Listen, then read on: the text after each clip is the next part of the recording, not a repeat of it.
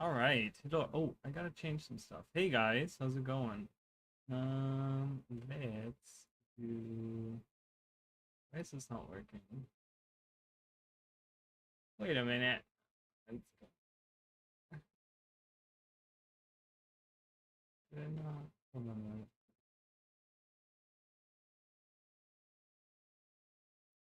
Oh, I think I'm good.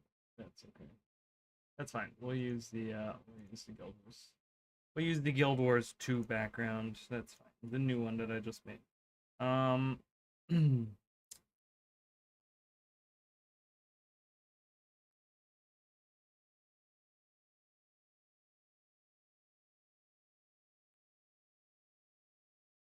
I could do. Let's do that. Okay. All right. Hey guys, how's it going? Let's make sure everything is working fine. Okay. Looks good. Let's do. All right. So I hope you guys are doing well. I just released my newest video on the YouTube. I hope that you guys enjoyed that video. If not, too fucking bad. I guess I gotta move the partner. I just realized I gotta move the partner thing because my icon was above it on it. I did not want to do that.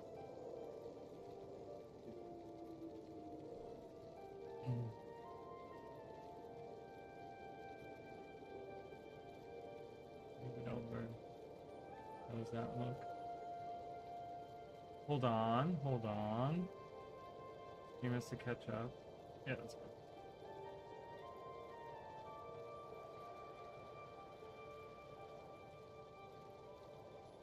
Okay. All right. So, yeah. So last episode or last time we streamed this, we got to the Shiverpeaks finally.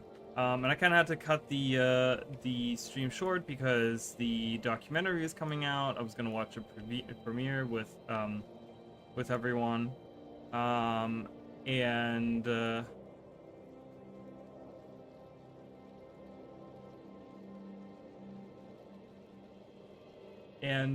yeah, so I didn't do any of the quests really around here. So I think I'm gonna. Oh, that's a cool armor.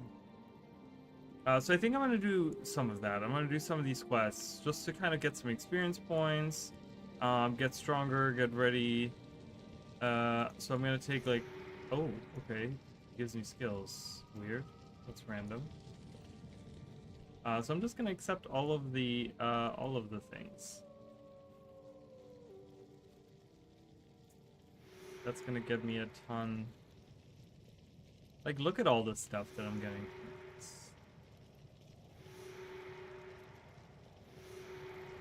Doing all the quests. Probably gonna be really tough, but oh, we gotta go to the Ascalon foothills. I do want to do that as well. So, because we jump from the like Nolani Academy where we go all the way to Rin, and then they put you right there. But the Ascalon foothills, which is like this small area right here, is like a really dangerous area with like hydras and stuff. It's really cool, but you don't really get to see it if you just play through the story. So yeah, let's just get into it. So I'm now Smiter. I've changed what I was doing before I was healing. So I'm going to take a proper healer with us. We're going to take Dunham with us as the enchanter. Definitely Orion for damage. I do want to take Claude with us. And I'm going to take my brawler henchman here. Because I don't know. I want to have someone like tanking or whatever, so. But I'm gonna go in and we're just gonna do some of these, some quests. I don't even know. Probably it's just like a lot of quests that I gotta do. What do we have here? Cold enough, I think. Anything I help you search along the road. Okay, so we're gonna have to. So we have caravan guards. So we're gonna have to fight our way through, but that's okay. It's not a huge area. Traveler's Vale, it's a pretty small area as well.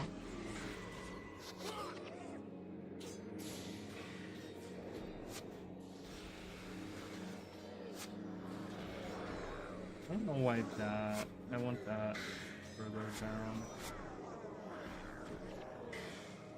Etten.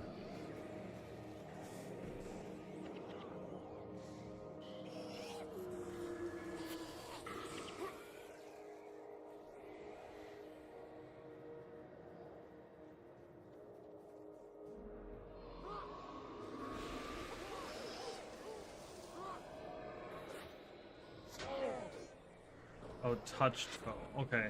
So I don't really have a lot of really good abilities yet. So these are like touch ability. I mean, this is like on me or on allies. This is on allies. This is a touched ability. So I'm not going to be doing too much damage, but it's just pretty much fun to hang out and do whatever. Doesn't really matter. Take this. Oops. Yeah, I was really today was like one of those days where, you know, I was working hard to get the video out, get it all done, and you know, I finally did get it out, and you know, I'm super happy with it. But I'm also like super exhausted because for the last 2 weeks, like that is what most of my free time has gone into, is working on that video and getting that out and all that stuff, and it was a lot.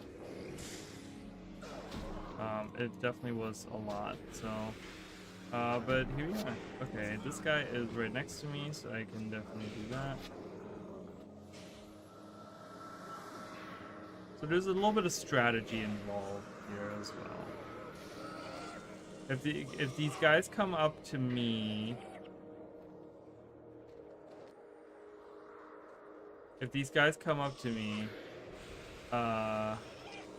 I can use like this guy, right? Like I can walk up to him and say, "No, don't do that." Oh my god, that's a lot of enemies. But we're gonna level with that, right? Like, it's not a lot, but yeah, it's fine. So I started like something really interesting, and I might see. I started something in Guild Wars 2 that I might expand on. So as you guys know, I've been trying to like figure out like doing like different challenge runs and stuff. And I have this like really cool thing that I did today where I went to I had a level 60 something character, and I went to Shipwreck Strand, right, which is like level 80 and stuff. And I've just been kind of hanging out in there trying to like level up and stuff as like a level 60 something, and everything is level 80. And it's actually been very interesting. It's not been bad at all. Like it's been really. Oh god, there's so many enemies there.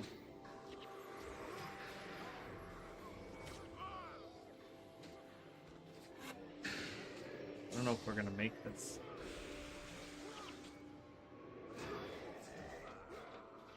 Summit Hammer! Maybe I should stay a healer, I don't know.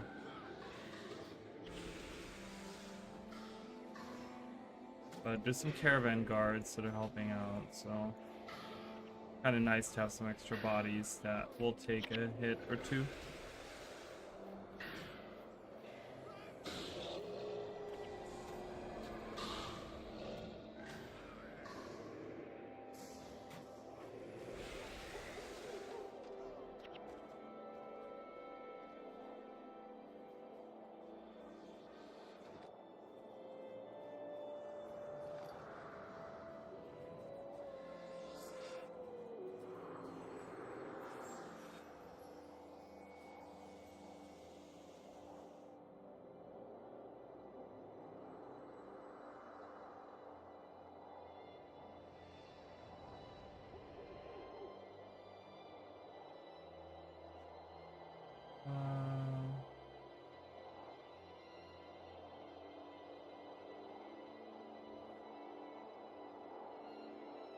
Hold on, I forgot to do something.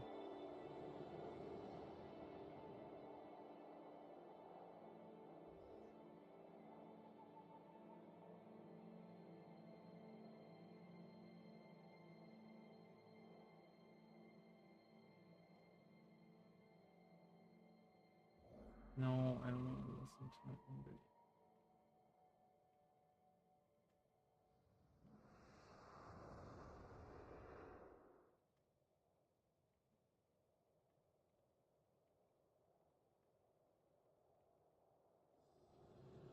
Okay. Sorry, guys. I don't even know where we need to go at this.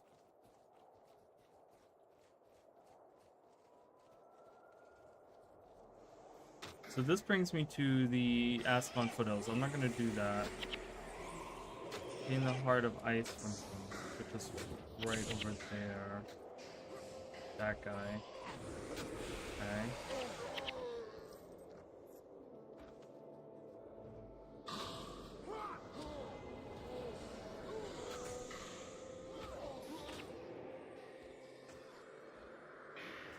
What is this? If it hits an attack on the foe.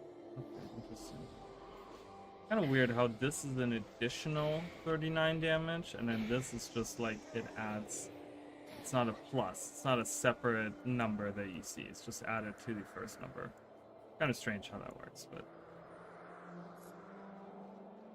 Okay, so let's go over here. Let's kill these guys and go to Frost Staff to get the what does it say? The Heart of Ice. I wish, you know, they would expand on this a little bit and let us choose like maybe up to 3 quests that we can like track on the side here. Like it's kind of weird because it has the tracker is like massive, but then there's like, you know, you don't fill the tracker really, so it's just kind of strange. Hey, really enjoying my time as a ritualist monk. Game works great on Wrong Allen. That's really cool. I love Ritualist. Ritualist is awesome. Super fun. So are you playing just like through factions right now? Is that what you're doing? It's really great. I mean, I've been really liking the return of like Guild Wars 1, you know, and everyone just kind of enjoying their time with it. You're after the Heart of Ice, you'll never have it. Never! Heart of Ice, here, take it. Just don't hurt me. Okay, we got the Heart of Ice. Cool. Alright, so we got 1 quest done. Deliver the Heart of Right. Okay. Helping the dwarves. We'll do that later. There we go. We can do that. Missing Artisan, we'll do that later too. Oh, okay, so we gotta go both of those here. And Wayward Monk is up there as well, because that's, I think, in the other areas. Okay, so we'll do that. But yeah, it's really awesome. I'm glad that you're having a good time with it. It's such a fun game. It's such a unique game. Oops, that's not what I wanted. Oh god. I think I need to go back being the healer. Yes, the has been amazing being able to damage and deals but having the healing spells. Yeah, it's really like, you know, there's a lot of like build crafting in Guild Wars 2, but it's like it's a completely different caliber. It's like a completely different like way of doing it. Whereas in Guild Wars 1, you really have like all these options. I mean, you can do like anything and everything, you know, and that's really cool to me. Like I love the idea of being able to mix and match whatever classes I want and pick whatever spells I want, and even if it doesn't work out 100%, like, you know, as long as you're having a good time and you can get through the content, like, it doesn't matter really, you know. And that's what's so cool about it. So we got that guy down. Yeah, I think I might switch to being the healer again, and I'm gonna take another tank with me. I think that'll work out better in the long run.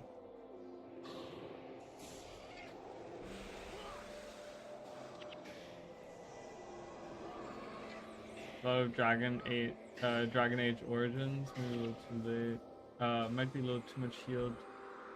Doing 2 healing classes, but well. Hey, that's a I mean, I usually, so it depends on how many people you have in your group. So back in the day, I remember originally before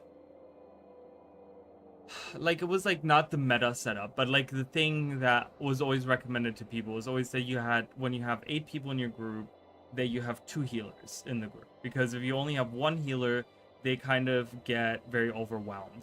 And then the meta kind of shifted a little bit, and it was a lot of it was like a lot of people started relying on ritualists a lot, and they started doing like half damage, half healing bars on like 3 separate characters, because you don't need any more skill, not any more attack skills on these characters, and you could kind of like split it up between, so you didn't have dedicated healers in your group. But I've always been stuck on the like having, when you have 8 people in your group, that you have at least 1.5 healers. Like either you have one character that's set up to be like a support character of some kind that has some healing abilities in there, or you straight up have like 2 healers in the group helping out. Like, yes, it might lower your DPS, but it's so much nicer when you can actually clear content rather than dying constantly. You know what I mean? Like, it's just, there's something about that that's really annoying. Okay, what does she do? What she does? They follow me. Okay. Uh.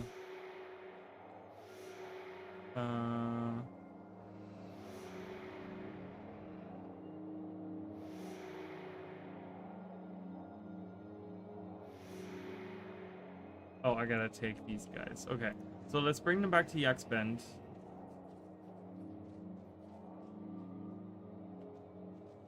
Massive healing joy in every MMO I play. That's why I'm most enjoying. I used to be as well. So I talked about this last stream. I used to, in Guild Wars 1, I used to be, when I was part of, I was part of like a really big alliance. I was like part of a guild that was part of like a really big alliance, and they were like very competitive and all the things they were doing and stuff. I wasn't always participating in the things they were doing, but I was for the most part kind of like hanging out with them. And one thing they did every week was they were doing the Deep, right? Which is one of the elite missions in factions. And we would go in, and that is content where you could have up to 12 people in your group. And I was always a monk, okay? I had this. It's funny because the story actually goes a little bit longer, and I actually told the whole thing last time. It was I first started playing, I was playing DPS, whatever, right? And they were always going into the deep, but they were always filling up on DPS a lot, and so it wasn't really upsetting to me, but it was just kind of like, man, I want to try out this content too. I want to play it. But one thing they couldn't find was healers, and so I had these people suggest to me like, hey, why don't you make a monk or something, like a healer? Like, I think you'd be really good at it, right? And so I was like, okay, maybe I'll do that. And so I created a monk, and it was a factions monk, and I went through the whole story with her and everything, and I equipped her with like healing abilities, and I actually really started liking it, and I was like, oh my god, this is super fun. And so they would take me into the deep.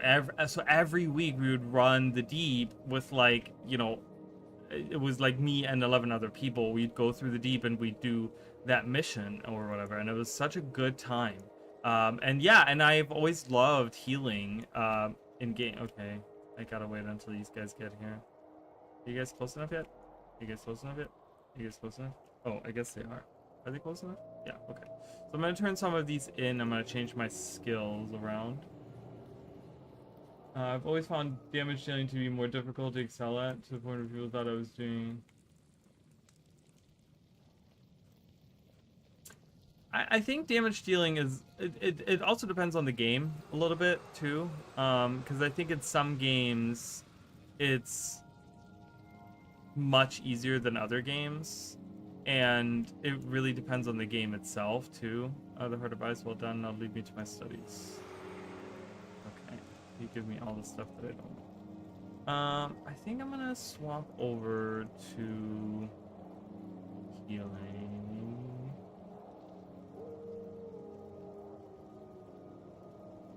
So I definitely want healing breeze. Definitely want that. Buena's Kiss was my replacement, right? Beach enchantment. do it like that. Heal party.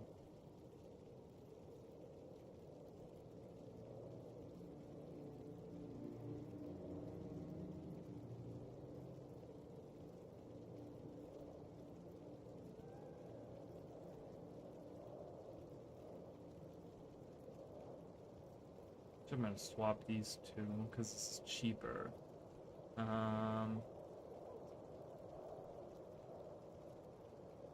Also great quick dungeon queues. Yeah, it's great. I'm loving a lot of things about this. Very much. Very, very much. Oh, you know what? I'm gonna do that. Heal the party for 54. That's kind of nice to be. I want to do like remove a hex or something. Remove all conditions. Do we get a lot of conditions? Do we get a lot of hexes right now? Maybe not. Maybe we don't get that. I'm gonna kind of keep it like that. I'm just straight up heal. I'm gonna kick out our healer, and we're gonna see how well this goes. I'm gonna take Stefan. That's super nice. It's been really, really good, I think. It, like, just the amount of people playing, you know, helps with like grouping up and doing things. It's been really, really good. I really hope that ArenaNet can see that maybe they should do like some content, you know? Oh, I never gave that to the wife. I'm gonna do that real quick. Yeah, whatever.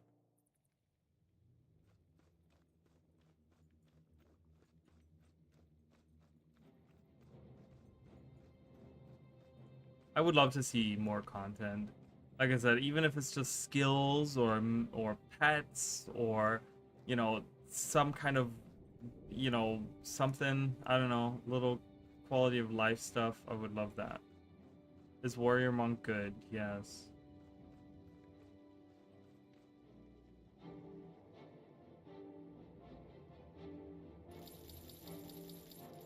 I'm gonna sell all of these because I don't even care.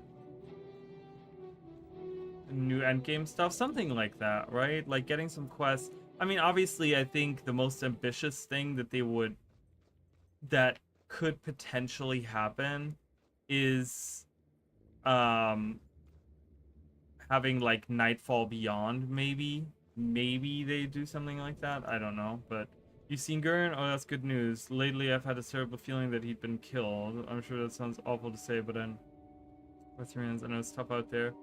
Thank you so much. Okay, so we turned that in. I'm gonna get some. I just want to get like a level or something. Look, it's Prince Rurik.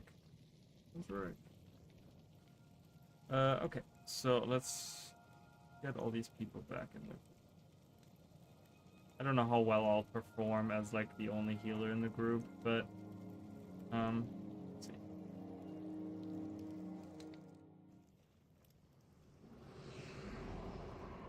Oh, Elsa now has a quest for me. Oh, Oswald, yeah, that's going into the other area. We're not doing the other area right now. We're gonna go to the north. We're gonna go up here. We're not going into foothills just yet.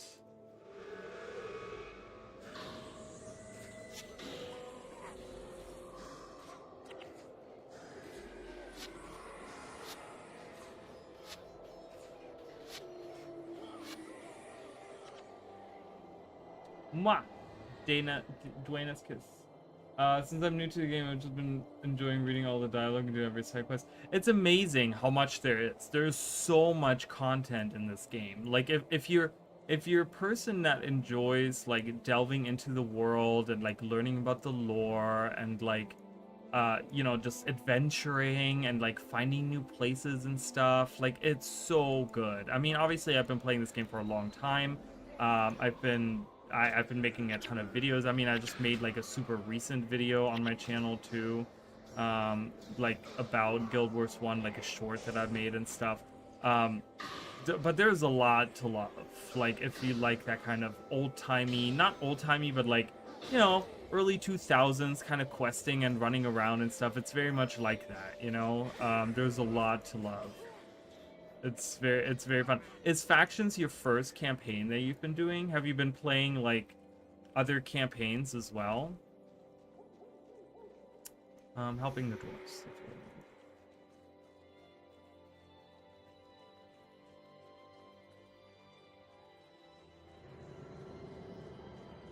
Oh god, this is just... We have a heal boss there. Great. Love that. Pincer attack here. This is gonna be fun. Fun, they said. It's gonna be fun playing the video games.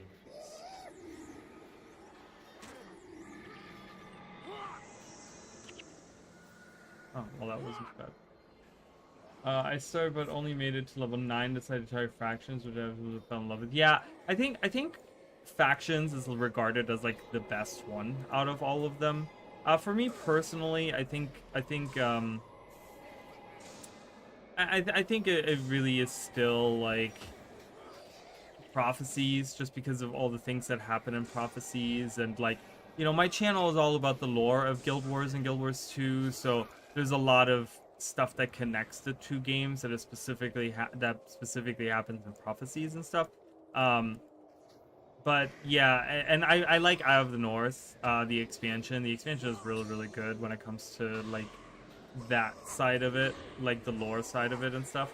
But yeah, nonetheless, Factions I think is like, I want to say out of all of them, like people's most popular one. You know, I really think so. Right, they're leaving. Also great, all the leveling was a bit slow. Yeah, so the leveling in Prophecies is really slow, and I think for completely new people, like the problem with Factions is that like once you leave the tutorial island, it really drops you right into like level 20. Here's like huge groups of enemies, and it's very difficult, right? And so I think there's a little bit of like, you know, where I would, for people that have like a hard time, I would recommend like maybe trying like Prophecies first, right? Because that kind of is like much slower. You know, you really see the process of like going through the groups and like group compositions and just, you know, the different effects in the game, like conditions and hexes and all this stuff, and learning about the different abilities that you have. And so it really depends on like how well you can absorb it too, you know, because I think there is a lot of people that can jump into those games and can just absorb it really quickly, and they just, you know, they pick it up like that, and they just can like play it, and they're like, man, this is like, I was made for this kind of thing, you know. Which, you know, is great if there are people out there that can do that, but you know, for people that have like a hard time, it might be better to do Prophecies first, you know.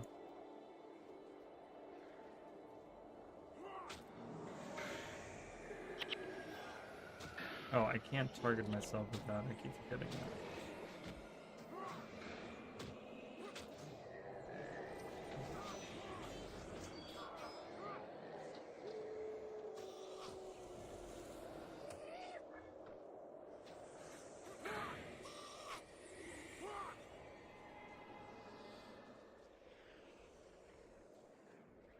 All right. So there's Artemis.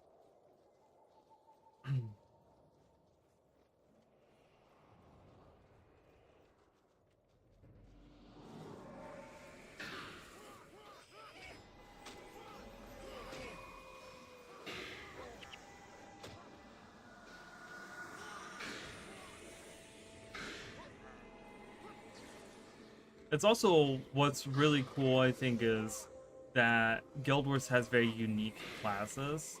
And so I think that's something that a lot of people have been really liking about, that they like in general about Factions, right? Is the the unique classes of the ritualist and the assassin. The assassin not so much, obviously it's just an assassin, you know, but the ritualist feels so unique in the space of MMO, really.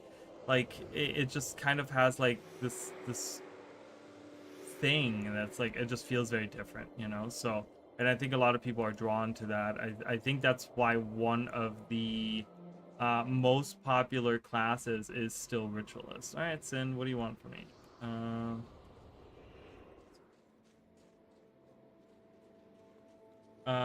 That, and I love that you can subclass. Yeah, it's really cool. So you can make some really cool combinations. Obviously this is a very different combination. Like, I'm an elementalist, but I'm like healing. I wanted to try with this set, like with this, you know, of me, like me playing through this, I wanted to try something new that I hadn't done before. And so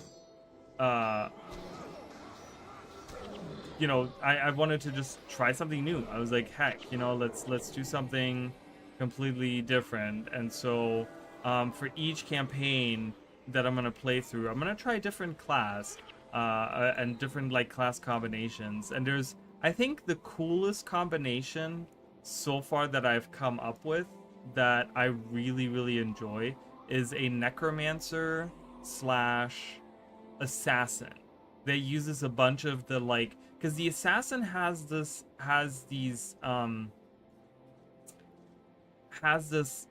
line of spells and signets and all this that all deal with like in like causing conditions and all this stuff, but that's not really what the assassin is about, right? The assassin is about using daggers to quickly attack and like chain the attacks together and like cause all these different effects and stuff. But it has this whole like the deadly arts line and the shadow arts line. They have these spells that you don't really ever use. So I created this necromancer, and I still have her. She's one of my oldest characters on this account. I created this necromancer that uses all of these like deadly arts and shadow arts spells to inflict a bunch of conditions on the enemy and stuff. And it's not super effective, but it's really fun. It's something completely different too, you know. For the target foe cannot attack. This attack ends if the target foe takes damage. Well, I don't really care. Divine boon. Well, you maintain as enchantment whenever you cast a protection prayer, divine defeater spell that targets and allies that are allies heal for 15 seconds. I don't care about that either. So none of these I really care about.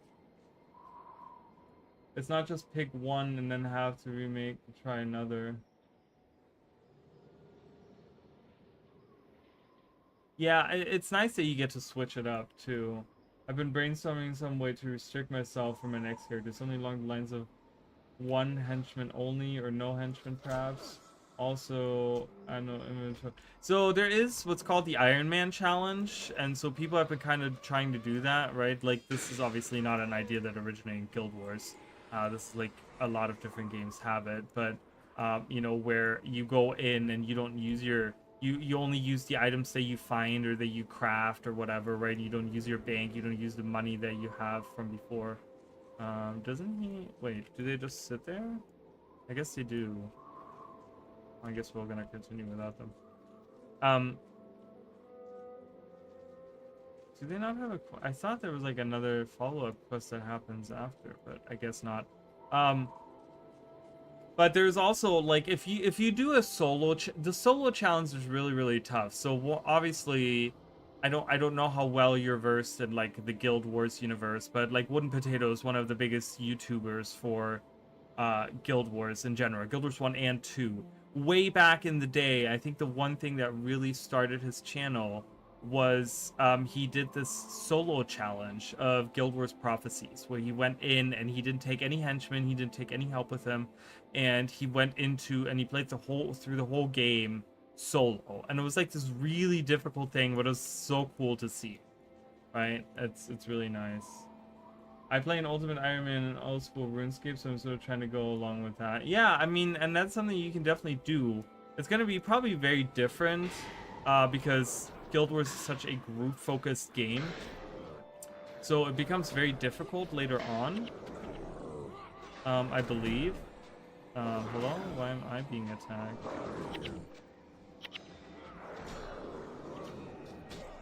Okay, why? Just solely me?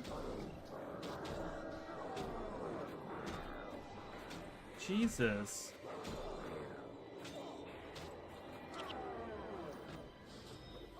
My God.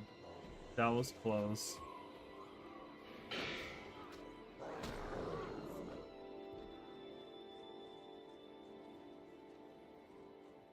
Going into the cave. Find Minar Stone Sledge.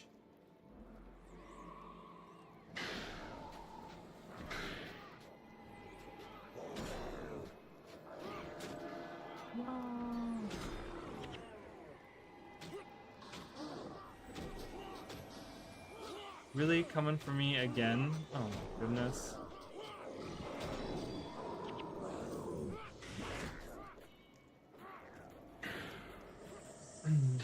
No headshot for Lodicus would have been so tough. And that's the thing, like he had a really hard time. And I remember he in one of the videos or in one of the streams that he did like years ago, he hasn't really done much content in recent years. He's kind of like just streamed and stuff, but he hasn't done any like videos or like different challenge runs or anything. But I remember there was a video or a stream or something where he talked about it, and he said that he really kind of like almost like he didn't necessarily regretted it, but he was just like it was so rough on him to go through that because it was so difficult. And like, you know, it was one of those things where I don't know if he like, I don't know how he worded it, but it was just like one of those things where he had like this negative thought about what he was doing just because it was such a difficult challenge, and it was so like time consuming. And I think he talked about how he could have done like things differently in it too and stuff like that. So yeah, so I don't know. I think there's definitely something to it, but I just don't know. Okay, so these both take place there, and then this takes place in Borderless Pass. Okay, so perfect. We're done here. So we're gonna exit. We're gonna just go back. This actually went very well. I remember I did this one time on a different character, and I died like a lot. But I guess being the healer in the group and being level 10 already, kind of boosts me. Look at all the snow, Jesus. You don't see that in Guild Wars 2. There's never an area that has like snow like this. Like powdery snow that kind of floats through the air instead of just like coming down. Let's see that a lot. But yeah, I mean, I do challenge runs in Guild Wars 2. I have never done really a challenge run in Guild Wars 1. I don't think I really want to, because I do enjoy the group aspect of the game so much. But in Guild Wars 1, I've done multiple challenge runs now, and I'm currently working on another one. And as of today, I thought of a new challenge run that I want to try out as well. So, yeah, we're gonna see how that goes.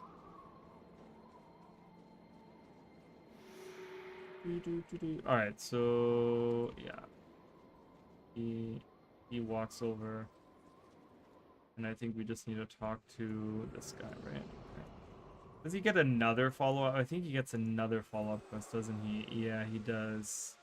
Or Dark Web seems he was bringing plans for some great new war machine they mean to use against all the humans ranging around the mountains these days. Okay, I'm not gonna do that. That quest takes you like way far into this area, and it's kind of difficult, so I'm not really gonna bother with it. We're gonna go back here. I can probably sell a bit. Ooh, I like the shield. That looks pretty cool. Good shout. I like that. And it gives you armor against dwarfs. That's always very helpful. Alright, I'm gonna sell all this.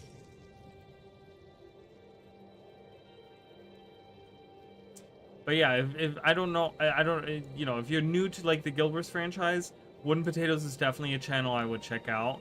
If you're interested in seeing some like really interesting like lore stuff, like he has a lot of really cool lore videos and stuff. Obviously I have a ton myself too on my channel, but where am I going? I'm going to, who is the, do we have a regular like merchant? Am I just stupid? Oh, I am stupid. Sonora is right there.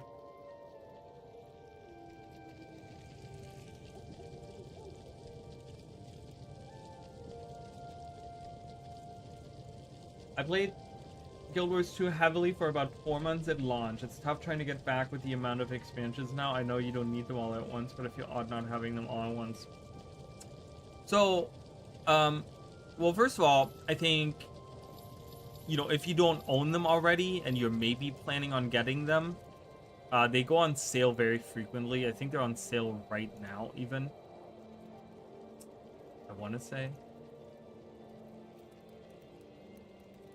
So I would definitely get those on sale. Obviously, you don't need to own all of them right now because there's a lot. Like, if you're planning on playing through them, there's a lot of content, right? There's a lot of things to go through.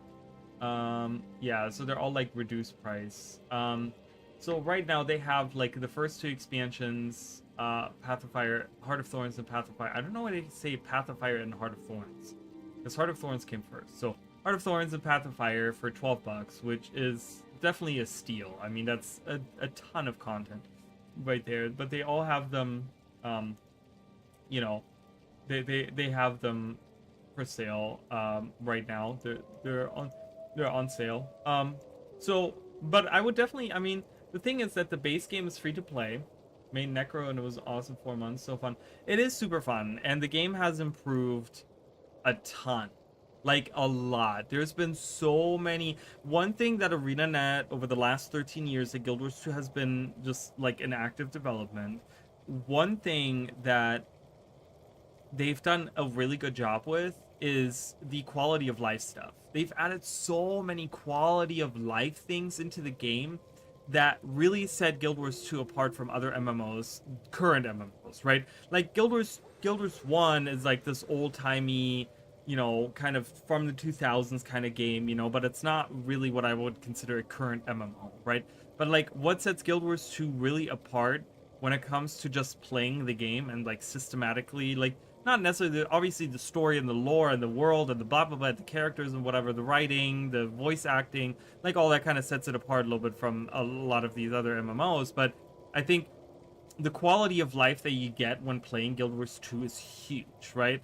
And so my recommendation obviously is, you know, if you're looking to get into Guild Wars 2, try the base game, right? Like you obviously haven't played it in 13 years, 12, 13 years, whatever, right? So my recommendation is just like download it, right? Like download it. You can earn rewards in Guild Wars 2 by playing Guild Wars 1. So if you can connect your accounts, you know, you can earn rewards in you know, while playing Guild Wars 1 in Guild Wars 2. But just like try it out, you know, and try the core game. There's a lot, like you might think you're missing out on content. And this is where like Guild Wars 2 I think really excels over other MMOs, is that once you have max gear, once you're max level and you have max gear and you kind of have your build set for the most part, like you will never really have to worry about catching up with the game, right? And so the thing is that when you play the game, you don't really have to like worry about like, oh, I want to have all the expansions that I gotta catch up, and there's constantly like, that's the one thing that I always feel about, you know, other games. Like Destiny's one of those games, right? Like Destiny's one of those games is like, if you don't play it every day and you don't sit there and you follow the story every day and every week you do the things that they want you to do, then you're missing out on stuff, right? But like Guild Wars 2 is not like that at all, right? And specifically with like gear and stuff, once you have max level gear, once you have like ascended gear, you're good, you're set, you know, you don't need to worry about anything else anymore. And you can just like, you can put down Guild Wars 2 for a year, go back to it, and your character is still relevant, right? And so it's really nice to just kind of jump in and play it, you know, and really experience it. I think it's definitely a game worth to at least try out. It is, after all, free to play. The core game is free to play, so even if you don't remember your old account or whatever, the core game is free to play, you know, and you can jump in and you can try it out and kind of see how you feel about it. Now that, you know, it's changed so much over the last 13 years, and you know, leveling is so easy now. They've done massive improvements on the way that you earn experience and that you like the amount that you gain as well. That you know, just casually playing the game, you can level up a character to max level so easily. It's like not even, it's kind of a joke at this point. Which is fine because most content is level 80 like Guild Wars 1 and 2 never cared about being max level. The leveling experience is kind of there to introduce you to the game, but it's never, the games never have been about that. You know, they've never been about like, ooh, you gotta level and you see that number rise, you know, it's really not about that. So I definitely recommend it. I mean, that's I guess kind of the point that I'm trying to make is like I definitely recommend at least jumping in and trying it out again after all these years. I think you know, since it's free to play, you don't really have anything to lose, and if you feel like you're missing out on the expansions, like I said, you can get them on sale. If you're getting them, make sure to use my referral link, obviously, because you want to help me out. But that's not why I'm saying that, you know. It's just you just get a lot of value for these games when they are on sale, or for the expansions, I mean. When they go on sale, there's just a lot of value there, I think. So it's nice. Oh my god. Heal everyone! Cha! Everyone's attacking me again.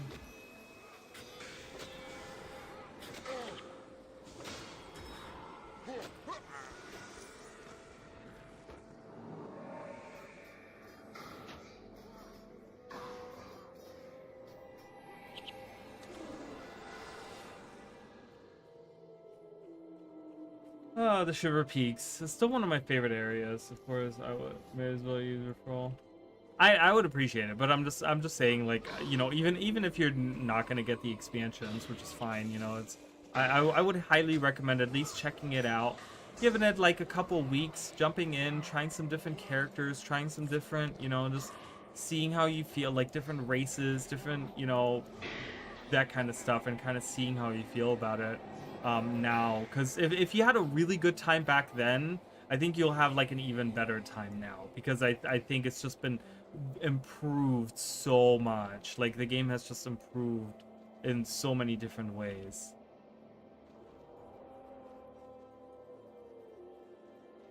Lots of time to invest. Well, you know, like I said, you have nothing really to lose then, right? If you have the time to invest, it's a free-to-play game, you know, the core game at least. I mean, you can always make the decision then, right? Like you can always, I mean, you know, you might be like me.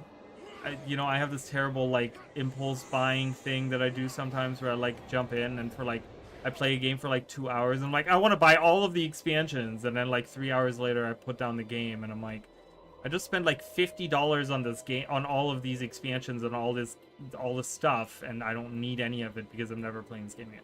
Like I do that occasionally, you know. I'm that kind of person sometimes, but you know, with Guild Wars 2, I just think it's such a safe buy, because like I said, you don't have a subscription, and once you're max level, you're good. You're kind of set.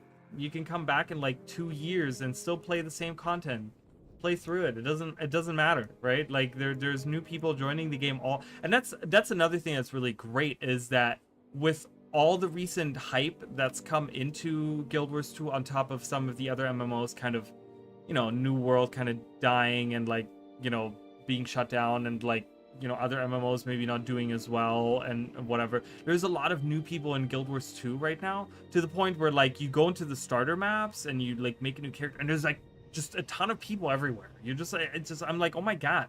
Like I was just talking yesterday, I was streaming Guild Wars 2 yesterday, and I was talking about how in like the starting area, there's a lot of events that only trigger when you have like a large amount of people there.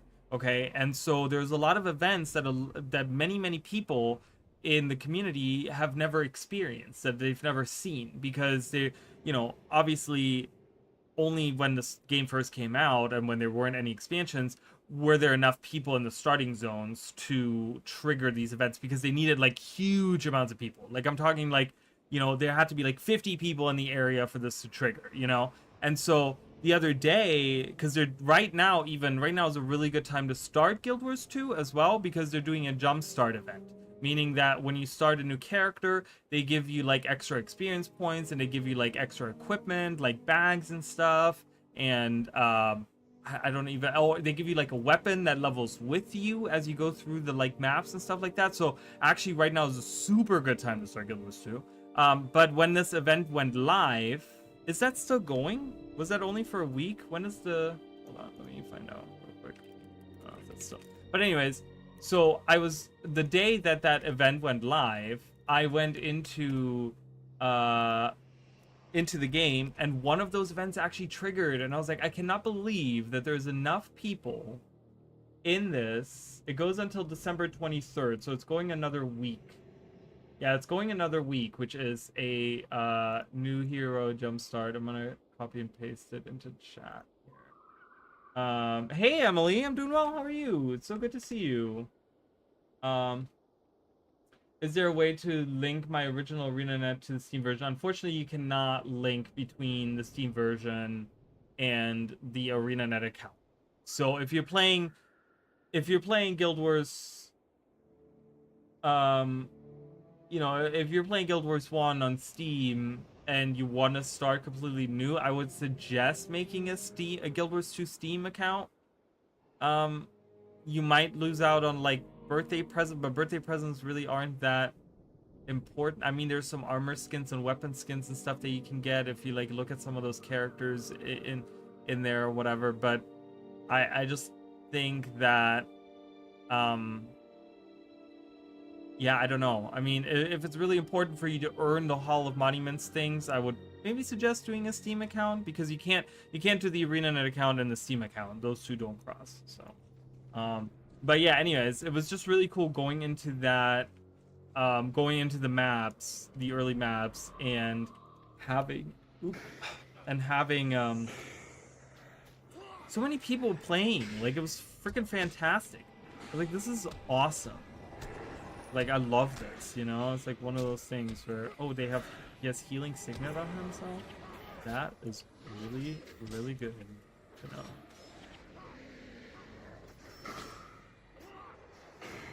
How are you doing, Emily?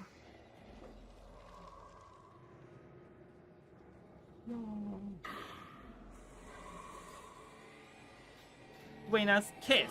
Mwah. I wish I had a little animation that did that every time I use that ability. Sorry, I'm trying to scratch my leg and I just can't get in there. No, don't die on me, please. Stop it.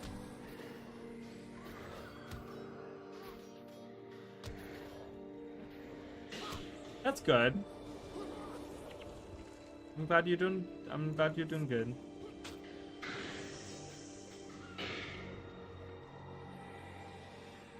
I just released, I don't know if you've watched it, but I just released my newest theory video, and it is so long, and it's a video that I've been wanting to do for so many years now, and it's out. I'm like, it's out. I released it. Oh my god, I can't believe it. You know, so obviously there's many more to come, but it just feels really good. There's Dale over here who will give me a bag if I bring 3 leathery claws. Hello. Okay, I don't care about your materials. Really don't. I gotta find the headstone. Can I kneel here? Let's make it happen. Hey, hi, Voice of Grant. How's it going? What you up to? Give me that and give me that. Is that the one? What does that do again? The second one? I don't know what the second one does. I don't know what Courage does, but I think it gives me a morale boost or something. But hell yeah, we get some health regeneration. I didn't really need that. Thought I released, but I haven't had time to watch it. Yeah, I mean, it's a long video, so, but it's I'm just so glad it's out, you know, whether it performs well. I think it's gonna be one of those videos that's gonna get like 300 views and like no one's gonna care, but you know, I care, and that's all that matters. I think it's a fun video, and yeah, and there's more to do. I have 3 more videos as of right now that I would like to work on, that I need to make, so Probably tonight after I'm done streaming, I'm gonna start writing or continuing writing. I actually started another script already, so. Well, I hope you enjoy it because I don't know. I mean, I know you have like been getting into the lore um a lot more, but this is like talking about like it's spanning all of this. What do you mean the party is too large? What? How is the party too large? What? Okay, what a weird thing there. Whatever. Gotta re-add all these shulkers. But it spans like a lot of subjects. It's like all of Guild Wars 2 and some parts in Guild Wars 1. It just spans all of it. All of it is there. All of it.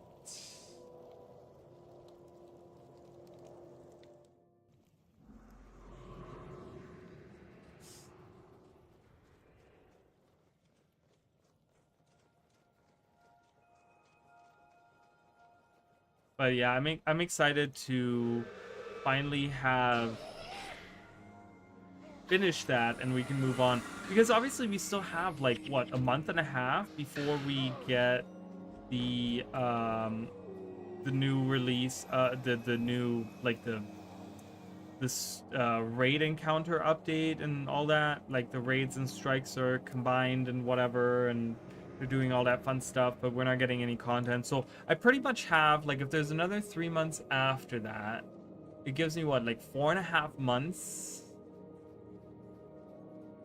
of time to release videos. So yeah, it means there's a lot more to come.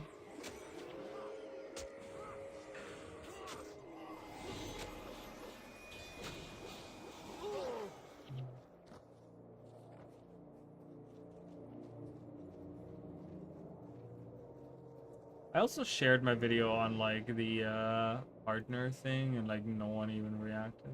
I mean, one person, Shiloh, reacted, but I was hoping that some of the partners would jump in.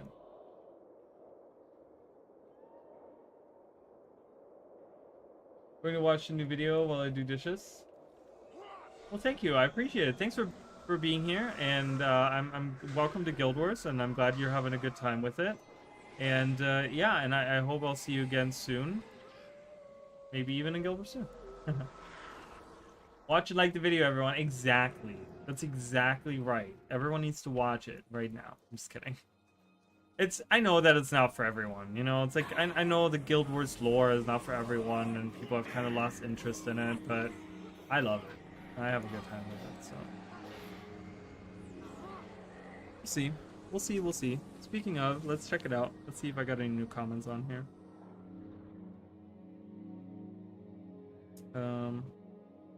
There's a way that I just found out a new way of being able to check on comments. Okay.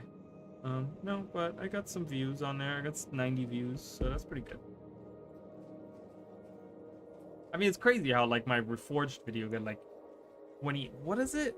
It's like my most well-performing video to date. Not in terms of views. I've had stuff that has got more views, but this video has 25,000 views and it's like a month old. 22 days. And it's got 25,000 views.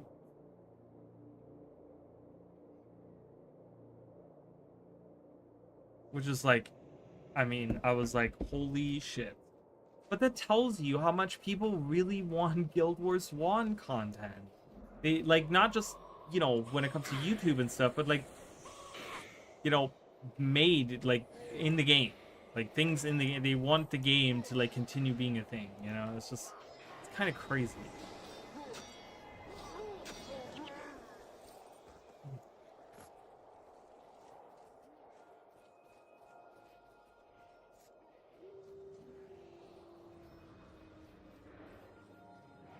Ooh, third party this. This guy's almost dead. Get him. Aha. Uh-oh. Uh-oh. Everyone, get healed. I watched the new Frankenstein movie because I had someone at work recommend it, and I actually liked it. I thought it was pretty good. I've never been a fan of like the story of Frankenstein or whatever, but they put like a really cool twist on it, and I actually really like it. I think it was pretty good. Pretty good movie. I'm not a big movie buff, you guys. I don't watch them. I don't watch movies usually. I just watch like random stuff sometimes. Oh, here's one again. This is such a cool scene, and I always point it out, right? So there's the sun hanging out, right? You can kind of see that it's like probably like, you know, getting into the afternoon, early evening, right? Like it's kind of getting yellowish. The sun is going down, right? And so as you cross, you can see it starts snowing here. As we cross this little ridge, it's like one of the coolest things that ArenaNet does in Guild Wars 1 a lot, okay? And obviously, we have to fight now. So, fight, people. What are you all doing?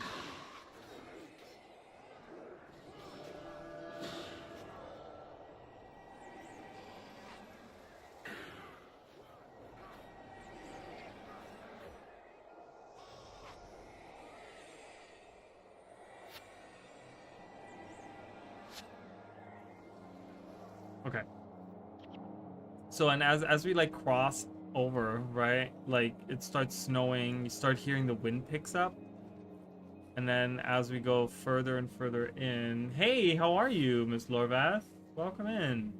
And so as we get like lower, look how the sky changes slowly. Ooh, and it gets dark. It's really dark. So it's now snowy and dark, really symbolizing like, ooh, it's nighttime. Like it's dark now, and we're going through the mountains, and it's dark, and it's kind of scary. How are you doing? Love it. All right.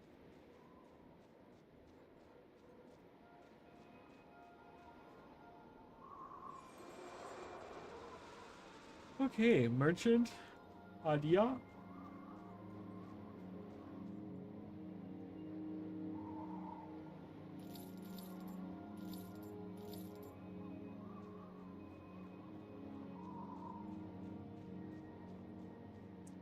These like, these guys used to have like.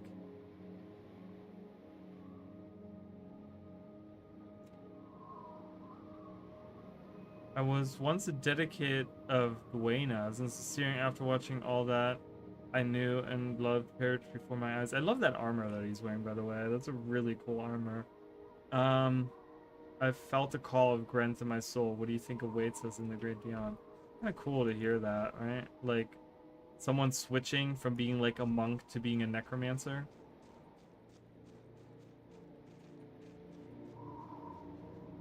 Or like a follower of one versus follower of the other. Alright, time to go in. I think that's where the mission starts, down here. So, enter mission, let's go. Going across the Shiverpeak Mountains. Portless Pass. Is that where we start? Wait. Oh, this is a little different than what I thought, where I thought we started. As I could see, that's the outpost over there. That's where the merchant was. Alright. We gotta carry this thing around with us.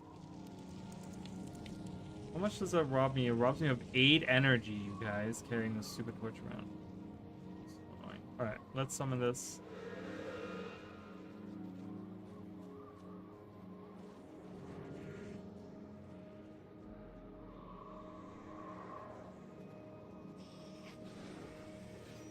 Fight, guys. Do it. Do the thing. Repeal.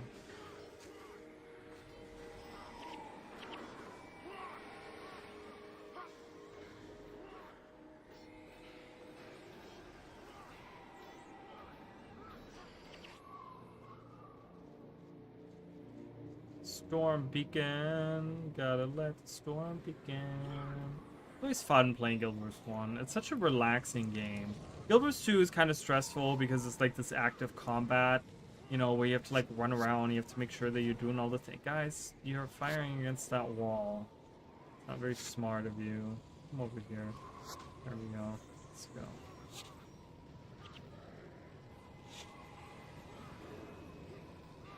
I can't really do anything. I'm carrying a stupid torch with me.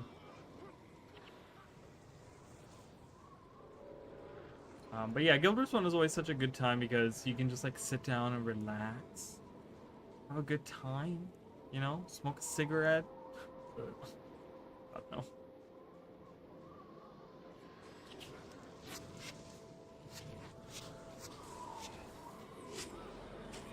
Like, who smokes cigarettes? It's 2025. No one should be smoking anymore.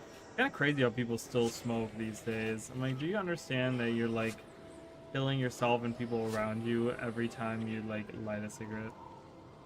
Like more and more. It's like you might as well start carving like every time, like instead of lighting a cigarette, you just like cut off a toe or whatever, and like just starts chopping away at yourself. It's the same exact thing. Weird imagery, but there you go. You're welcome. You know you needed it. Ha! He said ha! The protector. I'm dying. I am actively dying.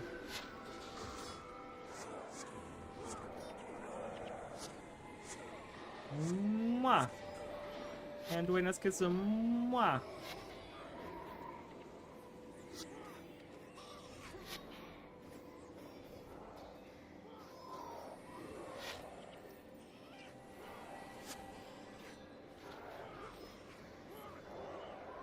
Hey, I totally didn't see that we're leveling up. Healing prayers. 7. 7. 7, 7, 7.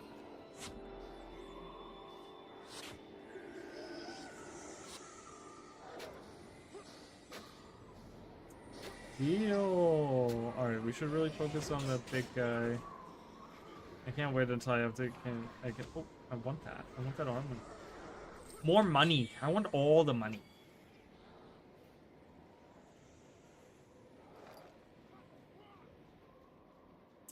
The bonus mission packs too. I've never owned them. I've never bought them, but I think I'm gonna. I think I'm gonna. That's an investment I'm gonna do. Like, I think when we get to Lion's Arch, I want to go in and I want to play Saul's story. I've never done it before. So, yeah. Just wanted to say that. So, you guys are good. Like, we're going to experience that for the first time together. Like, I've watched videos on them.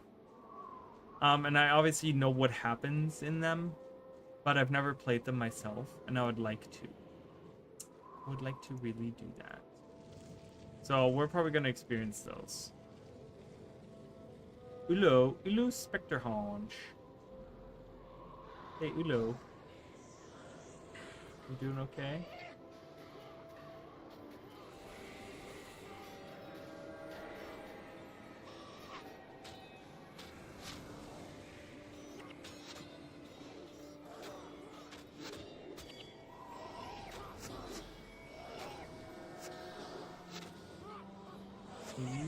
Yeah, and a kiss.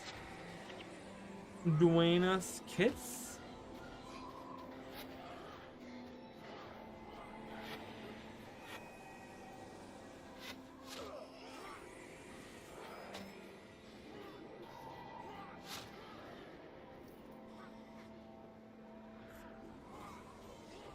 All right, is this all the storm beacons? Yes.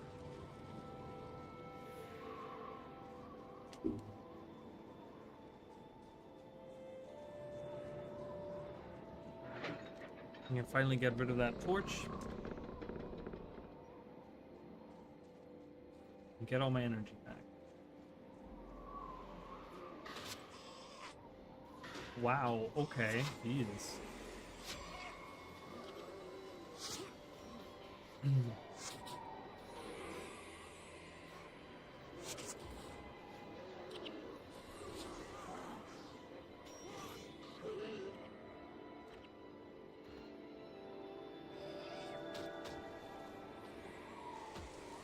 Boom.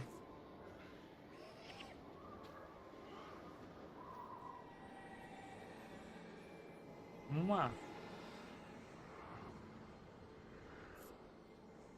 So here, we gotta grab the powder kegs at some point. I don't know if I need those right away. I'm gonna clear the path first.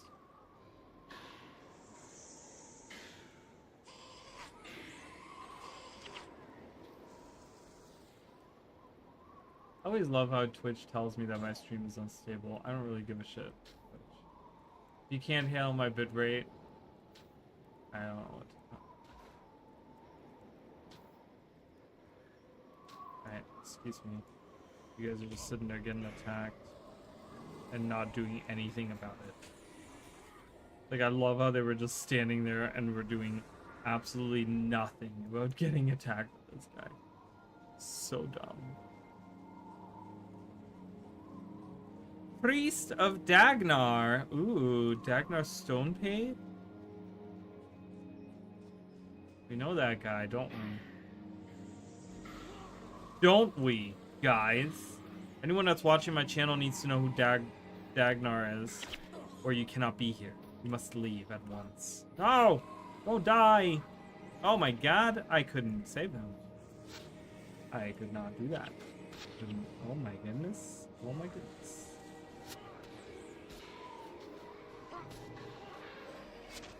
Let's get rid of that guy. Get rid of that guy. Oh my god. Now these guys want to join. It's freaking... It's a thing. Oh my god. This is happening. Heal party, please.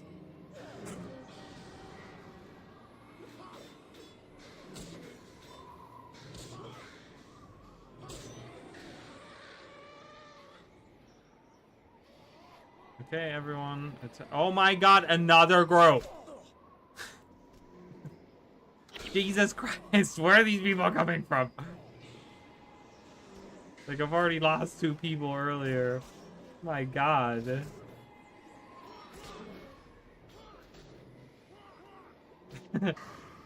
Like, even more people.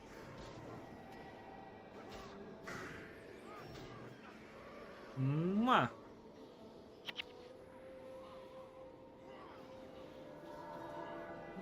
Yeah. Awesome.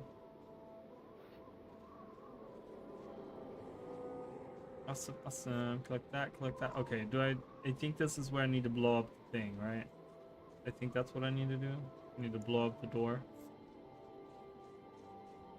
Yeah, that's what we do. You know, instead of knocking or trying to find, like, the thing, we're just gonna blow it up. Just blow it up. That reminds me of the, for the video that I released today, I had to record the, season 4 episode 2 of The Living World, the last instance, right? And I had to go through the whole instance, and you know, that was when Timey was like super involved in the story and stuff, and it's so funny because you go in and there's the gate hub, right? And that's like the whole mission is like shutting down the gate hub and like making sure that they can't go out and invade the world anymore, the Awakened or whatever. And so she's like, oh, don't bother finding like lovers, just blow them up, that'll shut them down. I'm like, oh my god, Timey, calm down. Timey's had some really great dialogue in many, like, I've always loved her as a character. I know that she was like a Deus Ex Machina situation, and there was a lot of people that really disliked her, you know, whatever. I get it, you know, but I've always enjoyed her for the most part. Like, I've always thought that she was a great character, and I loved having her in the story. You know, am I sad that she's not in the story right now? Yeah, but, you know, it's okay. We have other great characters. I love that Kanaka's back in the story, and Ridlock is always fun to be there, you know. Have him tag along. Like, I think the most consistent party member, or, you know, group member, or whatever you want to call them, has been Ridlock, right? Like, from, you know, being part of Destiny's Edge and being there, you know, to, like, season Season 2, he was a big part. Season 1, he was there a little bit as well. You know, and then after Heart of Thorns, obviously he kind of became like this, you know, very important character. And then in Path of Fire, he was very important, but he was like always there. And even now he's there. Like, he's always there. Ridlock is like the one guy who's always you know, he's been through all of the weird shit that, you know, we've gone through with us, which is really, really cool. I really love that. Because so many of the other people have kind of come and gone, and they've been missing for like a season, or they like, you know, are off doing their own thing, or whatever it is, right? But like, Ridlock has been, for the most part, mostly consistent on the big adventures. He's always been there with us, you know, which is kind of cool. So I can definitely appreciate that, having him in the story with us again. Okay, so here it's a gate switch. So this time we don't blow up the gate, I guess. I don't know, you guys.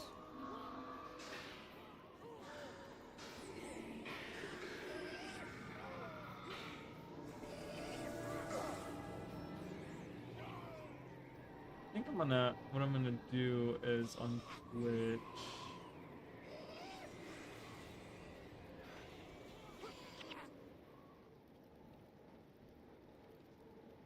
Yeah, a way to.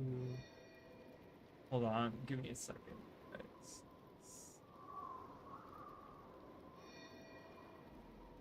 Wait, what is being marked here?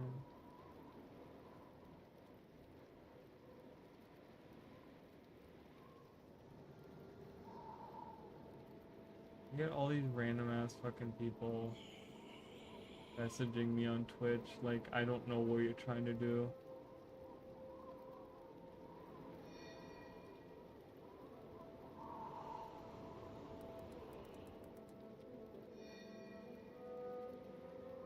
Changing a category to just Guild Wars.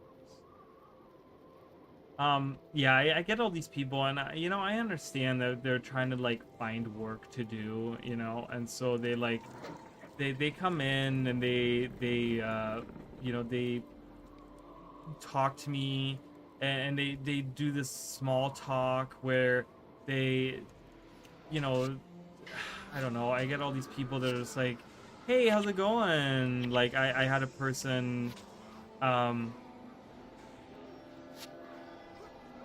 today, kind of, or actually yesterday, which went into today, like, do the small talk about like Elden Ring, and like, you can tell it's all like really fake, and like they were saying that, oh, I have all these people that say this game is really bad, and I'm like, do you understand how many awards Elden Ring has won?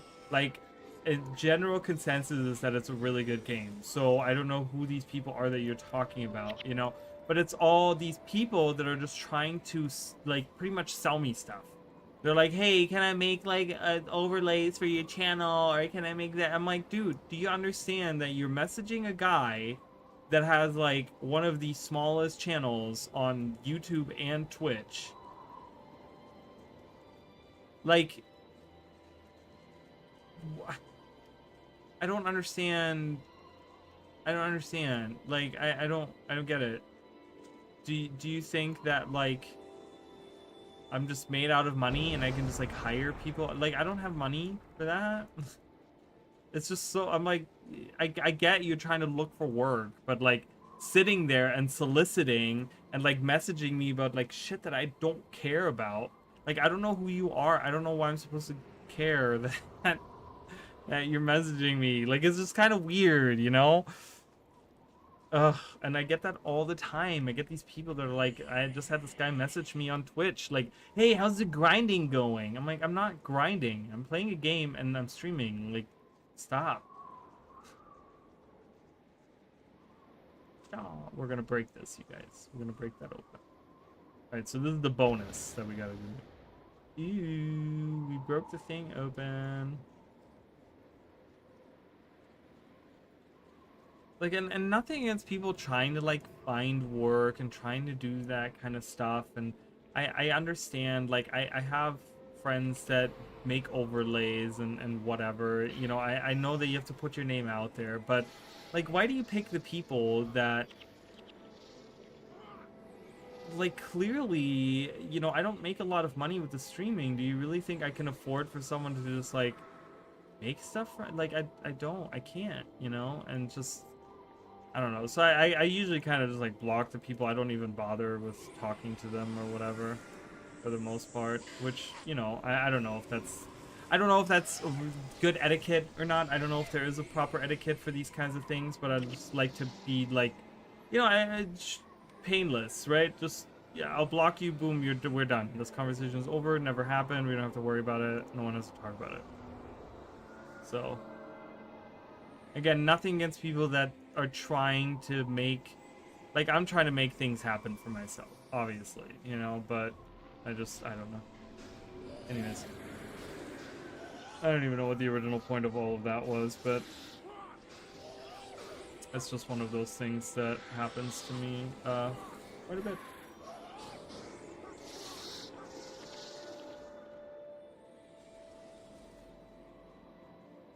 Alright, so we have to go, you guys can see there's, like, at the very end there's, like, a little thing, and that's where we're gonna find this, bring an end to, kill the ice drake.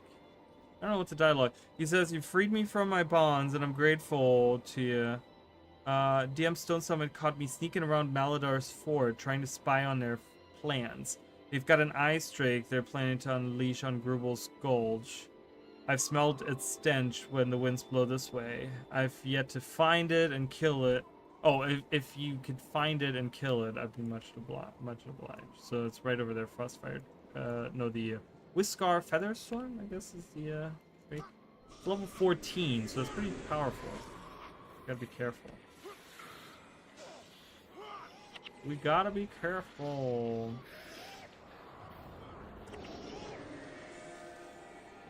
My cushion is sliding up again. Alright.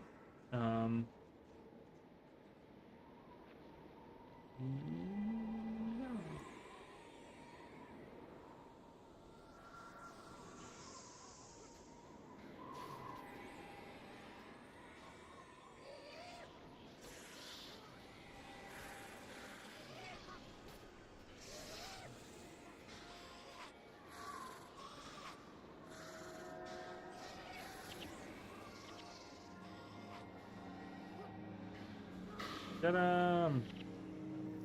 We did it! That was the bonus. Super easy to do. Super easy to do. It's so quiet today.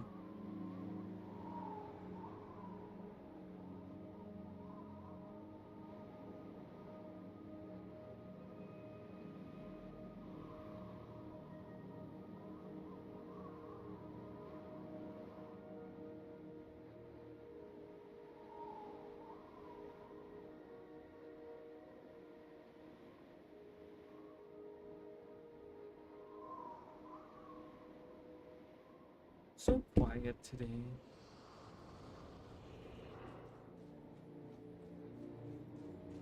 This little side chamber, I see that on the map here. What is in there? Oh, you can't get in there. Oh, we can look. Look, you guys, look in there.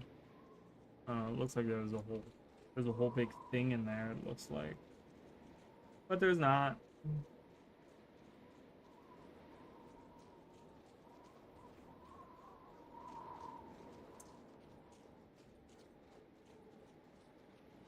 Does not look like a fang. How's that a fang? Crossfire fang.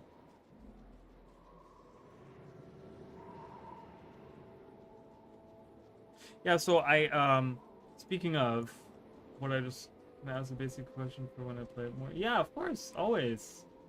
Of course you can. Warnock Dune Sledge. Isn't that the same name as the other guy that we had earlier? He will help you garner safe passage into the ghoul in the gulch.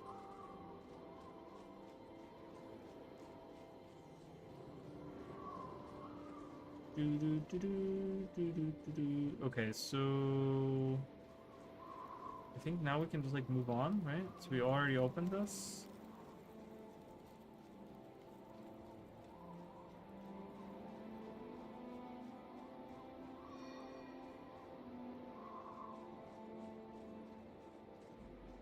I didn't know which quests to get. You have them all memorized and going back into it. I had no idea where. Okay, so you don't obviously you don't have to do the side quests, right? The side quests are, you know, secondary.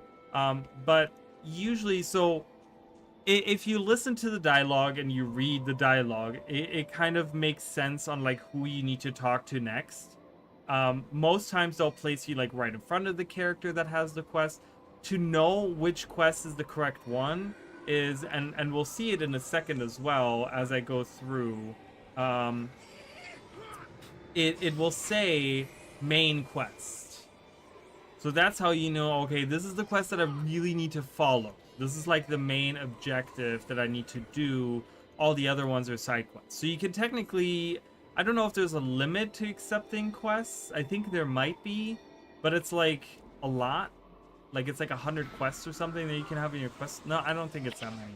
But there is like a limit to it or whatever. It's really hard to kind of reach that limit though, I think, if you like kind of passively do some of these quests. But it kind of, you know, you can kind of know who to talk to, like, oh hey, like this guy looks important or whatever. There's certain moments where it's kind of tough to know who you need to talk to and like what you need to do next. But like I said, if you just accept all the quests and then you follow the main quest in your quest log, then you kind of know.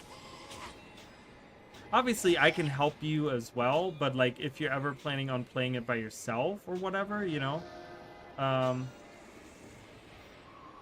obviously today I like, because of the video and stuff, I didn't really have time to like let anyone know that I was like streaming this or playing this or whatever, but I don't mind going back and like helping out as well, you know.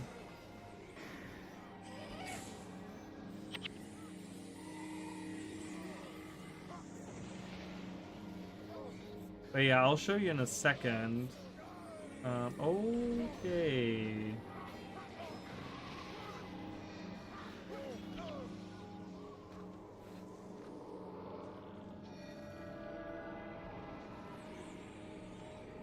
Okay, let's get rid of these things.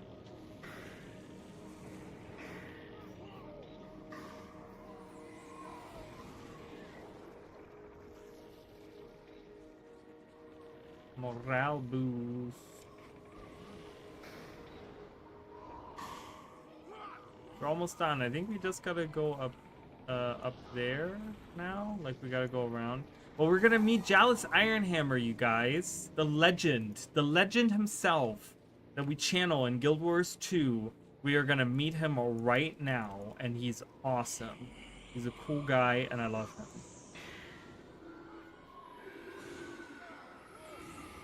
Oh no. Uh-oh. Uh-oh. Uh-oh. Boop. Boop. The group needs healing.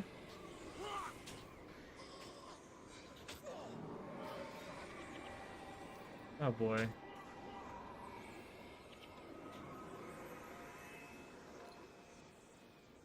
Money, money, money. Money. There's Prince Rurik.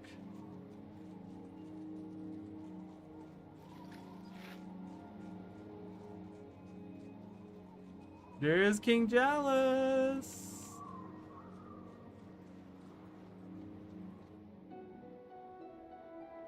Ah, my good and excellent friends. I got pinned down here in Croc's Hollow when the Stone Summit attacked. Good thing we arrived when we did. I owe you many thanks. I would raise a pint of Dwarven Ale in your honor, but there is still much work to do. Well, perhaps when everyone is safely through Borless Pass. Agreed. But now I must go back and lead our people to Grubel's Gulch.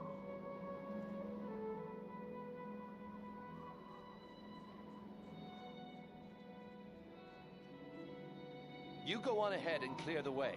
Secure a shelter for the night, and then we'll see about that ale. As you wish, my prince.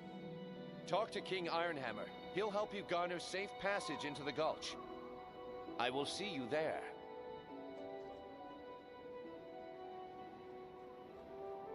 I love the green exclamation point. The good dwarfs of Deldramore thank you for your help. We do what we can to honor the old alliances.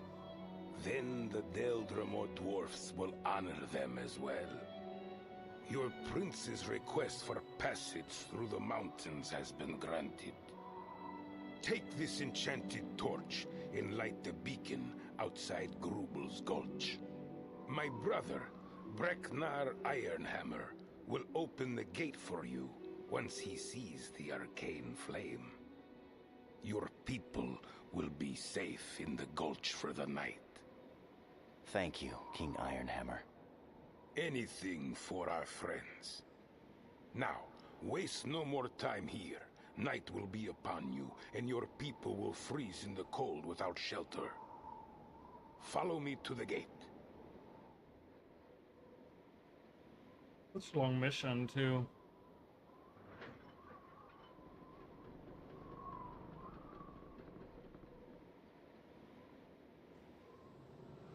Alright, and then we still gotta talk to him. I guess. I don't know. Alright, we move on. And he says, talk to King Joe's. Oh, yeah, he already said all this. I don't know where Prince Rick. Oh, he's over there. I guess he went back to hang out with the people. And we have this arcane flame now, and we have to go light the brazier on top of Grubel's Gulch or whatever, which is like right around the corner. It's like over. I think it's like right behind that. We have some dwarven soldiers here that they will kind of walk this path, so they will kind of help out. Actually, if we can help them out, keep them alive and stuff, they will kind of join us on this journey a little bit.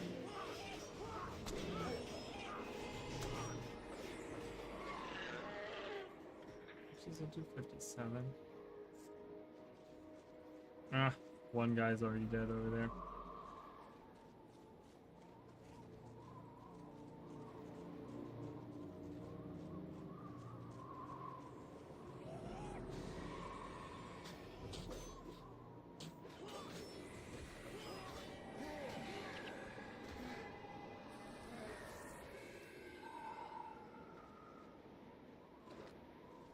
My dwarven friends are here to help out. I love these little wagons, these little lifts going up and down. Not like they really do anything, but you know, it's atmosphere. So over here, up there is the what we have to light.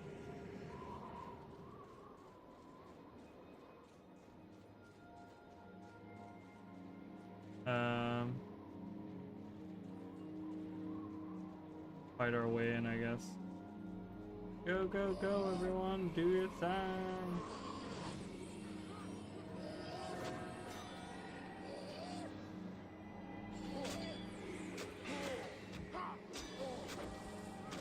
Oh my god, it is me again. Just dashing on me. Oh my god, I'm dead. Holy crap. It's way too much bashing on me. I don't like that. Dwarven friends, help out! They are helping out, actually. It's kind of nice. Can't even cast this right now.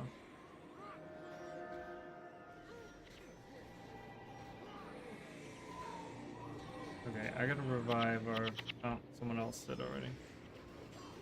Well, that was kind of crappy, but hey, you know what? We're alive. Thank God these guys were here. They definitely helped. Come on, friends, let's go. Let's go, let's go, let's go. Are you guys come? Oh, they are coming all the way with us.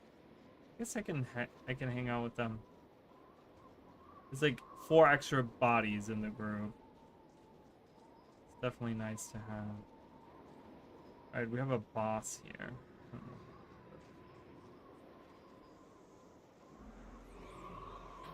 Attack! Okay, not that hard because everyone's bashing on the guy. Everyone's bashing on the guy, so that was good.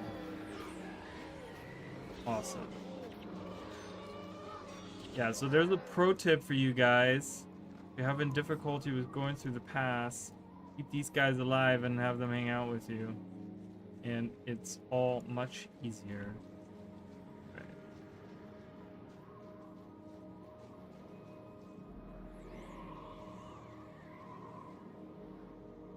Attack! What are you guys doing? Oh god. Really have to wait up for the dwarves to come and help you guys? Pathetic. Pathetic, I say. Alright. Storm beacon, gotta light it. Yeah. Really? You can't pass around automatically? Alright. So we lit one of them. I like the green flames. We don't really see that in Guild Wars 2. I would love to learn more about the arcane flame of the dwarves. Why don't they just use regular fire?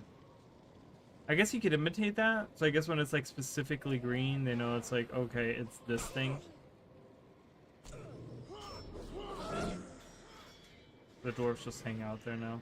We did it! The end. Ching!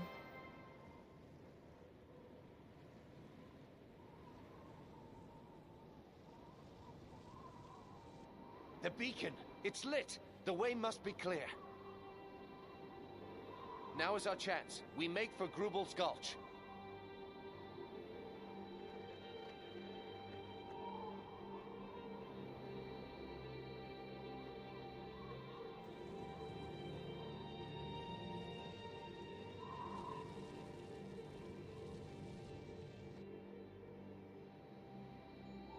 A weird camera.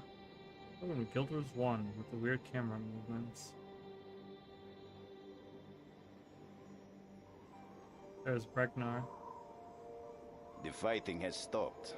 They must have had too much ale tonight. No, that was no brawl. I could swear I heard the shouts of men. What would men be doing on Shiverpeak? I do not know. These are strange days. Sir, the beacon has been lit. Impossible. The Stone Summit would never abandon their posts. The flames burn brightly, sir. And there is more. A band of men are marching for the gulch. They're approaching the gate. So, it was men who lit the beacon. Whoever it was, they had to get through Dagnar's men to do it. Any enemy of the Stone Summit is a friend of Deldrimor. Open the gate! Captain, prepare quarters! He has a cool cape.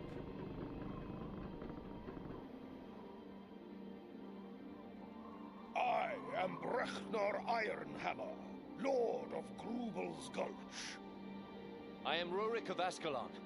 Your brother, the king, speaks highly of your hospitality. My brother tells the truth. What brings you here? I'm leading these refugees over the Shiverpeaks. We wish to cross Boreless Pass into the human kingdom of Kryta. Well then, Rurik of Ascalon, welcome to Grubel's Gulch. You are free to stay with us as long as you will. Thank you, mountain friend. Rin is forever in your debt. Yeah, Rin, that city that burned down. Yeah, that's the one.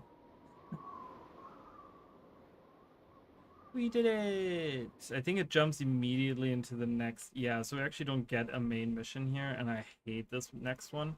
But yeah, let me just kind of show you real quick. We're gonna switch characters here, but we can probably go on this character. So when you go into you will see right here it says primary quests, right? So the primary quests, obviously here is a lot of different ones. Norn quests, Far Shiverpeak quest, like this is all the expansion stuff. But when you accept a quest, that is the main quest, it'll always say primary quest. So you'll have it in your active thing, right? So obviously there's like, you know, I'm sure there's other characters that I have that like Let's see, do we have some primary questions? What about this girl? Yeah, she has like all wells ends well. So you always have the primary quest is what you have to do. So usually you'll be next to the character that you need to be, that is gonna lead you to the, like, usually they spawn you close to that person. If not, you kind of have to look around and see who has what quests, you know? Alright. Here we are. I love this little town. This little town here of, Rubal's Gulch. Really cozy. It's a cozy little place.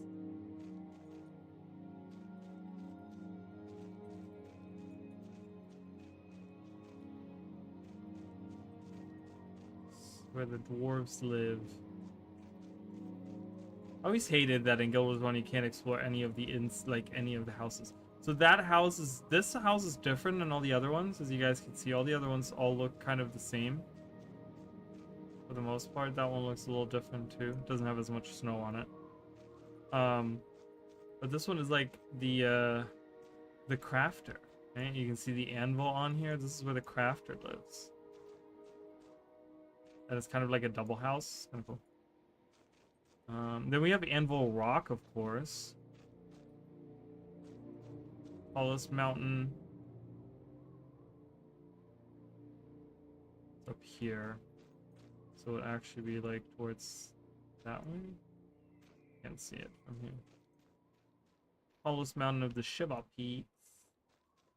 Alright, let's sell all of this stuff. I don't need any of it.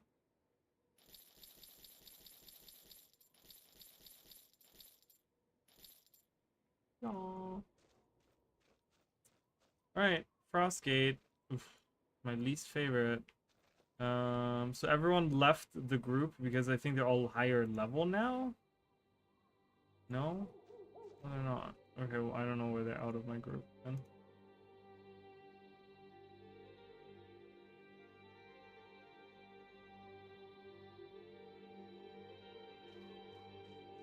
Here we go. Enter mission. Yeah, many missions bring you from like where you need to go to the next mission, right? So like I finished Borderless Pass and it brings me right to the next mission. But then we'll be ending up at Beacon's Purge, and at Beacon's Purge we have like a chain of quests that we actually have to do to get into Kryta. We won't have another mission until Divinity Coast, which is like all the way down here, I want to say.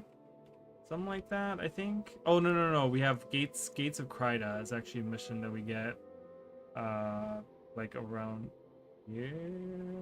So it's like somewhere over here.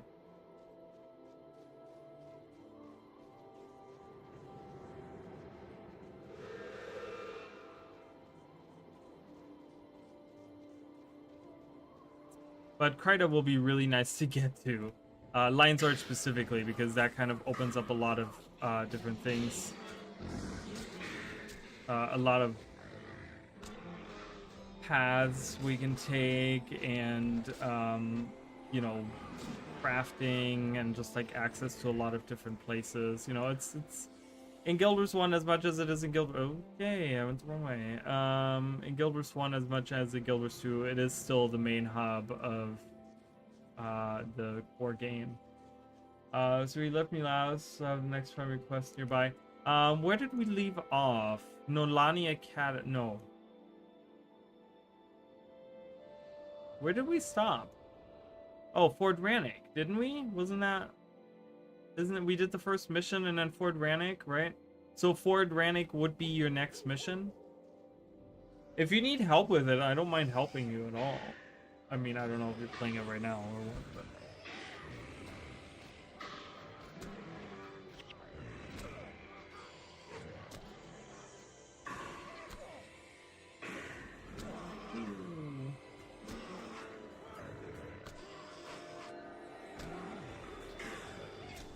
But yeah, what usually happens is, I mean, they never have you, like, venture around. Like, if you're finishing a quest, or if you're finishing, like, a mission or something, it will, and you land in an outpost, that outpost will either be another mission that you have to do, or there will be an NPC that has a quest that brings you to where you need to go.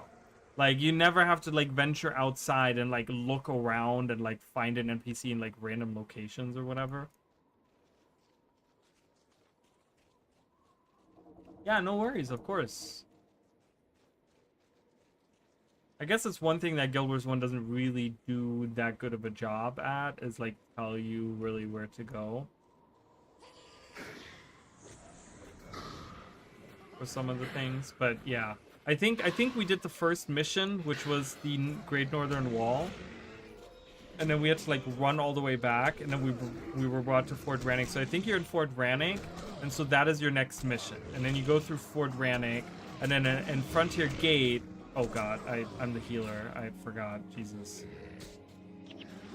And then in Fort Rannick, you will have a person that... What the hell? That was way too fast on the day. Alright, I gotta concentrate here a little bit. Oh, why is that coming out of my... Thank you so much for subscribing. I don't know why that came out of my speakers. That did not come out of my headphones. That was weird. Why is that? That's really strange. No. That was so weird. You guys heard that, yeah? Audio?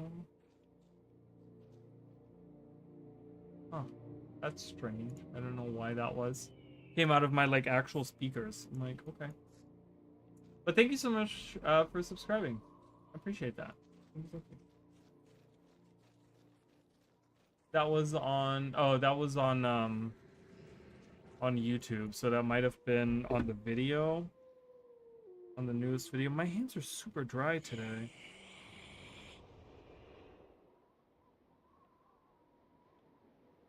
It's like when I took a shower earlier, I did, like, I used some lotion, but I guess...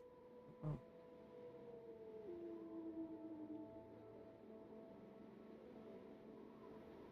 Yeah, I don't know. I don't know. I hope the video becomes popular.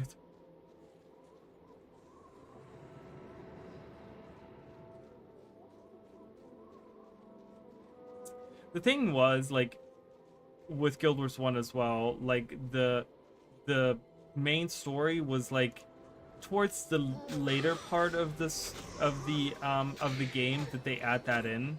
Like, Guild Wars 1 eventually, like, originally only had, like, Ascalon to be a playable area, right? And then you're supposed to be, like, going into PvP and stuff like that. But then as they were doing, this was something they talked about in the, if you guys didn't watch the documentary that they just released on ArenaNet, in the documentary they kind of talked about this, how,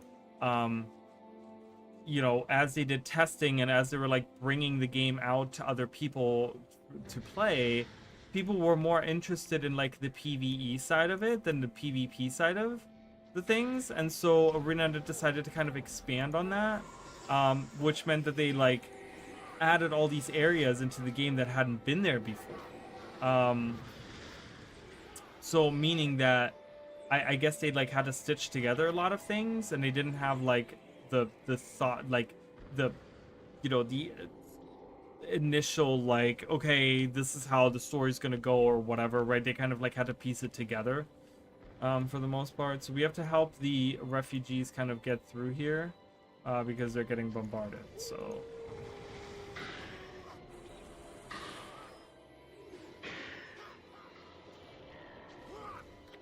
the bonus in this one is really stupid. This bonus, this whole mission, first of all, is really long and annoying, and the bonus is really stupid. So I'm not a fan of this mission at all. I'm gonna be honest.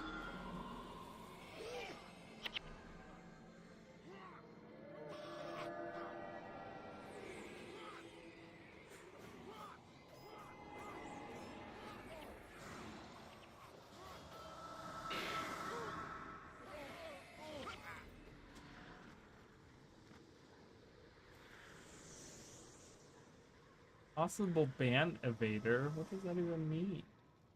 Literally, the bot, which gave me a message that says possible ban evader. How can you evade a ban?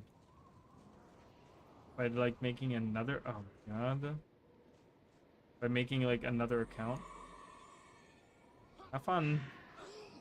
I don't mind deleting them all or banning them all or whatever.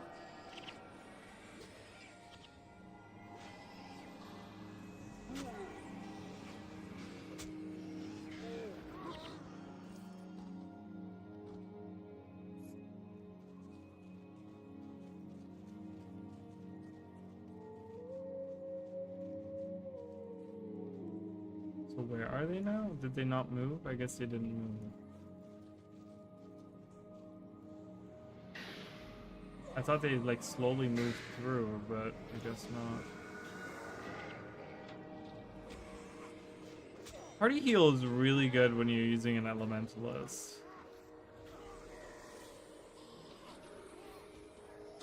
Because it's super expensive for monks to use, right? Like, you can't use a high energy cost spell like that on monks freely.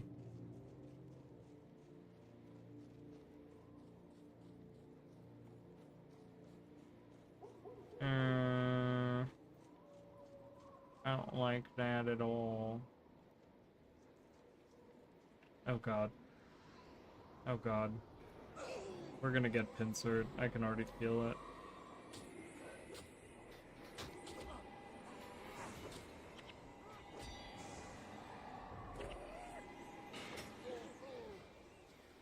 Oh, maybe not.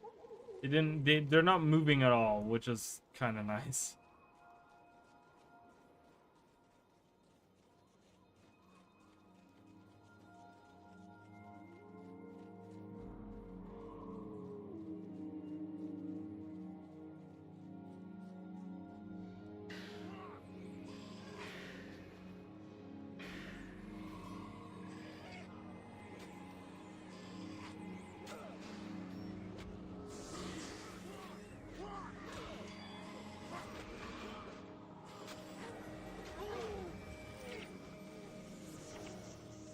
Oh god.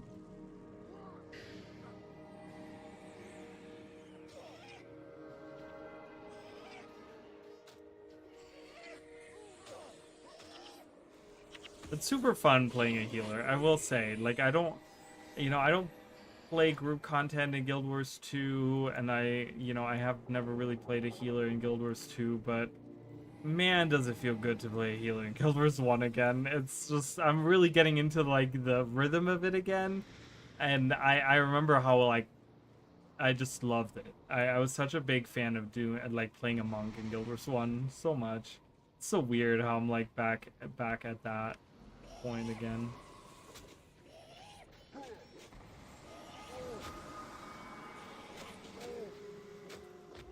Like, I never thought I would, like, once I moved on to like Guild Wars 2, I was like, healing is the thing of a past, like thing of the past, right? They for the longest time didn't have healers, and there was like no need for it or whatever.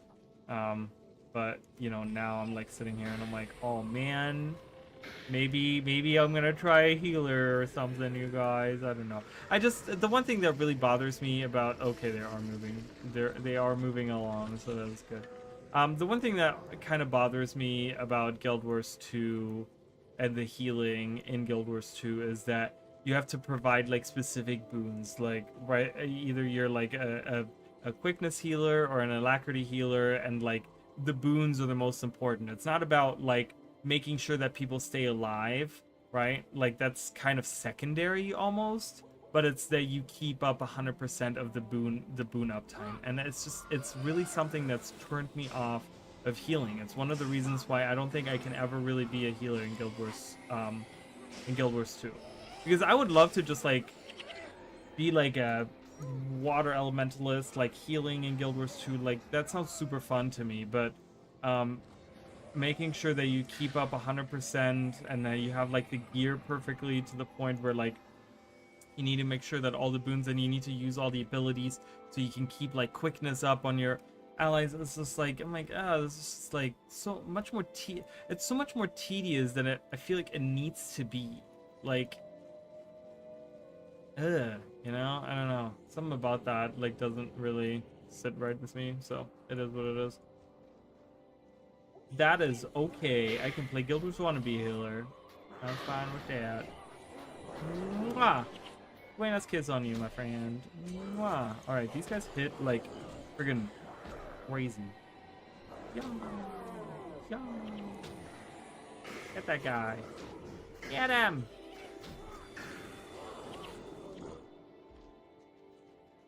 Get that Etten. Stupid Etten. Alright, I forgot how the bonus here goes, but there's like a lot of backtracking in the bonus, and that's like, hate it. Crossfire Drider.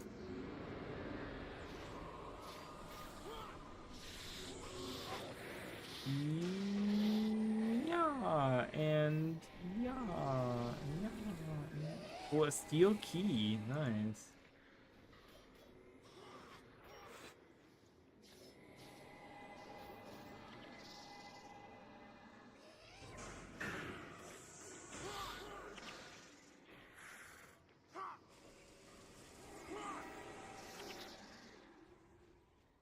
Which way do I go again? I don't remember. I think it's this way for the actual path that I gotta go. Like the actual route.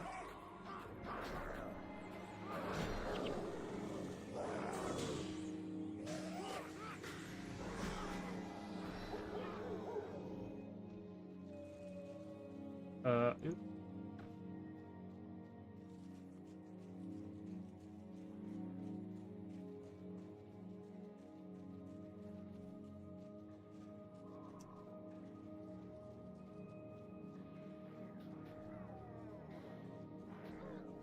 Ooh, lovely. You guys are fighting each other. Big fan.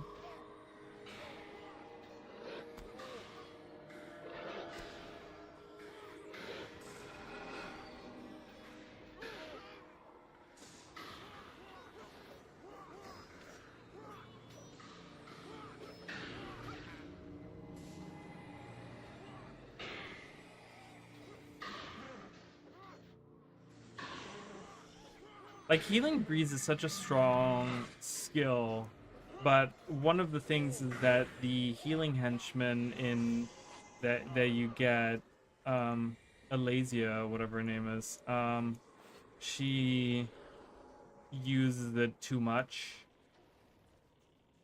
And so she, like, kills herself, like, her energy. And that's one of the like big points why she's like quote unquote not a good healer.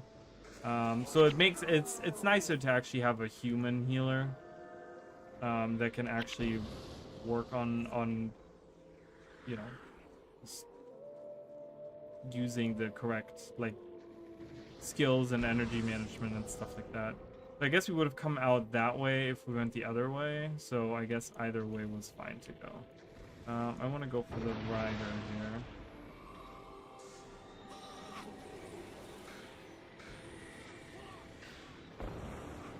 Okay.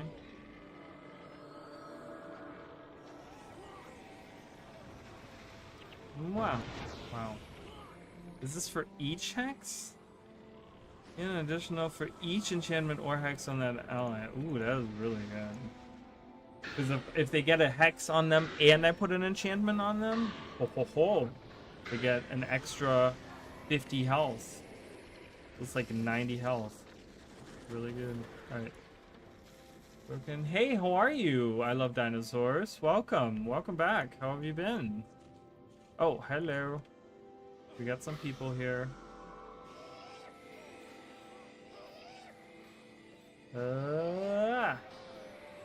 Oh, wrong person. I did not mean to put that on him.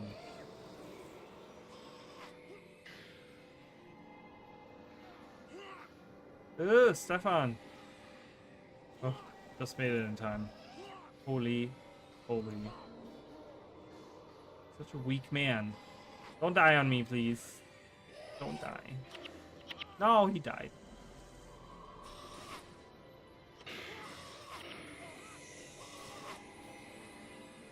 Left a comment on today's video about the miss. Awesome. Oh. Awesome.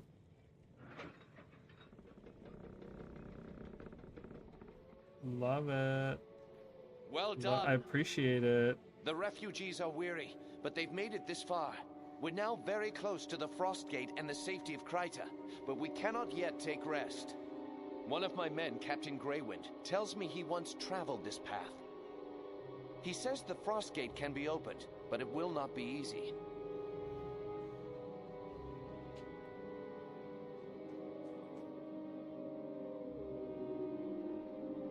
There are 3 mechanisms that lift the massive stone. You must find a gear lever in the small town ahead. Use the lever to engage each of these mechanisms, and the I gate love how will you said open. lever and Once lever it's in the open, same. it'll be up to you to lead the refugees through to safety. My men and I will hold back the dwarves as long as we can. I will rejoin you once the last of the refugees is safely through. The stone summit will not yield the Frost Gate quietly. Which comment was yours, Dinosaur? May I dwellers don't smile know. upon I us. guess it's a different name on there, so I don't know who made Dwayna smile. I'm using Dwayna's kiss. Dwayna's kissing all the people. She's going around kissing the people with my spell. Who is attacking what? Who is attacking what? Okay, I guess my fire imp is still attacking this group. The one about the stars. What?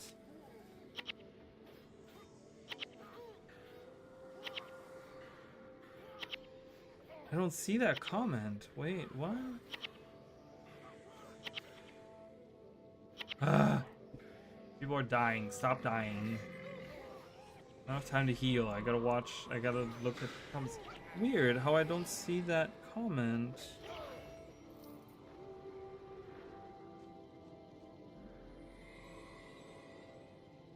On the video that I released today?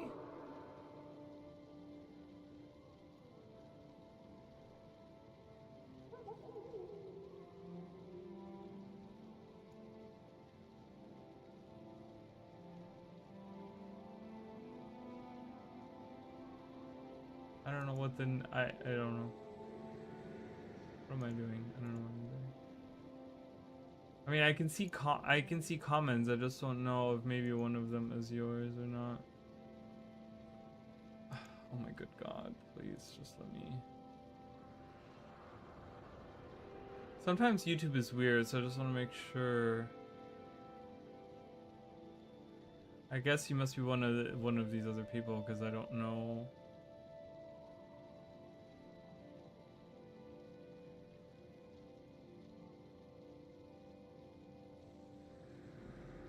What was the comment? Because I see comments, I just don't.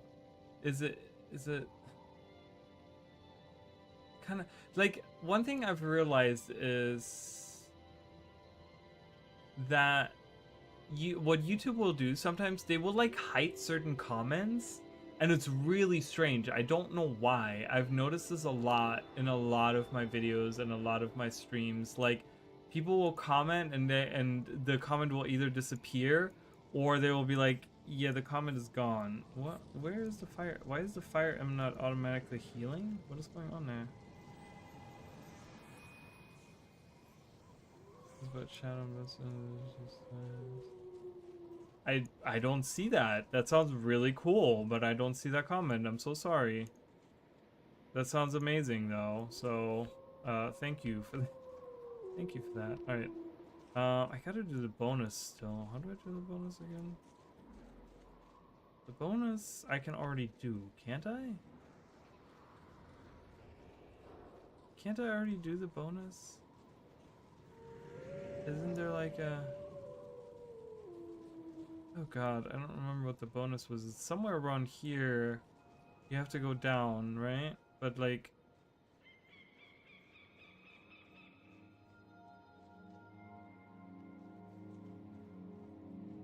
Oh, to open this gate and then you go up. Is that what it is? That sounds amazing. I'm sorry I can't see it. I apologize. I don't know. I don't know if it's still there for you or what. I just looked on like a couple of different like places and I can't see the comment. So it's unfortunate. Because it sounds really cool. So there's like that, and that's exactly kind of what I was waiting for people to do. I was waiting for people to like come up with like really cool connections and stuff that, you know, because there's obviously like things that I'm gonna miss, you know. I'm not all knowing, you know, so but yeah. Oh my god. Oh, they're bashing me, you guys. Oh my god. I'm just gonna keep casting that because that heals me the most. Jesus.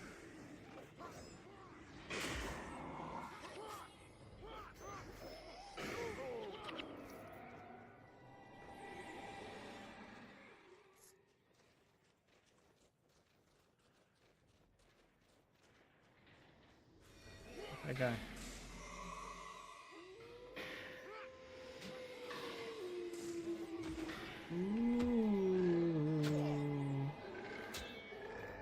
Yeah, I don't know why YouTube is so stupid like that with comments. Like I said, I've seen this a lot where really fucking warriors, man, when they group up on you, you're just freaking done.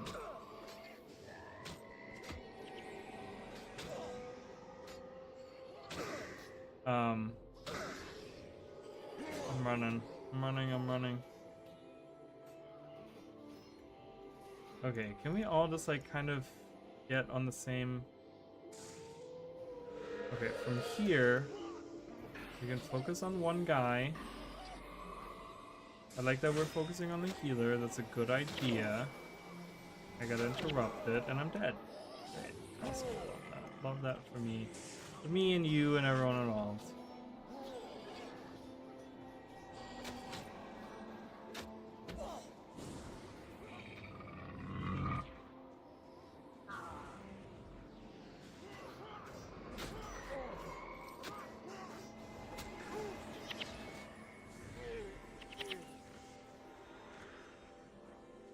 The colors is the yellow star.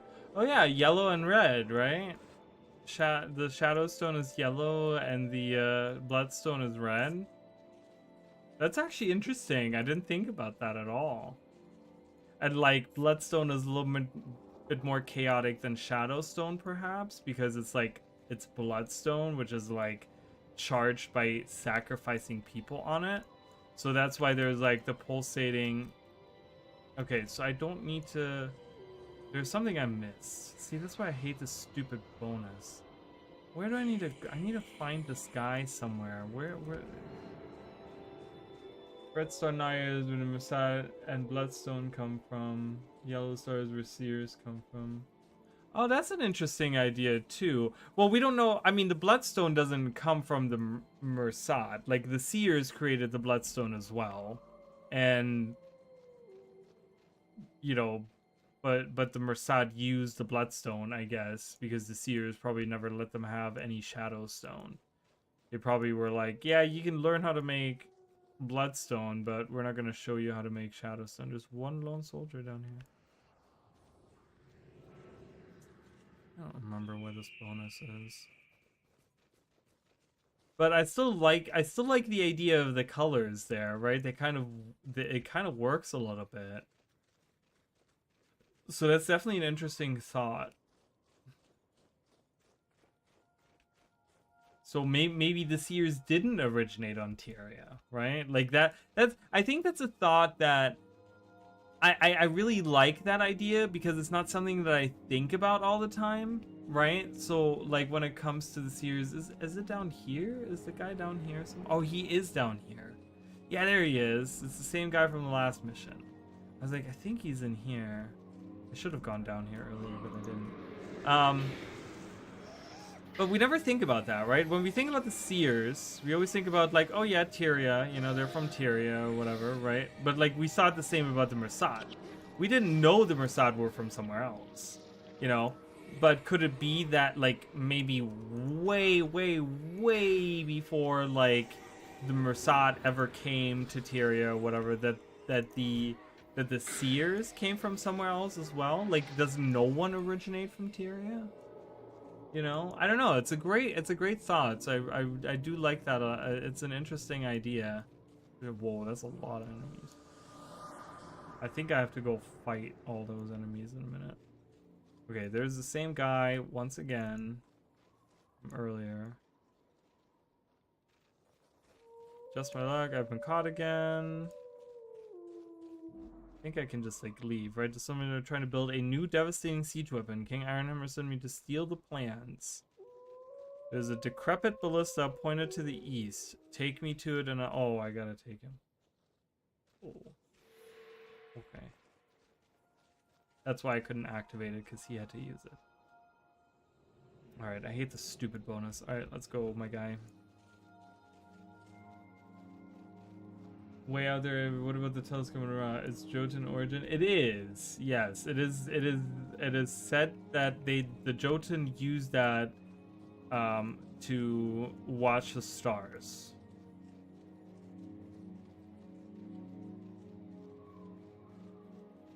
So, but it was collected because the human gods kind of traveled all across Tyria, and they collected a whole bunch of different like things, like the Bloodstone. That's why the Bloodstone was in Ora, and the Mystic Telescope. Like they collected all these different powerful magical items and things like that. That's why they have the reliquaries where they kind of keep a lot of those things in there and stuff.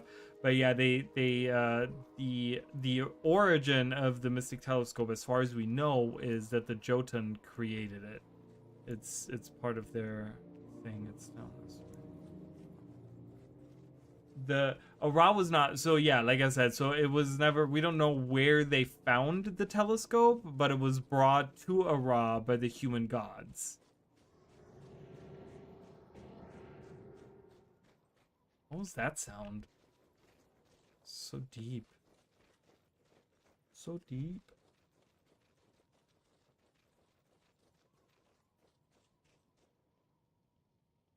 See, now there's other comments that I'm now missing too. So strange. It just went from like because it tells me how many comments are in the video, right? So when I look at it, it was telling me like, hey, there's 13 comments on it. Now it says 11. Nope, now it's back to 13. Okay, where are those extra 2 comments?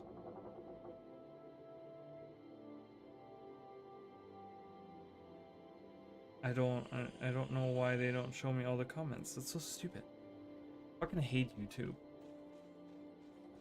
Okay, so the idea that the Jotun was caught in a crossfire between Syria's and Mossad war. They're the way they are in modern Tyria. Well, we know that they are the way they are because of like a lot of infighting and stuff like that. Okay, it should work now. Okay, I can fire it. Okay, there we go. It was something like that, right? They started fighting each other or something like that.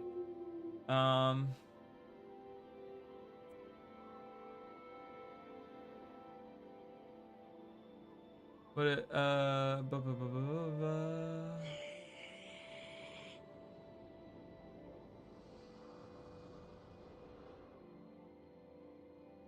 they have a history. Despite their modern appearance, the Jotun were once a highly advanced race, full of great spellcasters and lore keepers before they fell through constant civil wars. Yeah, so it's the civil wars that kind of did the most of the damage. They once had extensive knowledge of the stars and Earth, and recorded their knowledge of them and the Elder Dragons in their monument stones, rune stones, and stelae. The knowledge recovered by the Durman Priory mentions the creation myths of the Jotun that speak of 6 swallows that rose to wipe the world of life in series of cycles. One of the Jotun's most powerful artifacts, the Mystic Telescope, is believed to have been used to foresee the awakening of the Elder Dragons in the heavens. When the Elder Dragons last rose, the Jotun, like the other races of the world, possessed the ability to use magic with no restrictions until the Seers sealed it all within the Bloodstone. They survived the Elder Dragon's rise due to being hidden by Glint, along with the Seers, Dwarves, and Forgotten. According to Throne the Lost, before their fall, the Jotun and Norn were favored by the 6 gods, and granted magic that led the races to prominence. He refers to this time as the Age of Giants. In time, their power came to rival that of the gods themselves, who began to fear that the Jotun would use magic against them. The Jotun giant kings, confused and enraged, turned on one another, and the gods abandoned them, taking their magic away and handed it over to the other races, causing the crumbling of Jotun civilization. However, Elder Throne and Prairie Scholars offer a different explanation for the Jotun's fall. They say that the Jotun became too prideful and sought to make their own tribes superior, bringing the tribes into civil war out of their pride and greed. From this same pride and greed, the Jotun are said to never marry outside of their tribe, and some Prairie Scholars mention that based on their ancient monuments, modern Jotun are far uglier than their ancient forebears as well.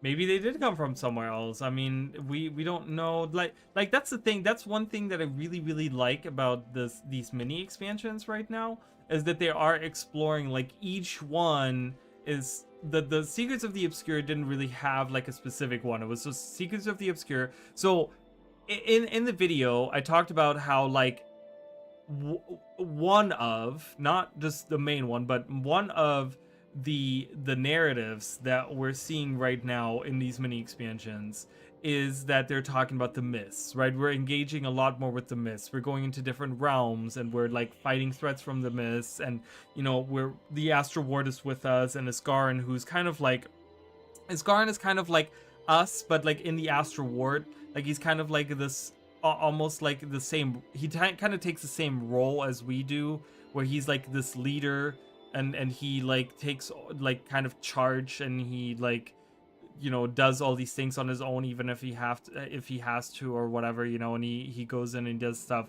right? But he does it with threats outside of Tyria, where we kind of originally were focused on like threats from within more, you know, the dragons and stuff like that. But you know, so the narrative, like I said, I think one of the things is that we're talking about the myths a lot more. But I think another thing, and there was a comment left on the video that I actually answered, that I actually saw, was that the people, like another point of the narrative is the reintroduction of the elder races, right? And I feel like this has kind of been planned out by ArenaNet specifically. I don't know if the myths thing is really planned out that much, but I really feel like one very specific thing that ArenaNet is doing right now is the idea of reintroducing the elder races to the story, right? And so if we look at it that way, if we look at just like, okay, elder races and like whatever, right? Secrets of the Obscure kind of drop this right in our lap, right? By saying, okay, you have the Wizard's Court, and most of them are all elder races, right? You have Maban as the Mersat. You have Lear as the dwarf. You have Dagda as a and it's not a stone dwarf, but it's, you know, a dwarf before they became stone. Dagda, a Jotun before they fell, right? Isgarin, a seer, right? So, you know, and then you have obviously like Vass as like a forgotten, and then there's Akeem, who was a Jinn, right? So you have all these like other, we don't really get to deal with them a lot, but you know, and then you have Waiting Sorrow as a Coden and stuff like that. But they're introducing these other races that are very important to like the backbone of the story of the history of Tyria, of like the past from so long ago that we don't know a lot about, right? And so they introduced that with Secrets of the Obscure, and then now we are going through and we're kind of exploring each of those different races, right? So Janthia Wiles was about exploring the Coden and kind of learning a little bit more about them, and like Waiting Sorrow's role kind of in how, you know, learning a little bit about all of that. We didn't get too deep into that, right? But like they kind of reintroduced the Coden into the story in a way, right? And then they're doing the Seers, right? So I could definitely see like maybe a Dwarven expansion where we kind of like deal with that, or like a Forgotten expansion or something that kind of deals with that, and we can learn about it. Like Jotun is definitely one of those that I would love to see explored, because it's, you know, Forgotten, we get some info in Guild Wars 1, same with the dwarves. Mersat we've had so much of, you know, that was kind of, Janthier Wilds had like Codan and Mersat, you know, and it kind of explored that. The thing is that like I would love to see a like I feel like the one race that we haven't really gotten any info, oh my god, any info on is the Jotun, and I really would love to see like Jotun involvement like in the story in like a much larger degree, and like really explore the history and really like learn about these different like, you know, just the history of them, and like learning about all of that. Oh, I'm dead again. My good god. So maybe they came from another realm, or maybe there's like more to their thing, right? I don't know if I would do all of the races from another realm. I think there's something really boring about that. If you have all of the elder races, like, oh, the Mersat aren't from Tyrion, the Seers aren't from Tyrion, the Jotun aren't from Tyrion, the Forgotten aren't from Tyrion, and then the humans aren't from Tyrion. Like, there's a little bit where I'm like, oh my god, this is kind of like a little boring now. So I would be kind of careful with that, you know? But overall, I would love to see the Jotun as like the next focus, right? Like, we learned about Codan a little bit. And like a different branch of the Codan, and we learned about the Mersad, right? Like a big part of Janthier Wilds was like the Mersad, you know, and learning about their past. And then now we're learning about the Seers. But I would love to see like a Jotun thing next, you know, and have Dagda kind of take like center stage a little bit. I'd learn more there. Like, that would be really, really cool. Another steel key. That's the second one that just dropped in a short time like that.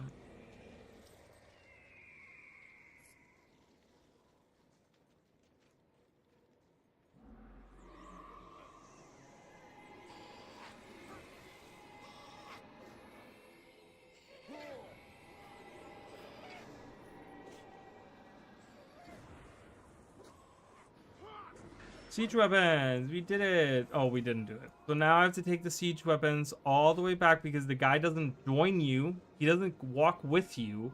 He stays where he is, and then now we have to go all the way back to him. It's the stupidest thing. And then while you're carrying something, you're slower, which is so annoying. So I really hate this bonus. We have to go all the way around, all the way on the other side there. Ugh, so dumb. Hate it. Hate it.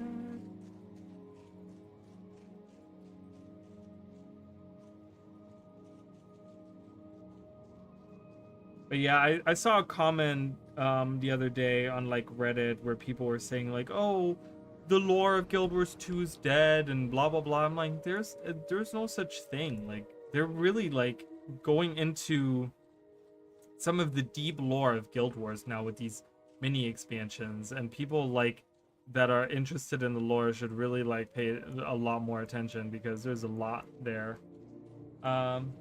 I restarted my characters. I'll have to catch back up. You restarted again, Mish King?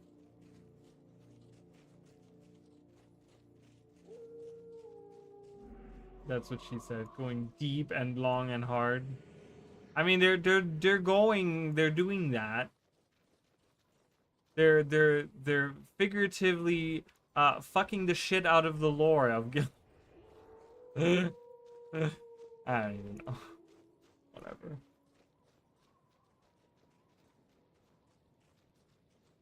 So you restarted another character once again. What's the character? What are you doing now? Any friend of Rornak Stone Sledge is a friend of the Deldrimor Dwarves. Many thanks. Yeah, cool. You couldn't have joined us. To backtrack, studying on this map and Dermot Priory more closely. No, I know what you meant.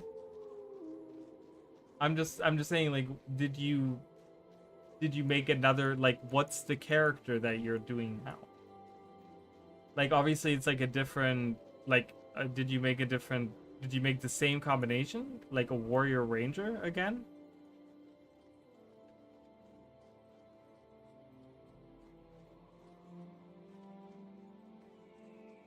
Oh, I'm convinced ranger warrior is better than warrior ranger. I was convinced. Oh, I see. So someone convinced you of that. Expertise is a better primary. Already almost back where I was. I haven't had time to play. Yeah, I don't know. Well, Ranger Warrior sounds fun too. Okay, so now we can move on with those. With the studying Lord Audrin's map in Durman Priory. Stars come in 3 shapes: round circles, 5-pointed stars, and 6-pointed stars. Yes, and then you also have the sun in the middle, which technically is I mean, I guess it's a star, right? Like, our sun is a star, so do we consider that a star too? See, there's also there's many parts to this as well. I left a comment on the video as well. So one of the things I didn't talk about, because I didn't know how this fits into it, right? But the Hylic worship Zintel, the sun god, right? But we know nothing about the Hylic worshiping. Like, where does the idea of Zintel come from?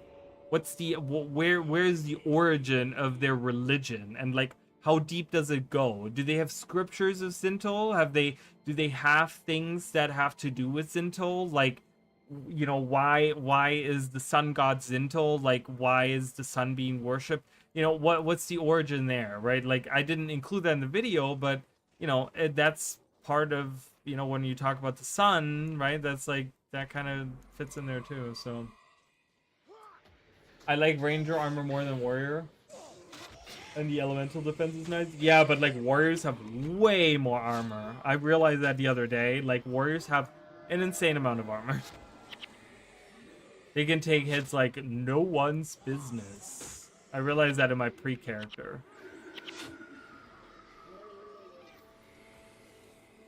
What do the Grawl worship? Well, the Grawl have like these, what would you call those? They have like these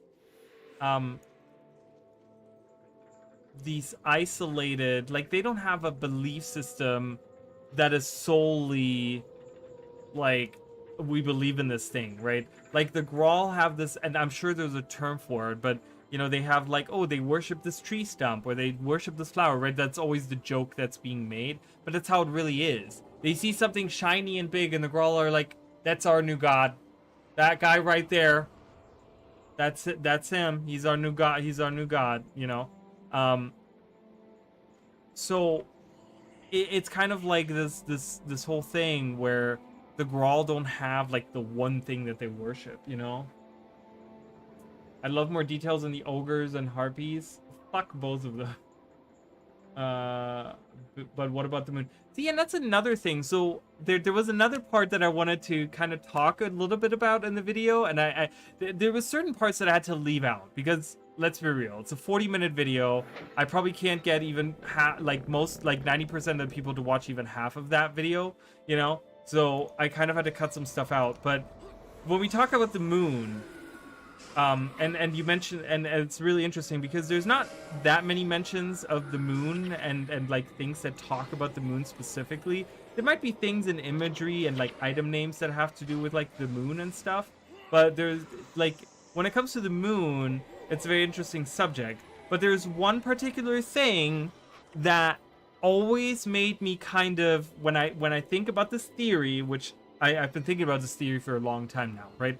But there's one part about it that I always try to connect, and I couldn't really connect it, okay? Like, I didn't know really how to connect it, but I talked about Halloween, right? And so what happens during Halloween?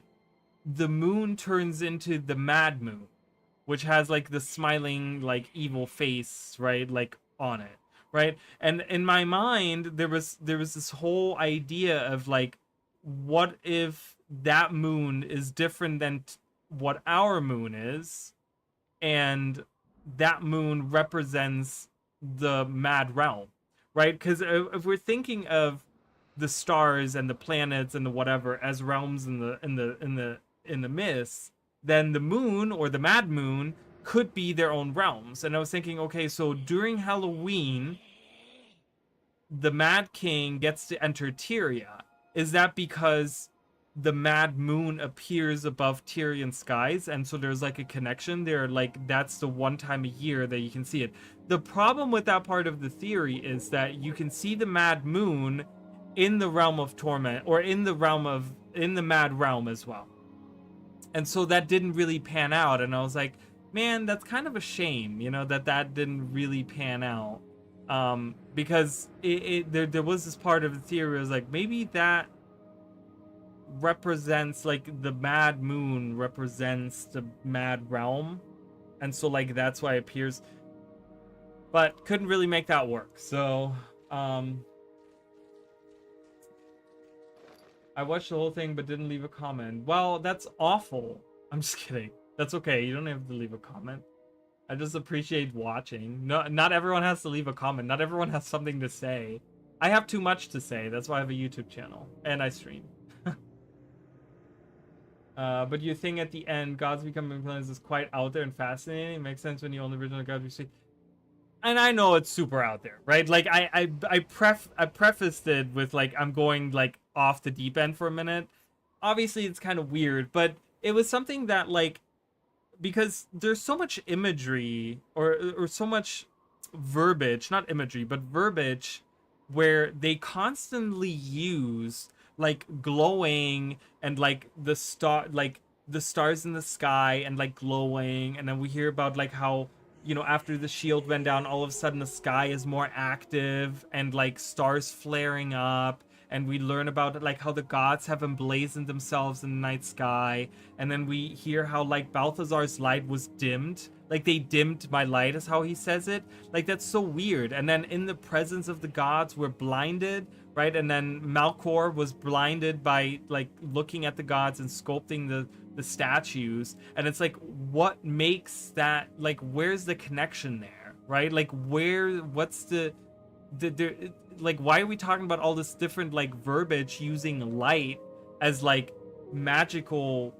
Like there's a connection between the brightness and the light and having like the magic. Like the magic is like kind of connected to the brightness a little bit, you know. And so, you know, then like Scarin says we glow brighter than we did before in the mists, which is such a weird thing. Like, why would he say that, right? Like, obviously in the video I just kind of took it like matter of fact, and I said, well, if this is this, then this, right? But like, if we just look at like, why would he say it like that? Why would he say, and more, we glow brighter than we did before? What does that mean? Like, who's glowing brighter? Like, we as the people, or Tyria, or like, you know? And then he's like, Tyria is a world that's coveted. There's so many different parts that I really feel like they kind of fell together, that like so many of the pieces fit together too well to be like a weird coincidence in my mind. But like, I'm like, am I crazy? Am I just like, is there something to it? You know, I don't know. So I should take this. I shouldn't leave this hanging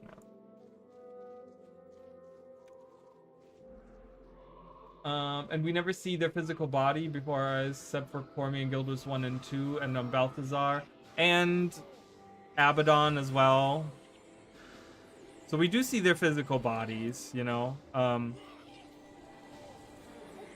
But still, the point still kind of is like, we don't really see them that much, you know. But the thing also is, because mind you, Balthazar talks about how they dimmed his light, and anytime we fight him, he doesn't blind us. We're not blinded. We're only blinded by Corsair.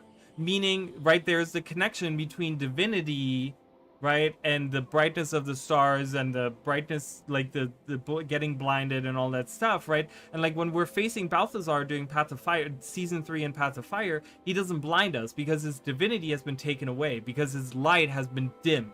And it's so weird. I'm like, what does the light have to... Why are the gods shining? Why are they blinding people that they... Like, where's that coming from?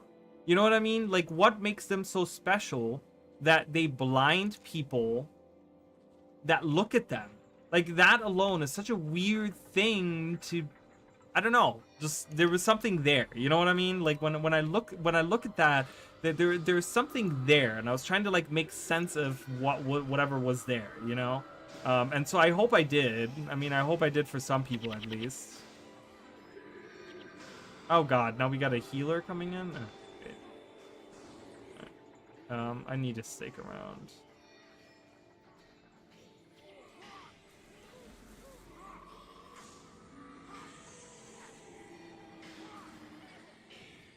I need to revive him. I don't think anyone has a resurrection signet.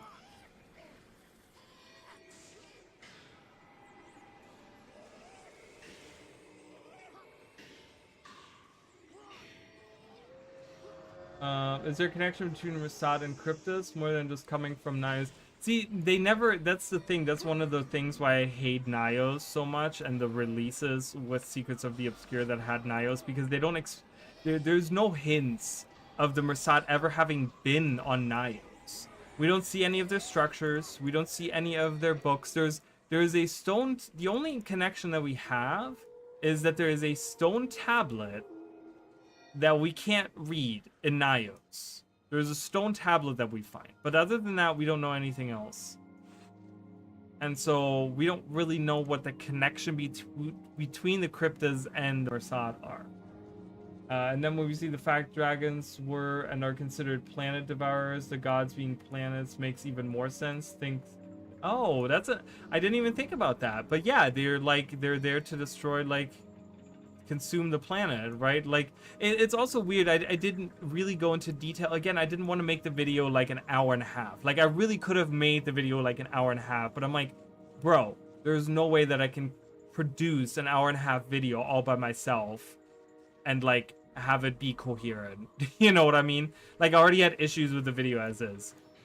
Just I had to rewrite so many parts, and I had to move you guys have no idea how many parts I had to rewrite and move around and add and this and that and blah and blah. But like, one part is the all, right? The map of the all, right? And we never really understood how the map of the all connected to like the world at large, right? Like, we saw, you know, I talked about how like the dream of dreams is like Tyrion's consciousness, right? When we go into Omad's machine and we see the all, right, we see the pale tree in the middle, right? And I talked about like Mother Earth, and I talked about how like that's part of like the planet, right? So like almost like the pale tree isn't just like the avatar of the pale tree is obviously the avatar of the pale tree, but also the pale tree could be the avatar of Tyria itself, right? And so like that's why we see Tyria in the middle of the all, right? Because you have all these influences, you have all these like spheres of influence, and you have Tyria in the middle as like the consciousness of Tyria is a big part of it as well, right? And like there's so many things. Also had his godhood planethood take a planethood. I love that that's gonna be a new thing, planethood.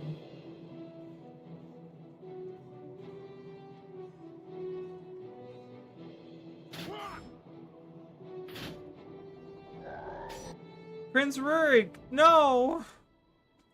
You can't do it. Hold on, guys. We'll continue this in just a second. I gotta watch. It's a very important part of the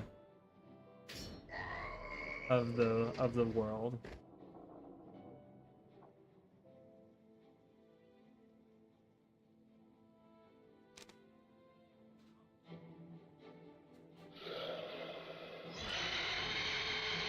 What was that?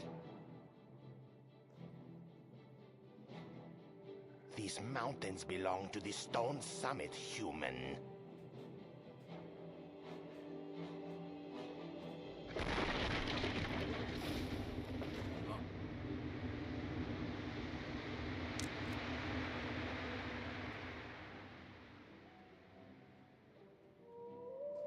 Rurik! No! You cannot save me. Get them to Kryta. Hurry, go! I love when we turn around without saying any. Oh, disappeared. Did you guys see that? Your punishment for trespassing is death. Ah, he chopped his head up. Rig dies? Yeah. Well, you know what? Welcome to playing along with me. Rig dies. Okay. Because Patha knows something about Isgar, and maybe more than she lets on. Isn't the Pale Tree also not what would have been a blighting tree for Morty? It could have been, right? But like I said, I feel like there is I feel like there is something that happened. I think one of the reasons why the Pale Tree, like the Pale Tree is so unique, and I think it's not just because of what happened with Ventari and Ronan, right? Ronan having planted the seed on top of human, on his family's grave, which created the Savaris in the image of like a humanoid image, right? But also, you know, and Ventari obviously having like, you know, carved the tablet and like kind of infused, like probably took care of the tree or whatever, and the tree remembers him or whatever. But I think there was also, I feel like because of all of that, and I think, you know, why wasn't when Mordramoth awakened, why wasn't the Pale Tree immediately taken over? They never really explained it. They talked about how like, oh, Ventari's like, you know, and the influence, like, you know, I was able to shield myself from the dream, is how the Avatar like describes it and stuff like that, like, you know, and like blah blah blah all this stuff. I have a feeling that like if Tyria has a consciousness, that she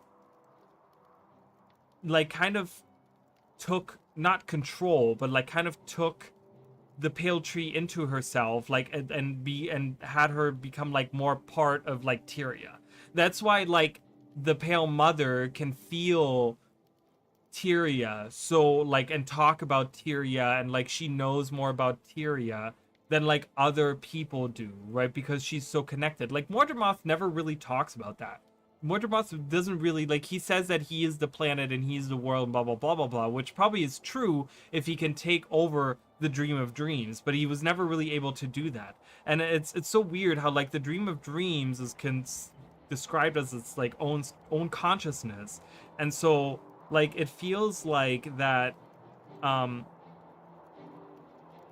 that's why the Pale Tree never turned into a blighting tree and actually became something completely different. Like even if it had been taken over, it wouldn't have been like quite a blighting tree. It would have been more than that, because it probably is more intrinsically connected to the consciousness of Tyria herself, right? And like there seems to be something there, if my theory is right. Something more to the Ventari than Tablet actually being told to us. Maybe Melandru influence. I mean, that could be too, right? Like we have Melandru as the goddess of nature, right? And she's the oldest in the pantheon of the gods, as far as we know. And again, we don't know anything about the human gods. Like if we really look at like the things we know, like we know more about like some random schmuck walking down the street than the human gods, right? Like it's really interesting, and like really leaves open so many things. Like I talked about the like Malagan theory that I had, right? Like where I talked about like how I think Malagan was actually like a god figure, but she didn't, you know, and she came from wherever the gods came from, and she like lived with a Quaggan, and she was like maybe the daughter of Melandru, or like the mother of Melandru, or the sister of Melandru, or somehow related to Melandru and kind of looked like her, maybe her twin sister, and that's why they confuse her for it, right? And like there's so much to the gods still that ArenaNet could explore, and I really hope that they will do that at some point, right? I was trying to, another thing that I was trying to kind of there was a video a long time ago that I wanted to talk about. It was during Draconis Mons, like, or when I was thinking about this. Draconis Mons came out way before I started making content, but the Draconis Mons is so cool because you learn about this like garden of Melandru, right? And like the druids and how they're kind of connected to her, and how they're like, now the connection has been cut off because Melandru has left the realm, but like how they're still out and about doing stuff. And it's just kind of like, okay, how are they connected to like the druid spirits of like Maguma, for example, right? Like the Maguma spirits are also like kind of the same thing. And so were they like followers of Melandru? And like, there's so much. The scriptures of Melandru talks about like turning people into trees, I think. Like there's like scriptures of Melandru that you can read where they talk about like turning people, like where like this group of people like block her way and she turns them into trees or something like that. There's so much that we could like, that ArenaNet could still explore when it comes to the gods, and it's so cool to me.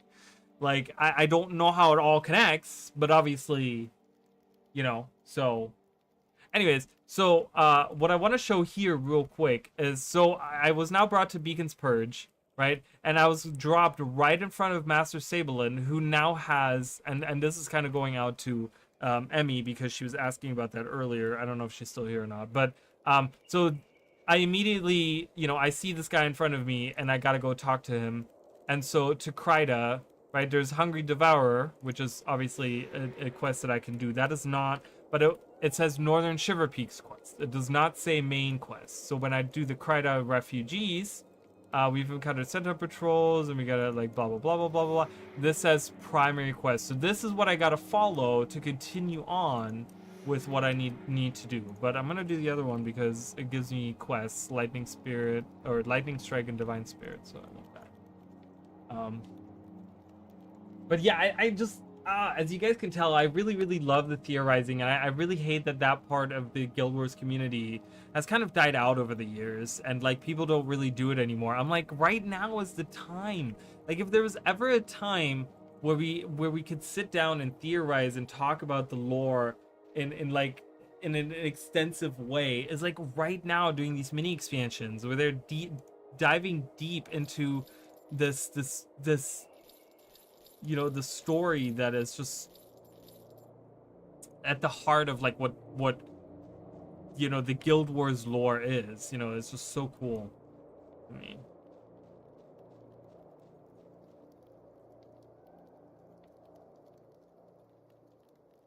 Sorry, I gotta answer this message real quick.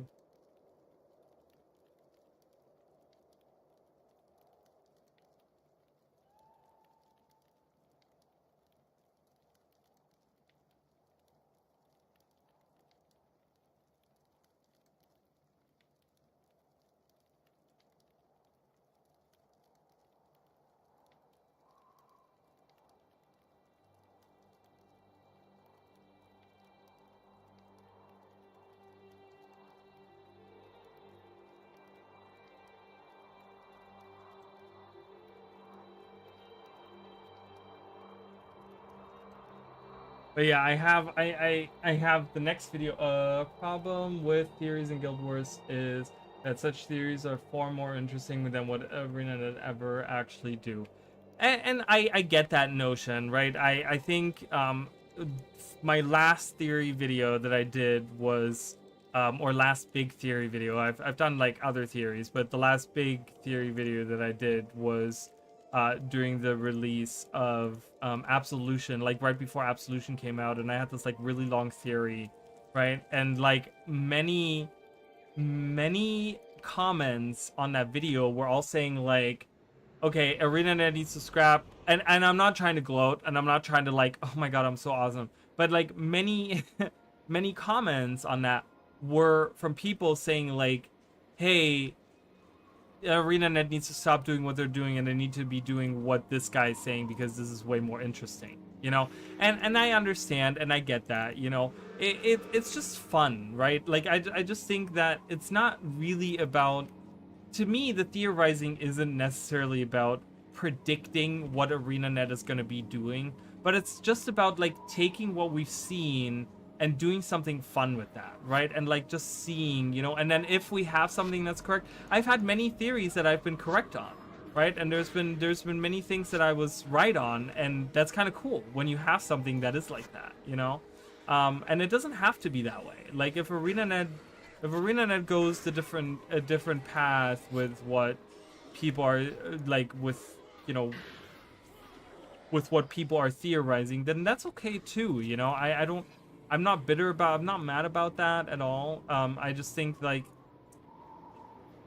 I said, I don't know. To me, it's just the actual act of theorizing is where the fun is. You know, it's just coming up, being creative, and just coming up and just kind of connecting some of the dots, even if it doesn't plan out. You know, and if they never get the answers, or if they never actually address like the myths or something like that, then that theory will just exist out there, and maybe, you know, and so like maybe it can become like headcanon for some people. You know, and then it's just like that's kind of cool too. So I don't know. I get where that notion comes from. I really do. But to me, I guess there's like a difference to that. Look, I have Joe with me. Is old Magna here? What's the quest here? Feed Joe 10 or more succulent juniper meats. Okay. Succulent. There is way too many enemies right now. What is even going on?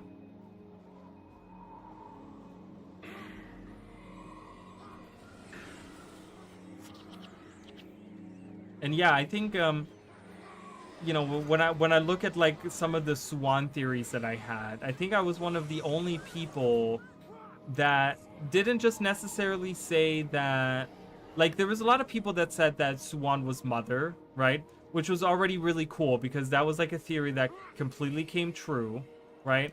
But it was also, oh, we're so screwed, you guys. And me as the only healer, and we have all these enemies to fight. Oh my god, this is bad.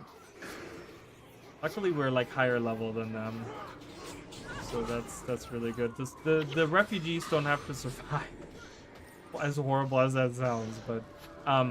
But one of the theories, I had like a lot of theories about like the underwater dragon, right? And like that's when I first started making content for the channel, was right before End of Dragons came out. That's when my channel, when I started making videos for my channel. I had been streaming for a couple of years at that point, but I actually started making videos at that point.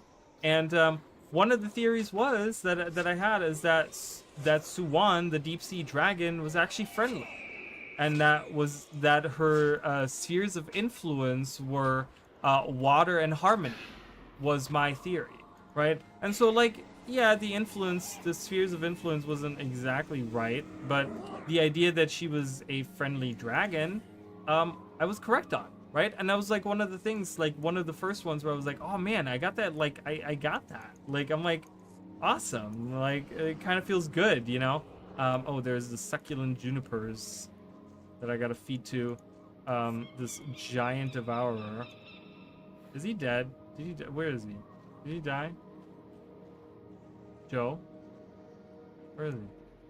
Did he die? What the heck? Did it fail? I don't know where he is. Where did he go?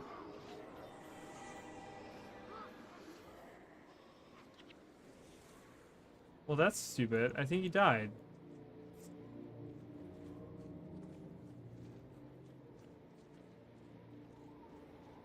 Did he, or did he like run after these enemies or something? Or like,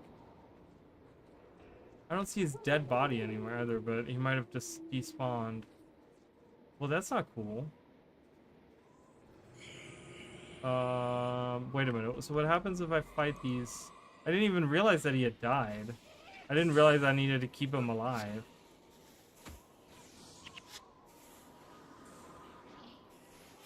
So if I just collect these, I can just probably feed them to him. I can probably do that. So I'm just gonna have to restart that quest. But yeah, or the other theory that I had is about the Wizard's Folly Tower coming back, and I was like right on the money with that, right? Like I was just like, okay, we're like I was one of the, I wasn't the only person, but I think as far as I know, no one has disproven me yet, but I was like the first person that noticed the two spires in the background, these two weird shadows in the background of the trailer for Secrets of the Obscure. And I was like, oh my god, we're not just getting the floating tower, but we're also getting the Wizard's Folly Tower is coming back. We need 10? Alright, I have 10. I'm good now. That's all there is anyways. Okay, so old Mac is dead, so I gotta respawn. Okay, I needed more energy, I guess.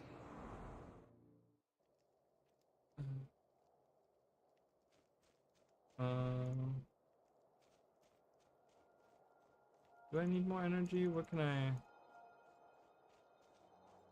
If I heal more, I don't need to use as much energy, right? Like, I guess that's a good thought process. Hope it is. I only have 47 now. Yeah, it's been a problem with the arena's writing. Potentially cool ideas. Execution leaves a lot to be desired. Yeah, and you know, I guess the thing is that we just, you know, I have accepted that probably many of my theories will never be right, and that maybe it's a lot of wishful thinking or whatever, you know. Okay, so can I just talk to him? Can I just feed him? Okay, that was all 10 all at once. And so as you guys can see it oh, you guys can't see it, but it, oh, you guys can kind of see it, but it updated 10 times all at once. That's why that was really loud. Okay, cool. So I can go back in there. We did that quest. So I know it's unfortunate. I know I should be writing the story for Guild Wars 2. I know that I should be the narrative director at ArenaNet. I'm just kidding. I should not be. Nothing against Indigo or any of them. I'm sure they have their job is very hard, and they have a lot going on. I have unlocked a new thing. For 1 second, monk spells cost you 5 less energy to cast. The define favor minute costs 1 hour. Interesting. So that's kind of nice, Divine Spirit. That's a good energy management skill. Oh, the deserters. So we gotta follow. It's a grim wait, what? A small group of former soldiers have deserted us after the death of Prince Rurik. Normally I could forgive such a transgression in the face of all that we have endured, but they have taken the majority of our supplies with them and headed north into the hills of Deldrimor Bowl. We believe they're making their way toward Icetooth Cave. With supplies already short, there's no way that our people will make it through the mountains of to Kryta without the stolen supplies. So Grim asks, can you find deserters and bring back the supplies? Sure, let's do it. The writing's held back by studio limitations, sites, but oh, 100%. I think that if ArenaNet had, oh, look who's here. You guys gonna help me? Are you, what's going on? You guys just hanging out? Oh, I guess they're coming with me. So Sabelin recruited you as well, Raleigh. Good. We need to deal with these deserters as quickly as possible before word reaches the people and causes any more strife. You lead the way and we'll watch your back. All right, cool. So we got some extra people in our group. Look at all these people. We got Sin, Menlo, and Debuno. Yeah, if ArenaNet had the budget of like Blizzard or like, you know, whatever, Square Enix or something like that, I think Guild Wars 2 would be like just would take over everything. I truly believe that it would take over everything. It would take over like the MMO space like no one's business.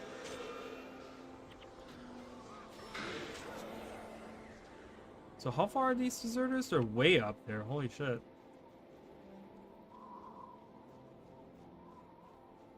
Let's do it. We can get more abilities. I don't mind.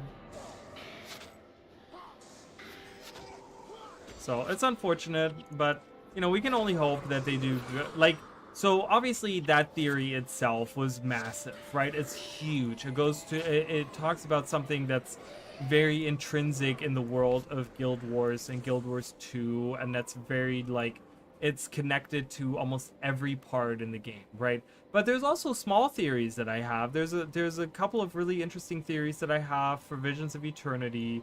There's a Stellus Core theory that I have that I'm working on next. I have another underwater theory that I want to do, and what was the other one? Oh, and I want to do map 3. I want to like do a little bit of theorizing on like map 3. So obviously the theory that I did today, the video that I released today, is like this big thing, right? But we don't have to, like, the theorizing doesn't have to stop or just simply be about the big, huge things like the gods and the myths and the right? But they can be about little things too that we can kind of like, you know, that maybe we know ArenaNet is going to be able to do, right? I want more. Oh, I got you. I got you, Mish. I got you, Mish. I have like a whole thing. I have a whole thing planned for that video. I don't know. I think that's going to be the last one out of those 3 that I want to do, because I got to do a couple shorts in between these videos. But the next video that I want to do is the Stella's Core theory video that I have. And then I want to talk about map 3.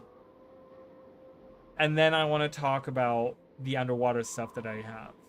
So it's going to be a little bit until then, so be patient. I'm just one man. Okay? I'm just one man working by myself. Yeah.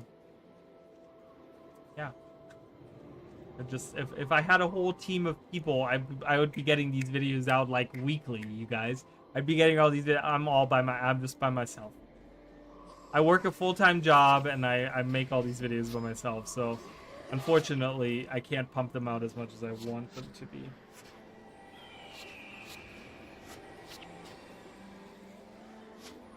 As I want them to. I can't pump them out as much as I want to. Jesus. Can't speak.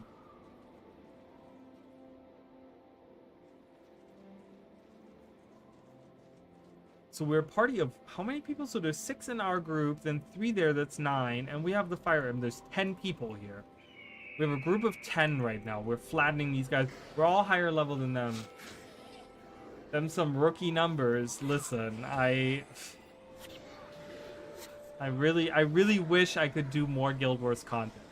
I really wish I had the ability of pumping out more content, but you guys have no idea.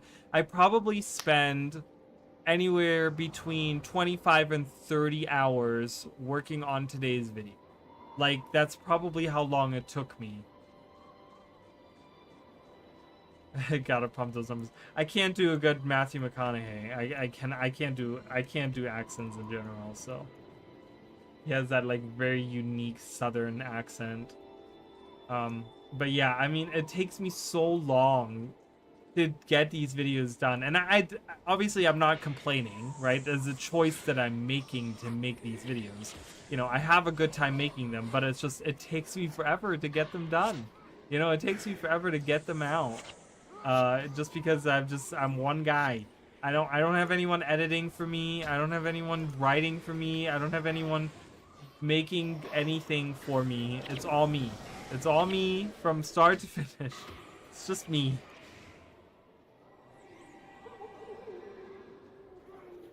Ooh, Ruby spotted main. Get him! Jesus, Devona and her hammer, man. She's fucking like... That's what she looks like when she swings her hammer.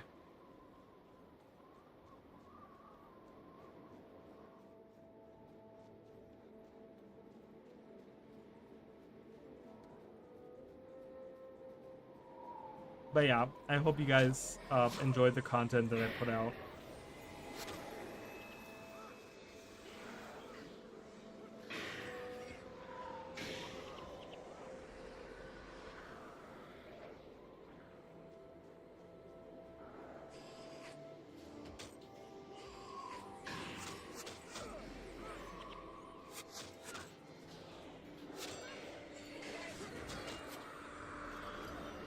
And then obviously at some point in time, I need to get back into doing my dual classing videos as well.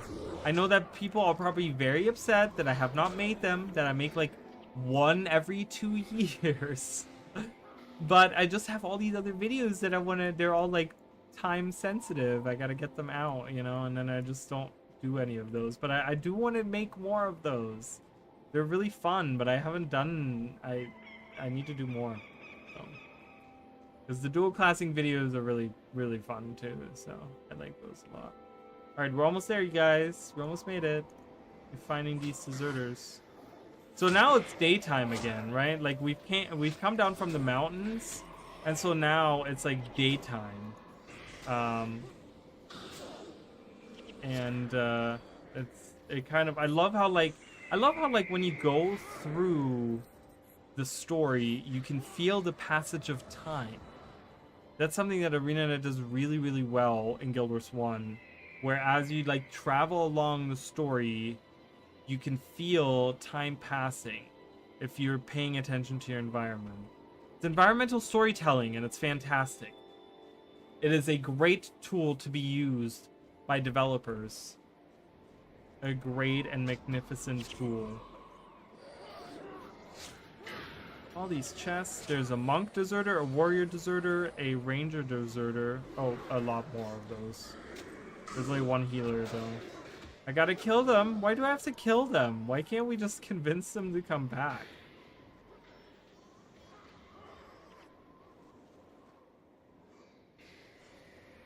Or like drag them by the hands and feet and say, getting all the level 60 gear drops in SWTOR at the moment, but I'm only 59. So close. I know. I turned on Elder Scrolls Online today. It has been like a year now. So yeah. All right, let's kill some Ascalonians, you guys. My favorite.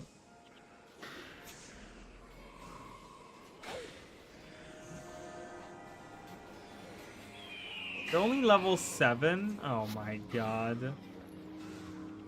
You guys can't win.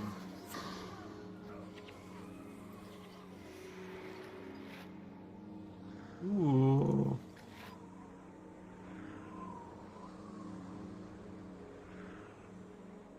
Ooh, I like both of those. Oh, I only got one. Damn it. That's okay. I'll get some extra health. I'll put that on my feet. My feet are giving me extra 10 health. Alright, well, we're opening the chest. There's nothing in it. Okay, is there something in here? What the? Oh, I guess we just needed to defeat them. I guess it was just more environmental storytelling. Alright, so we did it. No. Oh, that's the last of them? You return. Oh, they did have dialogue here. Oh, there's a typo. That's crazy. I don't know if you guys can see that. But they have, it says that's the last of them, and there's a period and then a comma, and it says you return to Master Sabelin and inform him of our victory. Sin Menlo and I will make certain these supplies get back to Beacon's Purge. You have saved many lives this day. Yeah, and killed a lot of them too. Jesus. All of Ascalon is once again near dead. We still have a hard road ahead of us, but now we march toward a new life in Kryta. We get Ice Spear and Balthazar's Spirit. You maintain the enchantment target ally gains adrenaline energy after taking damage. Okay. Alright, so we did these extra side missions. And now we can go back to this.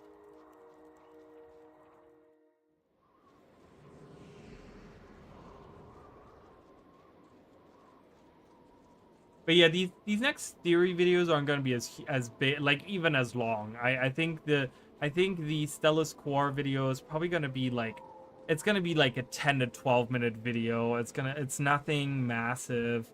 There, you know, I don't know. So these aren't going to be as huge. Obviously, that was probably one of the biggest videos that I've ever created, ever made. So I should be able, what I'm trying to say is I should be able to get them out quicker than like a month. You know, this should only take me like a couple of weeks maybe, like if I can get enough time in there. You know, obviously it depends on how much time I can invest, but credit where it's due. It's a miracle for a studio to be able to be around for 25 years working on just 2 games in a franchise. 100%. I mean, I totally agree. And you know, I 100% like, I agree with you. I think ArenaNet has done like some fantastic work, right? Like, not only are they still around, but they're also, with how small the team is, or with how small the studio is, and they don't have as much like financial backing maybe as like other MMOs. They're still able to create and maintain one of the biggest MMOs, which is already like, if you watch the documentary, in the documentary they talk about how, you know, MMOs are like the hardest video games to like produce, to work on, right? And so it's such a miracle that they were not only able to just stay alive and stay afloat, but also create one of the most popular MMOs that's out there on the market right now. You know, compared to the big giants that are, you know, these other games. If you look at live service games, if you look at like Destiny, you look at Diablo, you look at WoW, you look at Final Fantasy XIV, you look at ESO, what do they all have in common? They all have giant studios behind them. They all have like huge names that are backing them, right? Like, and ArenaNet doesn't really have that. They're like kind of on their own. Like, yes, NCSoft is there, but how much do they really care about, like, you know, like, I mean, you know, I don't know how much they are involved with them in that sense, you know? Like, I don't know. It just feels like they're very disconnected from each other, right? So, I don't know. I think you're right. Definitely love throwing enemies off the ledges to win fights. I don't think I've ever done that.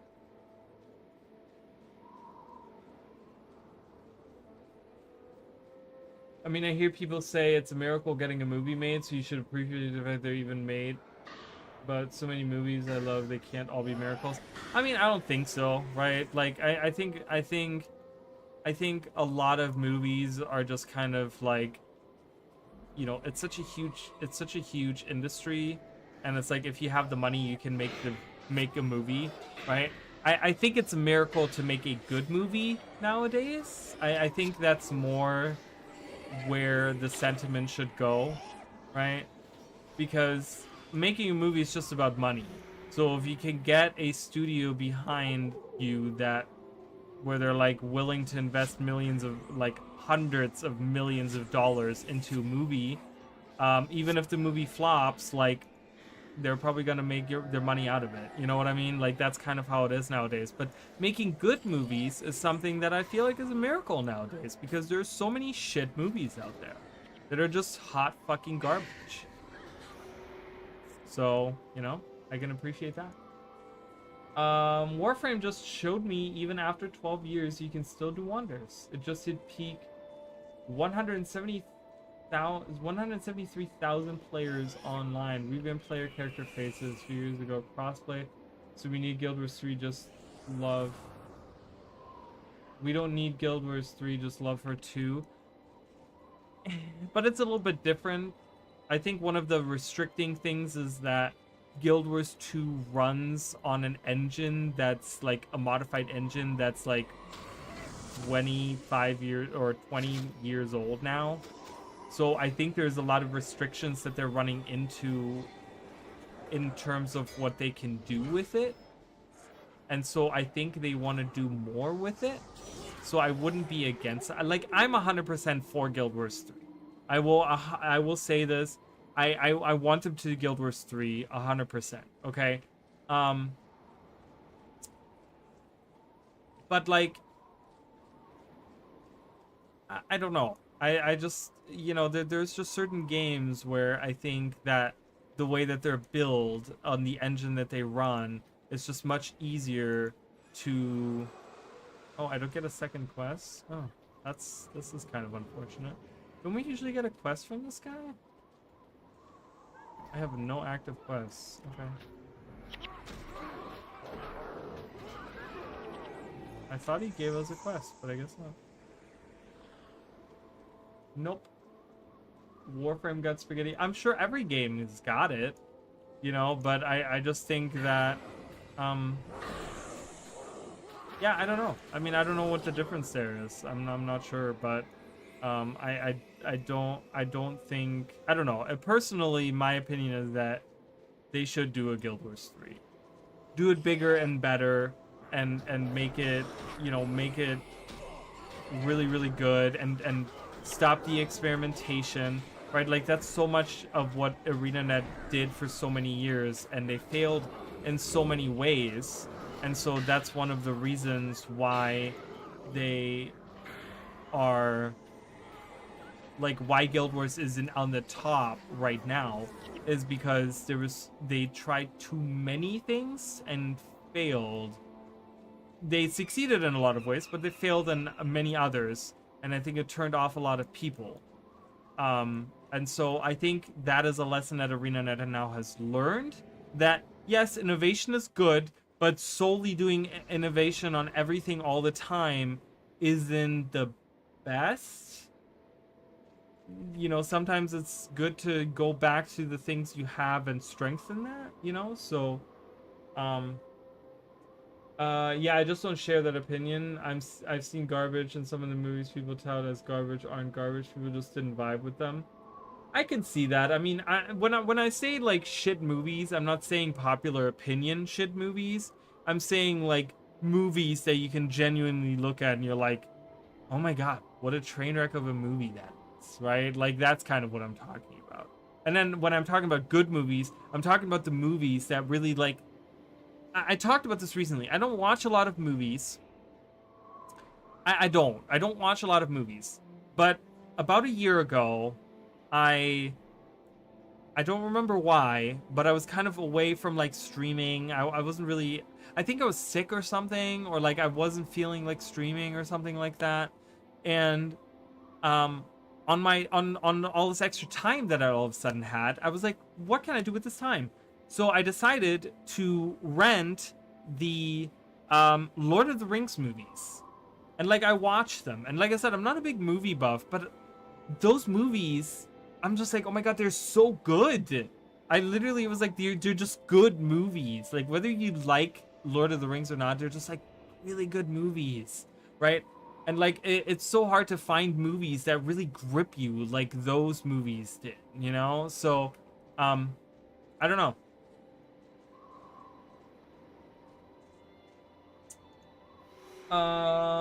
Or Guild Wars 2.5. What would that entail? What would be the difference between a Guild Wars 3 and a Guild Wars 2.5? And Visions of Eternity was amazing until January 13th. Why? Because of balance? Balance? I'm gonna be honest, balance doesn't really, I don't know.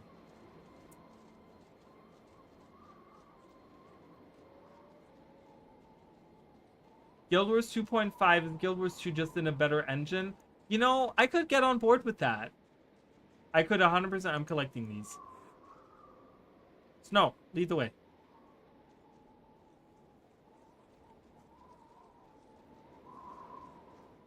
I could get on board with that. I could get 100% on board with that. If they were to say, hey guys, we worked a couple years on Guild Wars 3. It's not, we can't get it working. We can't get the thing done. We're just gonna take what we have. We're gonna add it to Guild Wars 2, and we're just gonna try to, however that works. I don't know how that works, but we're gonna just like move Guild Wars 2 onto this new engine, and so that enables us to make Guild Wars 2 like amazing, and we're just gonna stick with Guild Wars 2. I would be 100% okay with that. I would be totally fine with that. That I would be okay with. I would be fine if that means that we're gonna get new things and them being able to kind of explore that. Well, I love how the white mantle is gonna fight that snow in there. I'm collecting these markers. They do nothing, but I'm collecting them. I want them all. I'd want a 2.5 over a 3 if they did that for sure. Which one would I prefer?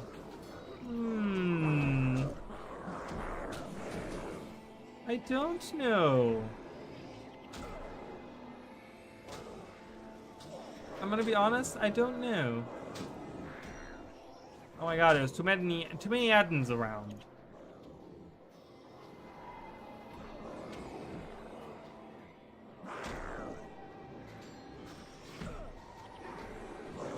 Oh my god, we're all dying. Can we like kill some of these guys? We cannot. We're all gonna die here. This is the end. The end is nigh, you guys.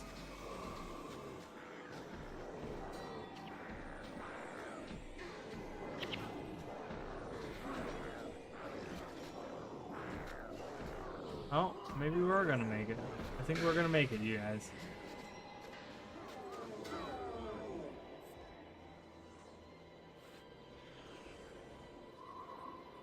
The average player shouldn't really be worried about balance.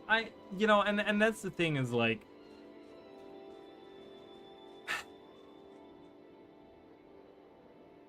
attaching balance to how you feel about an expansion. I'm not seeing the connection there because I feel like we're talking about two separate things here, right? Like balance is always gonna come and go and like whatever, right? Like I don't know. I wouldn't say like I wouldn't disregard an expansion just because the balance at that time is shit. Like to me that feels very disingenuous to the expansion itself and to the content and the story and the rewards and the systems and the music and the all the other things that make an expansion. A balance patch doesn't make an expansion. I understand the frustration, and I'm not trying to downplay that for anyone, and I'm not saying that maybe they're wrong or right. Like I have no, I don't know enough about the numbers that are like that is the game that is Guild Wars 2, like the classes and the builds and all that. Like I don't know enough to really put out an opinion on that, but I just find it like, you know, and like I said, if there's people frustrated about it, I get it, right? Like I get when there's something that a developer does that you don't like, but those two things are very independent of each other. Like, let me put it this way.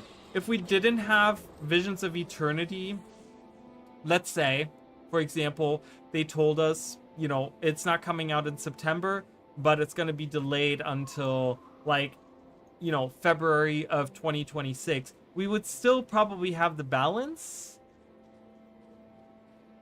like, update, and it probably would be the same shit that you're seeing now, right? Like, do you see what I'm saying? Like, I don't know. I just feel like that's... But I get the sentiment. I do.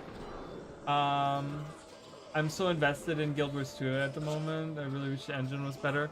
I mean, I don't know. I'm invested in Guild Wars 2 as well, but I would love to be invested in, like, another game. Like, the thing is that I don't know if this is, like, a thing that people... So, you can be involved, like, you can be really involved with, like, Guild Wars 2 still, because what they're probably going to do is they're going to keep, not all of the servers alive, but they're probably going to keep some of the servers alive to run Guild Wars 2 still, right? Like, if they do a Guild Wars 3, let's just say, right? So, they probably would make sure that you can still enjoy Guild Wars 1, Guild Wars 2, and Guild Wars 3. So, just because they're doing Guild Wars 3 doesn't mean that Guild Wars 2 is just going to disappear, right? Like, I feel like that's what people always talk about, and that's one of the things that kind of upset me when Guild Wars 2 came out, because Guild Wars 2 came out and all these people went from Guild Wars 1 to Guild Wars 2, and many people didn't like it because it's such a different game, and they were like, man, I don't like this. And then they moved on to a different game. I'm like, why don't you just go back to Guild Wars 1? Because that still exists. You know what I mean? Like, that's kind of like how I feel about that. Alright. Cool, we're moving on here. Besides the current balance causing huge power creep across the board. I mean, it's always been. That's been Guild Wars 2 since Guild Wars 2 was ever even released. Like, there's been power creep non-stop, okay? Like, you know, and that's why in our streams we talk so many times about how, like, the less ArenaNet updates the core game, the more you can really see the difference between core and, like, expansion level stuff, right? Because it's like, it's just the gap is just widens year after year after year And that's why I'm pleading with ArenaNet to like please go back and update the core game in some shape or form, right? Like buff some things, change some things, add some new abilities to enemies, do some different stuff, you know, use some of that new technology that you've added over the years to like create new events and whatever. Just kind of make the core game feel more like what the expansion is now. The expansions are now, you know. People should not be able to complete Dragon's Stand in 30 minutes or less. I mean, and that's exactly what I'm saying, right? Like, it's just, the power creep has been insane, right? Like, it's been crazy. But that's why, you know, I just went back to, like I said, I turned on ESO today. And I jumped in, and they had, like, this quest. They were like, hey, you're returning, you're coming back. Here's this little quest that you can do, right? And so many MMOs do that, and ArenaNet has never done that. Like, they do, like, jump starts for heroes and stuff like that, but they've never gone back and, like, updated the core game in any meaningful way. And I really think they should do that. I really think ArenaNet needs to stop making new expansions, adding new maps, right? And adding all these new, like, things that are kind of hard to populate as is, you know. Not saying that they're never not populated. What? Oh, I gotta talk to this guy. Hey, mister. I love how, like, I talk to Aiden right here, and then I talk to this guy right here. I'm like, they're right next to each other. You know, I really want them to kind of stop for a year and maybe look back at the core game and just like update the core game a little bit. You know, introduce some proper tutorials, maybe explain your game a little bit to the people, you know, your mechanics, explain some of the things to people. You know, I don't know, there's definitely value there, 100%, I think. I know that a lot of people are like, who gives a shit? I'm like, they can, it's just, I don't know, it's just onboard the people a little bit more, make the onboarding a little smoother, make the core game represent the expansion content a little bit more, you know, things like that. Twitter literally recently updated all the core game by adding in events across the maps. Really? Oh, that makes me want to go back. Basically the same shit Guild Wars 2 has. Oh, that's cool. I want to go back and try that out. That's really cool. Like I said, I think the best system that has ever been introduced in MMOs ever has been the dynamic event system with Guild Wars 2. So yeah, I really would update core tier even if we don't get expansion for a year. That's sacrifice I'm willing to handle. Me too. And it doesn't mean that we're not going to get content. Like, that's what people don't understand. It doesn't always have to be new maps and new areas we go to and new this and new that, right? New elite specializations, new weapons, you know. But why not you know, have like, you know, I would love for them to go back and like look at each region of the world. So like Ascalon, and update all the Ascalon maps in like one big update, right? Like focus on that. And then have like a look at Dunham over here. And then have like a collection or like an achievement for veteran players that they can work on that enables them to get like new weapon sets, new armor sets, you know, new skins in some shape or form, maybe some lore snippets here or there, maybe some dialogues about like, you know, kind of connecting the bridge on like, you know, kind of widening the lore a little bit, and like maybe reintroducing some new characters, or maybe even like adding expansion characters into the core game. So maybe saying like, hey, you know, this expansion character is going to appear later on, but we're going to put them here and kind of say like, hey, they're just part of this event that happens, and there doesn't have to be anything else, right? But just kind of say like, oh, do you remember that? Like, so that new players that play that event, they can go back later on into expansions and see this character and say like, hey, we can kind of make a connection there, right? But it's something new for veteran players to see as well, right? Maybe have a collection or something that's only enabled when you start a new character and you level up this character going through these maps or something, right? Like have some kind of functionality in there. Maybe have a mastery line that adds onto Corteria, right? Like maybe we can have more CORSAIR masteries that maybe deal with something like that. Maybe enhance the gameplay in some shape or forms. Like maybe have CORSAIR bouncing mushrooms and ley lines, right? Like why do we see ley lines in all the other expansion maps but not in CORSAIR, right? Like I get that, like, in the story they didn't really find out what ley lines are until, you know, the disaster of the Thermonova reactor, right? But like they could kind of incorporate that part into that update as well and say like, hey, you know, ley lines are kind of like, and maybe introduce some events that talk about ley lines, and so you can add ley lines into the CORSAIR, right? Why are they in every other map but not in CORSAIR maps? Like, you know, maybe work a little bit on, like, change the environment a little bit, change the verticality now that we have access to, like, mounts and stuff like that. You know, like, maybe change some of the stuff around now that you can have water on different levels. It doesn't all have to be, I know that that's a lot of work, but you know, if you just, like, pick out one map in each region, you kind of just change it around. Like I said, Firehard Rise, I think, is the worst map in the history of Guild Wars 2. I would love to see a completely revamped Firehard Rise, or at least partially, right? Like, it doesn't have to be the entire map, but like take some parts of different maps and kind of move them around, do some stuff with it. You know what I mean? Like, change some stuff around, add some stuff in there, do some events and stuff like that. And there is value that you can add for veteran players, right?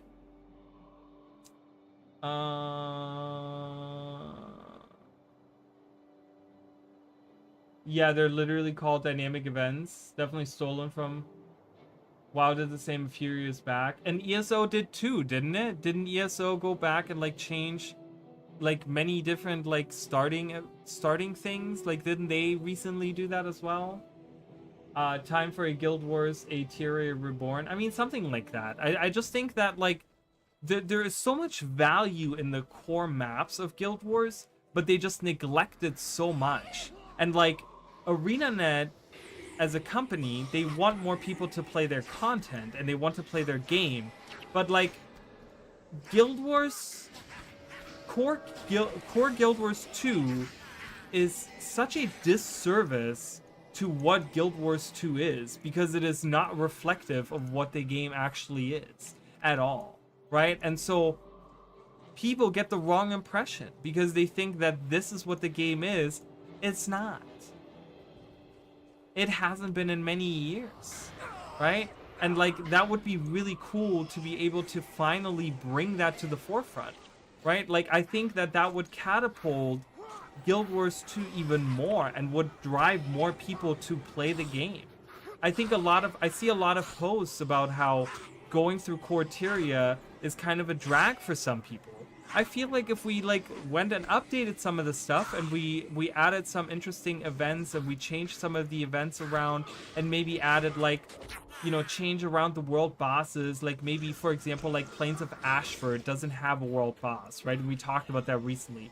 And like actually add like a world boss that's like a fight against like Adelburn or something, right? There's like value there because you could have a collection for veteran players to go in and they can get achievement points for it, and they can maybe get like some kind of really cool, like they can get like an updated skin of the Magdare, or maybe they can have like a full fire version of Magdare, right? Or something like we already have the Icy Dragon sword, so that's kind of not really the best idea, but you get what I'm saying. Like there is something that they could do, right? Like you just have to be creative with it.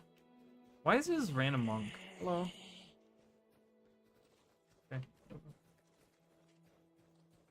Nah, ESO only improved the map assets. Oh, that's right. No events or quests. That's right. To be fair, this isn't unique to Guild Wars 2. Final Fantasy 14, the Realm Reborn is not very good compared to later expansions. Yeah, but they revamped the entire core game, A Realm Reborn, right? Like Final Fantasy 14, they completely shut it down because it sucked ass. Then they redid it with a whole new thing, and now they're talking about there's talks of Yoshi P wanting to do a Realm Reborn, like a Realm Reborn like 3.0, like a 2.0 or whatever. Like Realm Reborn 2.0 is what it would be, right? Like there's now he's talking about revamping the core game again. right? Like, you got to remember, A Realm Reborn is already a revamped game, like a core game, you know? And so they're talking about doing that again. Guild Wars 2 has never done it since 13 years. Like, it's the same core experience from 13 years ago. Yes, there are some good parts to it. Don't get me wrong. I love Corteria. I still play Corteria every single day. I make videos on Corteria stuff all the time, right? Like, it's not that bad. But I'm saying it could be so much more. It could be so much better. It could bring so many more people in. It could be reflective of a amazing something like Visions of Eternity is, right? Like, but it's not. And that's what's frustrating about that, you know? We're in Kryta, friends. We have made it to Kryta. I can't sell those. The Marks of Aiden, I cannot sell. Goodbye, Marks of Aiden. Yes, I don't want to keep that. Hi, Red Nui. How are you? I mean, potentially that's what the unannounced project is now. We still haven't ruled out a remaster as far as I'm aware. We have not. It could be. I mean, it definitely could be. You know, I mean, it definitely could be, for sure. So we don't know, right? It's all speculation until now, but I just really think that, like, I mean, would that be feasible? I don't know. Like, moving Guild Wars 2 to, like, Unreal Engine 5 and, like, porting it to that engine and, like, then once that's done, revamping the core game of Guild Wars 2.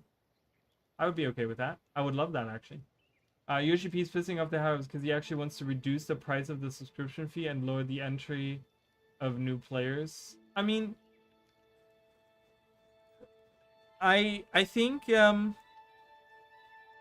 I think paid subscription, like MMOs, are on like the verge of not. I think they're like a dying breed, slowly. Not very fast, but they're slowly dying out, you know? But yeah, I don't know. I mean, it's, I know that they want to just make money and they're all about making the big monies, you know? Frog. Always got to say hi to Frog. Remnant, a remnant of a time long gone now. But never forgotten. The frog will never be forgotten, guys. Moving a lot of games to Unreal Engine 5 is doable so easily these days. It's just a matter of time and investment. Of course, it's money, right? Like, if we had more money, that would be easier to do, right? Like, goes for a lot of things, I think. The people higher above Yoshi P, yeah, they want money. He does too, but he wants people to just have fun. Well, and that's the thing, right? Like, that's what makes Yoshi P such an amazing, like, game director or whatever he is, right? Because he's a gamer at heart, and you can tell, right? Like, he's a gamer at heart, and that's why you know, he created A Realm Reborn, right? That's why he did all that, because he's like, as a gamer, I can't stand by this, and I want this to be better, right? And so that's where that came from, and it's really cool. All right, there's Oink. We can take Oink with us. Heard that Visions of Eternity already outsold GNT Wilds. Is that true? Oh, that's awesome. Well, that's good for ArenaNet. I love that. Can I take Oink with me? Yeah, okay. Oink is gonna come with me. Oink is needed for the bonus, just so you guys know. The farmers are dying, and I don't care. I don't know why I'm healing myself. Oh, Oink battles? I didn't know Oink goes... Go, Oink! You can do it! Look at him! Look at Oink go!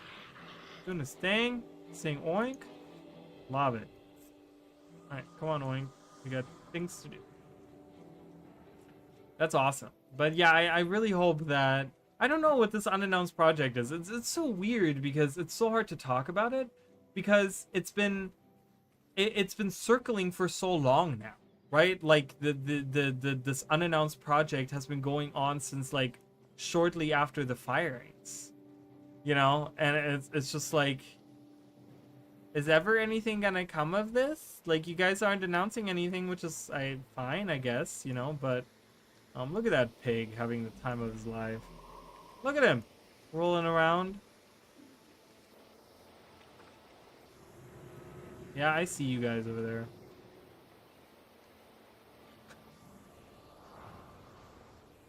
Love it. Alright, let's go. Is Oink still with us? Oink is still with us. Oink. Go, Oink! Attack him. I'll protect you. Sayad the Bloodless. Ah, I did not even see my life going down. I was not paying attention, clearly. As you guys can tell.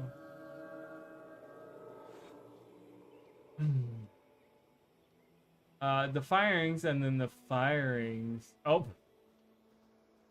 Yeah, you better see yourself out. It was awful. Could you imagine it going independent from NCSoft? They tried to do that. You guys remember when they did that? They did that for like about a year.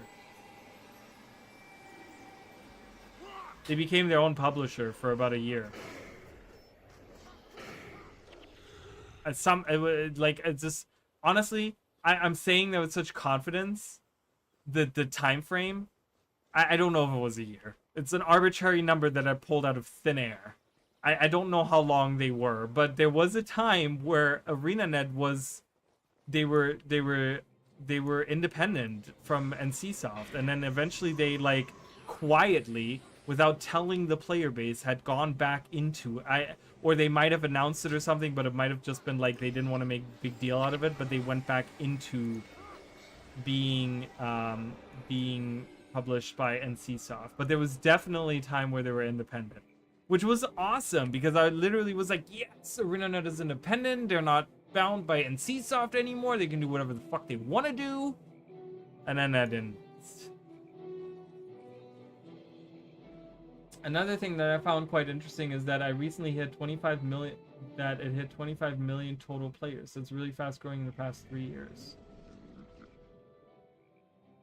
Well, okay, so it hit 25 million players from what number? Because you're saying that's fast growth in the past 3 years. Where was that number before 3 years ago? What was that? What did that number look like before?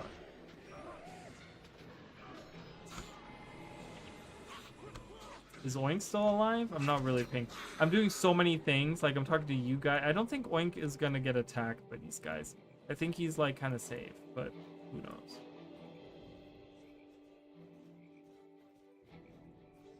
Oh my god. I don't have. This is the point where I need to take condition removal with me. So I'm gonna have to replace. I'm probably gonna replace Healing Seed because 2-second cast time sucks ass. It's fine on the heal party, but on the Healing Seed, it's not good. For some reason, 18 million shouts out to me.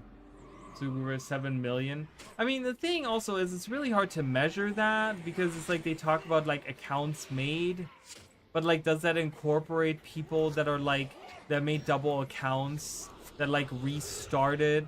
You know, maybe at some point they played during the core game and then they made a new account on like Steam, right? Like, does that count that in there, right? Like, it's,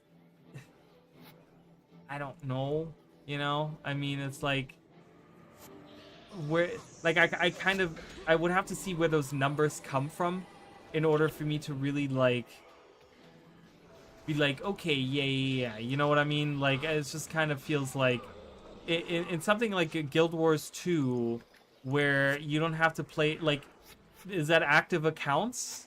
Are these accounts that have been played within the last year? Because if these are accounts that have been sitting idle for the last 10 years, they don't count as active players. They're just accounts that were made. How many of those are duplicate accounts? I used to know people that, like, before they released the Wizard's Vault, and we had the regular like login, the like daily login system. I knew people that had like 20-30 accounts that they would log into every day. just to collect the daily like login rewards and then send that to their main account. But those aren't active accounts. They're the same person with multiple accounts. Do you see what I'm saying? So I'm kind of having an issue with that a little bit. I'd have to double check, but it's but it was like 18, 19 million before End of Dragons. I think what they do calculate like it's active accounts. They definitely don't count bots, as Arena has actually done really well removing those. I don't see many bots. I don't either. I don't think they're active as just total accounts. Okay. I mean, it's still a lot. Like, in 3 years, having, like, a growth of 7 million accounts, even if those are all duplicates, that's a lot of people still actively playing, right? Because if we think about, you know, it's 7 million duplicate accounts, that means there's 7 million people that made, like, another account. Pretty much, right? Like, potentially. Oink? Oink is still here. Oink, we gotta bring Oink to this guy. You found Oink! And then now I get the bonus. So let's do the bonus. They have a good analytics systems now, especially with AI these days. I mean, do we know that ArenaNet uses that? Uses the new system? For context, Guild Wars 2 sold 3.5 million accounts in the first year. I mean, that's great in numbers. Like, clearly, I think clearly Guild Wars 2 is doing well. Like, I'd like to think that it's doing well. I remember, like, even at the end of, like, shitty Janthia Wilds, like, you know, shit release of Janthia Wilds, like, they were still saying that they were doing, like, really well, and, like, it was selling really, like, during Janthia Wilds, they were saying, like, they were doing better, and ArenaNet was larger than they'd ever been before, and stuff like that. So Guild Wars 2 is doing really well, right? And but that's what I'm saying is, like, you want to continue to grow that number. You know what I mean? You don't want to be satisfied with just like, oh, we have 25 million, we're good. If we get more, that's good, right? No, you want to drive more people toward your game because you're just like, man, we're on such a high, you know, you want to ride that wave. And how do you do that better than to look at your core game? Because the thing is, all of these new players that are coming in, they have 13 years of content to go through. It's going to take them probably a year to catch up on all of that anyways, right? Like, to get through all of the content. So if you take a year break, it wouldn't be that bad. And take a year to, like, look at your core game. You know what I mean? Everyone in the gaming business does, I'd hope. But who knows? Oh, using the analytics system? I mean, probably. I mean, knowing the numbers is probably very important to, especially to the higher ups, to the investors and stuff like that. They kind of have to know those things, you know? So, I guess, I mean, I think it's much better for them since the yearly expansions give them predictable revenue. I think so too. I think overall, when it comes to the structure and the things, I think the I think the mini expansions are doing pretty well for the most part. Obviously, I think ArenaNet needs to kind of figure out how the quarterly updates can do better, because the initial release of each of the expansions is really, really good, but then the later parts don't, and they lose like a lot of people halfway through the expansions. So I think they need to like kind of work on that a little. But if they can figure that out, and as again, it's gonna be, you know, like what, 4 or 5 months from now, we're gonna see how the new map holds up, how the new content holds up. We're gonna see.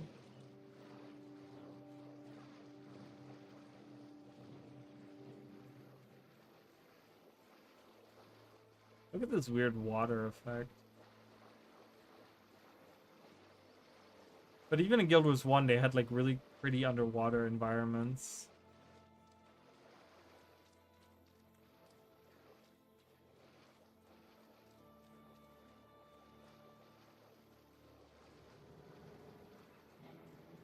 oh look, it's one of those shark things. We never got to see these in Guild Wars 2. I wish they would have taken these. These are like the only big fish that swim around ever. These guys look mean. Oh god, he swam inside. Inside of his hand.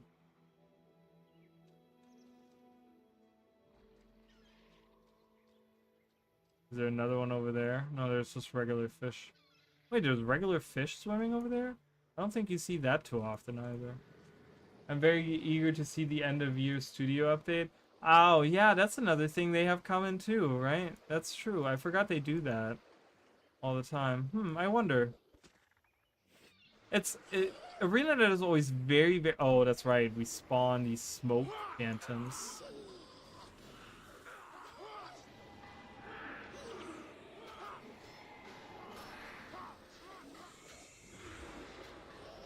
They do so much damage too.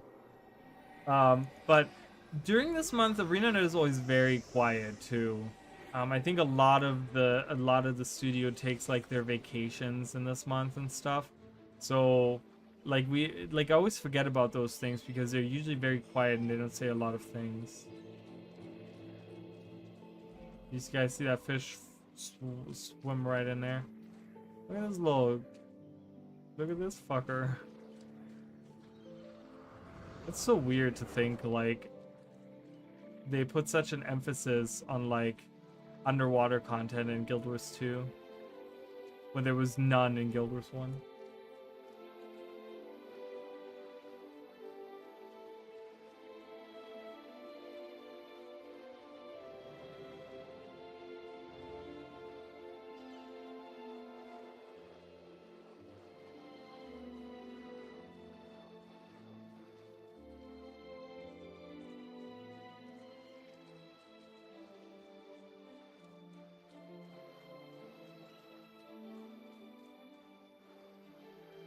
Ooh, more phantoms.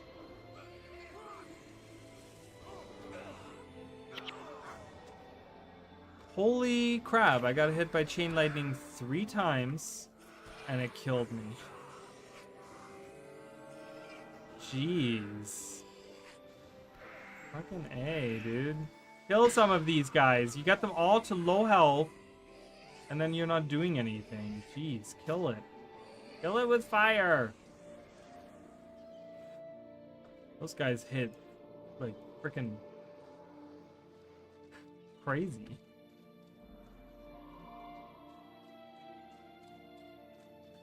But I'm very excited to see how map 3 and 4 kind of work out for Visions of Eternity, because I think there's a lot of people that, you know, that are veterans that are just kind of at that point where they're like, man, if they fuck up Visions of Eternity, I'm not buying the next expansion, you know? And so I think it's very important for them to go in and do a good job with it.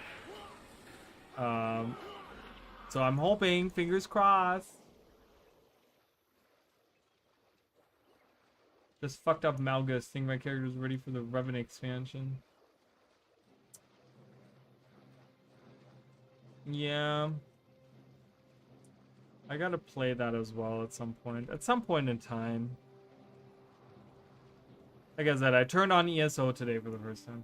Honestly, what do you think of this expansion's release cadence? Update 3 is looking fat. The cadence is fine to me. It's just that, like I said, I think I like the mini expansion release cadence, and I like how they kind of have it structured. I like it. It's combining. It's the best of both worlds, where you have like expansion releases every year with like big features and big things going on top of having the living world every 3 months. You're getting something new, getting like a new map or new content, new systems, new whatever, right? And so I like that there is this that is how they're how it's structured and all. The problem, like I said, is just kind of like that both Secrets of the Obscure and Janthia Wilds dropped off really fucking hard towards the end of their release thing, and it's frustrating because I remember specifically when the first update of Secrets of the Obscure came out, which was the Nios release, or it was at some point in time during the early releases, maybe even before the Nios release came out. It was like right after Secrets of the Obscure had came out, and we got the first two maps of Secrets of the Obscure I thought were really, really good. I thought the content was really good. There was a lot of like repetitiveness to the cryptas and to the rift closing and all that stuff, which I think they've figured out now, and I think they've done a better job over the last two expansions. But I remember them specifically saying that they already are working on the next expansion, on the next expansion's like post content or something like that. And I was just like, you haven't even released your post content for this expansion, and you have people already working for next year's post content. And then we got the shit that was Nios. All the Nios releases, I'm going to be honest with you guys, were, in my opinion, as someone that loves the lore, as someone that loves the idea of the Mersad and the idea of what the cryptids were and the demons, I thought the Nios releases were total garbage. Okay? The story was shit. I've talked about it many times, what I would have changed in there. There was a lot of things that I didn't like about it. But I hated that ArenaNet talked about, like, because at first when they talked about it, when they said, oh, we're already working on post content for the next expansion, I was like, whoa, they're really confident. They're going in. They already, like, they got the Nios thing figured out. They got all the, like, you know, Secrets of the Obscure post, like, launch content. Like, they figured all that out. They're so confident. And then they released that, and it felt really fucking bad. And I was like, maybe you should have taken more time to work on those releases before you jumped into like a year ahead in time and worked on all of that already. Like, I get you can't work on something like 3 months before it releases and all that, but like, you know, I kind of saw some issues with that. And then with Janthia Wilds, they got a little bit better with that, but then Absolution was still like really, really shit. The map was really, really shit. The story was kind of really fell flat on its face. As someone that loves Guild Wars 2, okay? I'm not saying that I hate Guild Wars 2, but I'm saying, like, I love Guild Wars 2. But it's like, I know it could have been so much better, and it was not that. So that is my worry in these mini expansions, is that we're focusing on the early part of the expansion, and then the later part, we don't really give a shit. We're kind of just, like, phoning the shit in. We're kind of just, like, doing whatever. We're releasing whatever fucking maps, because we're already working on the next shit. And that to me is like, I'm like, yeah, you know, like that's kind of like one of the things that's like, honestly more excited for the balance on January 13th than I am for the quick play strikes and 6 new relics coming in February. I don't know. It depends on how well the quick play for the raid encounters and raids are. I don't know. I guess it really depends on how that feels when that comes out. How substantial of an update that is.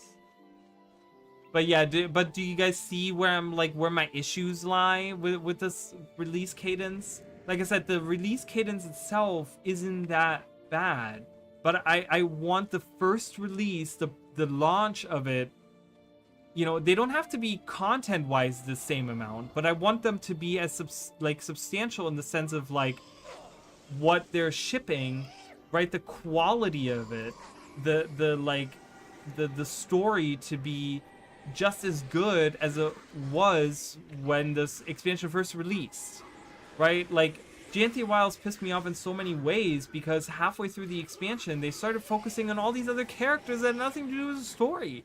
Like, just like, I love talking about the Mersad, and I love talking about, like, learning about the history of the Mersad and stuff like that, but I also understood that the main focus for the first half of Janthia Wilds was talking about the Coden and, like, the Titans. And then, like, we completely abandoned all of that to then focus on the Mersad and introduce all these other story threads. And it's like, you can't halfway through your expansion abandon the shit that you're talking about and expect to have a safe landing at the very end, right? Like, that doesn't work. And like I said in my, this is all just repeated shit from my review. If you guys really want to see how I feel about Janthia Wilds and at large Secrets of the Obscure, you guys can watch my Janthia Wilds review that I have on the channel. But and it's not a long video, so it's not gonna take up a long time. But the thing is that they did this both with Secrets of the Obscure and with Janthia Wilds.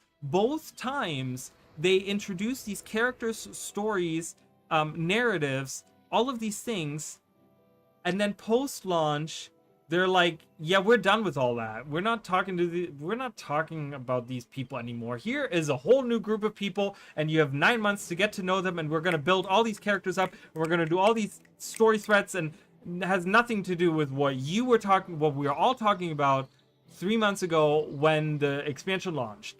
They did that twice. And I'm like, if you're doing that a third time, ArenaNet, you have a serious problem. I'm so passionate. I'm such a passionate person.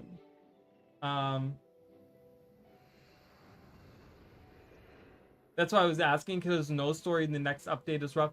I mean, the next update, I get where they're coming from, right? Because they want to make sure, like, in my opinion, what they're trying to do is they realized, I'm giving them the benefit of the doubt, and I'm trying to be an optimistic person here, okay? Which, I'm never an optimistic person. I'm usually a realist, okay? But let me be an optimist for a minute, okay? And so what they're trying to do, what I think they're trying to do, is they're trying to take this, they're trying to use different departments of the developers in different ways. So they're, instead of having a map and content and story and voice acting and you know, all of these things that go like dynamic events and achievements and collections and the that go into, you know, the story releases, the map releases, right? Like, instead of having that, they want to make the first release about systems and just like do that so that they can use a majority, like they only have a small, probably, you know, they have a set amount of people that work on the systems, right? And they can have the other people focus on making sure that release 3 and release 4 are going to be really solid releases, that they're going to take their time with them and make sure that those maps are just as good as map 1 and 2, and that they feel very integrated, that the story doesn't feel disconnected, that the narrative kind of connects, that it really feels like when map 4 comes out, that we really get an ending that feels like Path of Fire, right? Like, obviously it's not going to be on the grand scale that was Path of Fire, or like how just grandiose in general was, right? Like how magnificent that was, right? Like that, how that story of Path of Fire came to like this big peak and like had this awesome fight at the very end, right? But like, in that same sense, right? They want it to be like, they want that to be as amazing. So they're taking this, instead of having just 3 months to like work on these maps and stuff like that, they're taking an extra 6 months to solidify the last 2 releases. That is my hope. That is the optimist in me. The realist says that they just, you know, it's going to be just the same garbage that we've seen with the other. Like, I'm trying not to be pessimistic, but if I'm looking at the pattern that they've given us so far, the post-launch releases have been really shit. They haven't been good.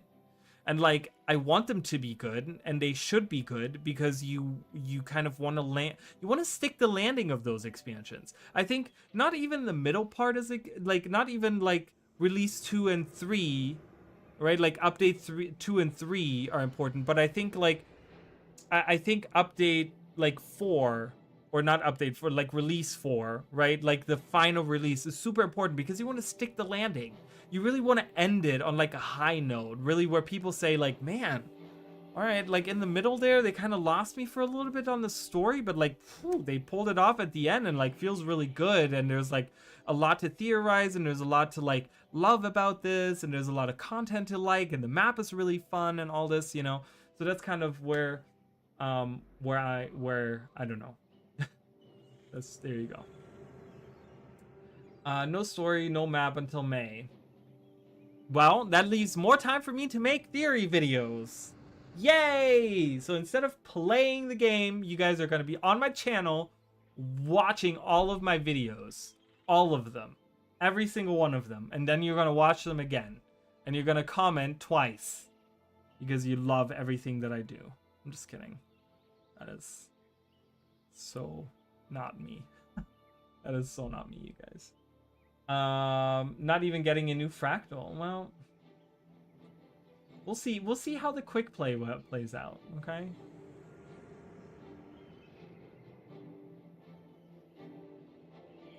Marina and SCV reminded reminded often they're not Blizzard or Squeenix. They can't take their player base for granted. Please, ArenaNet, do not kill Vlog. Please, ArenaNet, kill Vlogs. I fucking hate him. I don't. I just want to be combative right now. Heck, I wouldn't mind if they did another End of Dragons thing, where we get a secret hidden 5th map Yellow Delve situation. No, we don't even need 4 maps. I don't need to make that argument again. God, too many maps. ArenaNet needs to, like, that's another thing that really sucks is, like, Nios was such a crappy map. Like, it just didn't feel good to be in Nios, and they didn't have, like, books to find, and it wasn't the details that ArenaNet usually puts into their maps. It felt like a very empty map, right? I get that it's a cryptids and they're all about killing and they don't care about all of that, but like it originally was like the Mersat realm, and we have none of that. We didn't get any of that because they didn't take their time with that realm. And then we went to Bava Nisos, and Bava Nisos is so empty and so barren. Like, there's a lot of shit to see, but like it means nothing. Might as well all be a white wall, and it's just to say you get the same exact feeling, right? Like there's no heart to those maps, and like that's why I'm like, I've been talking about how I don't think ArenaNet should be doing 3 to 4 maps. They should be doing 2 to 3 maps, and just really make sure that those maps are huge and there's a ton of content to do, and really like make the story feel really good. Like, I don't know. If they can pull off 4 maps, I'd be happy. But again, ArenaNet hasn't shown that they can pull off 4 maps. They couldn't even pull off 3 maps with Secrets of the Obscure. Like, that's what worries me. They can't even pull up 3 maps for a year. How are they doing 4? Like, they didn't really do well with 4 and Giant Wilds either. Right? So, I don't know. I really hope that Vlox is right and Isgarn was planning something. I think Isgarn is one of those like wild cards. I think in the story, Isgarn is gonna be one of those characters that he's just gonna like know all of these random things, but he's not gonna indulge us in telling us about any of them, and then he's gonna play it off as in like, well, I didn't think it was very important to talk about. Right? And it's like, what do you mean you didn't think it was important to talk about? Like, you withheld this information. I really hope that there's a confrontation at some point between Isgarn and the commander. And not in the sense that we need to kill Isgarn and he's now a bad guy, but I mean that, like, we as the commander, as the Wayfinder, we get fed up with the garbage that is Isgarn, and we say, you know what, Isgarn? You can take your Astral Ward and you can shove it so far up your eyes, your ass, that it comes out of your eyes. Jesus. Whoa, 137, 138. You know what I mean? Like, that's what I want to see. I kind of, because Isgarn as a character really pisses me the fuck off, because he just, like, does whatever without any regard for other people. It's really annoying, okay? And then he tells us that, oh, we're not careful and we just think we're so much better than everyone. Because we are better than you, Isgarn. We have proven it time and time again. Drives me crazy. What else can they do besides add more maps? It's not about too many maps, Raleigh. It's about maps being good. Wouldn't mind maps feeling like Crystal Oasis again or Saitang Province. Yeah, but how do you populate that? Where is the end? Okay, if we keep adding, like, this is something that I talk about Janthia Wilds. In a year from now, no one's going to be in Bava Nisos. How are people going to be doing the achievements that it takes to go through Bava Nisos? if there's no one doing that content because the maps suck. There's no reason to go back to it because the meta event sucks. There's nothing driving veteran players to do Bavanisos besides maybe crafting Orax, right? And then even then, they might not engage with all of the things in the map, and they might just be very selfish and just say, well, I'm not going to look around and try to help people with this stuff. Where does it end, right? If we keep doing annual expansions with 4 maps every year that come out, that's a lot of maps.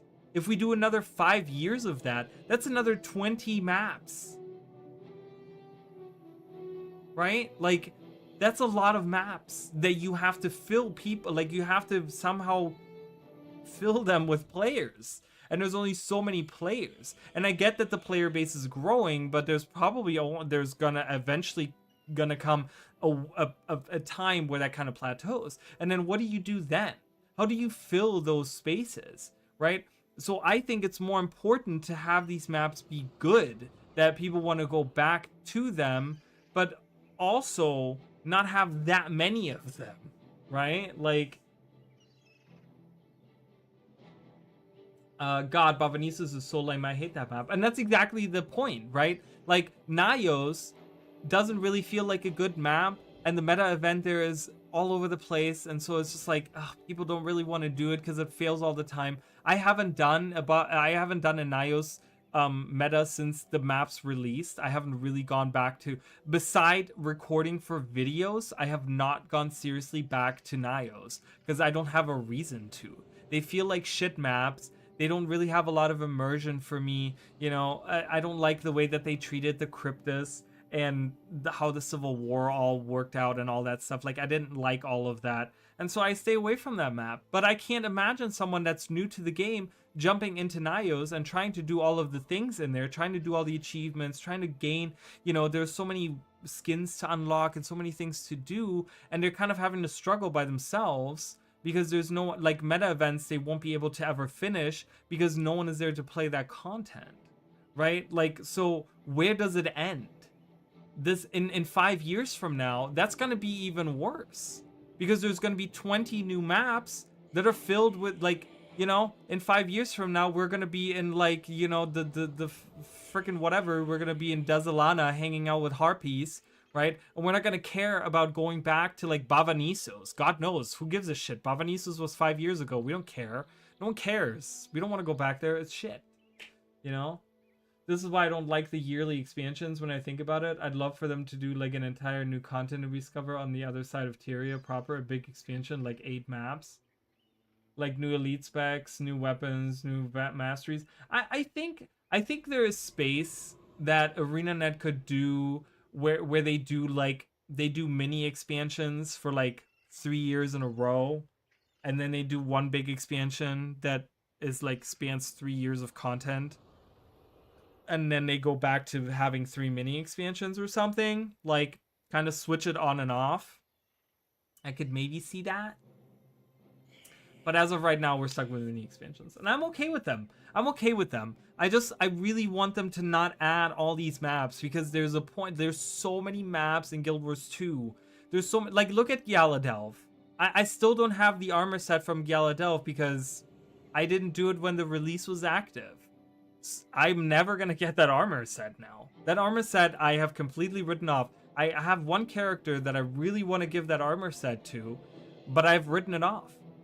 Because you can only find once in a while, I think it's like on Wednesdays, there's a group of people that goes in, like a guild, that have made it their job to do the Gyaladelv, right? But like, if you're not available at that very moment where this guild runs through this meta event, you're never going to be able to play that content.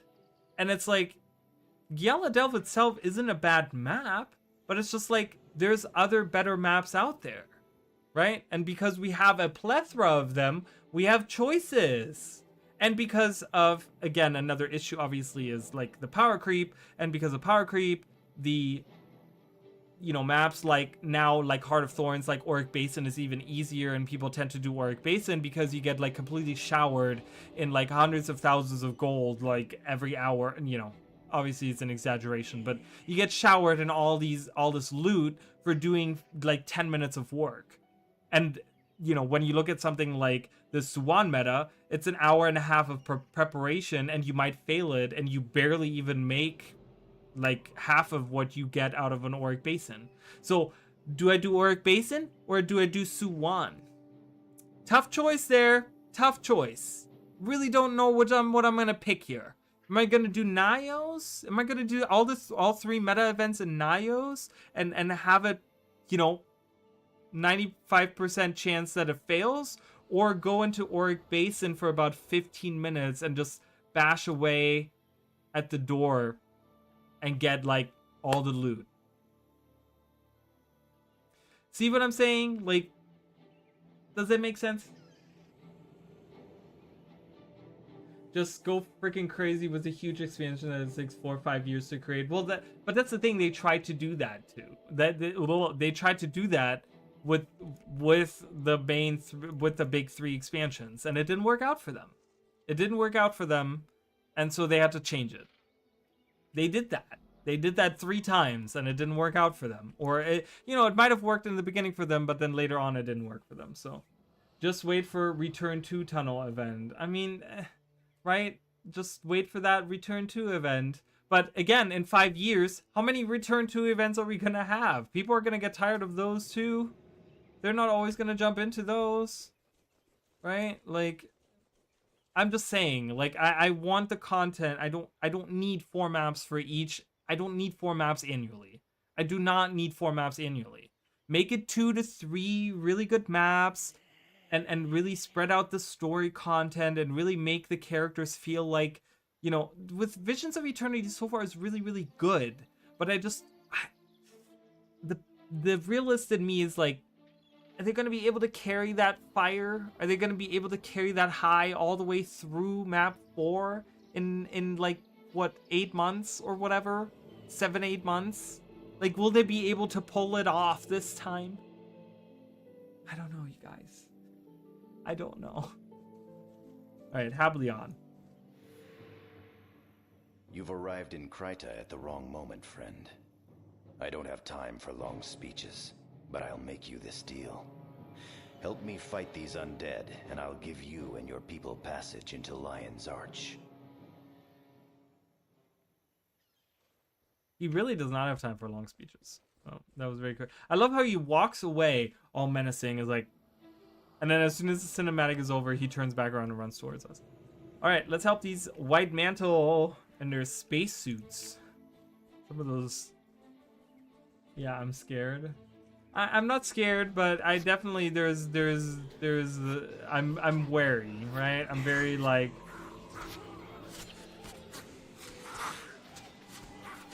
What are you doing, ArenaNet? Are you gonna do a good job? Because I want you to do a good job.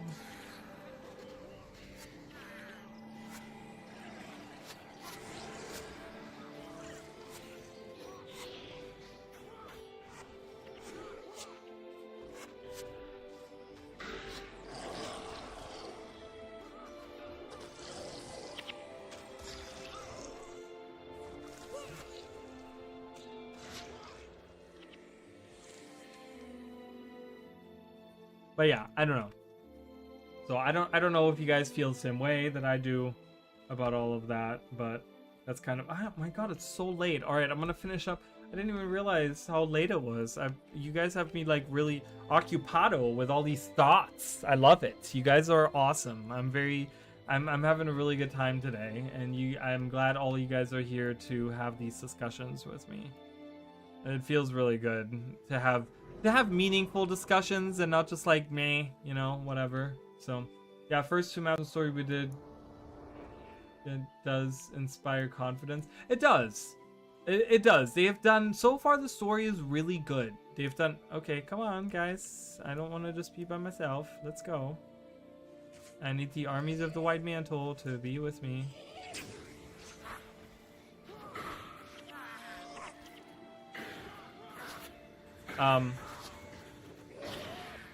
But yeah, I just, you know, I really need them to stick that landing, man. They really need to, they need to do it this time around. Like, it just needs to happen. I think if they don't, this might be more detrimental than any other one before them, because they've already, so many veterans are already really frustrated with this release, like, not the cadence necessarily of it, but with the way that like these mini expansions are working out.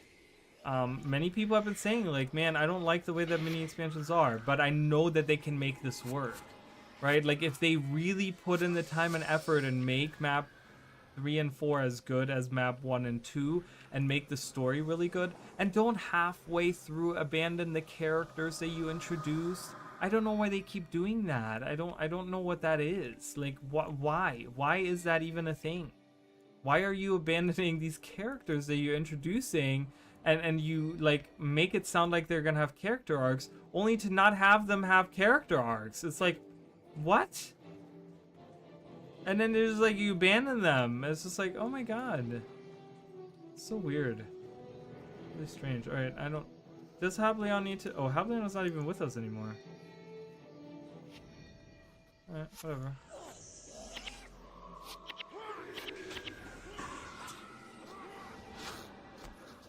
I keep thinking that I'm DPS, so I'm like, I'm just gonna attack. No, I'm not. I need to heal.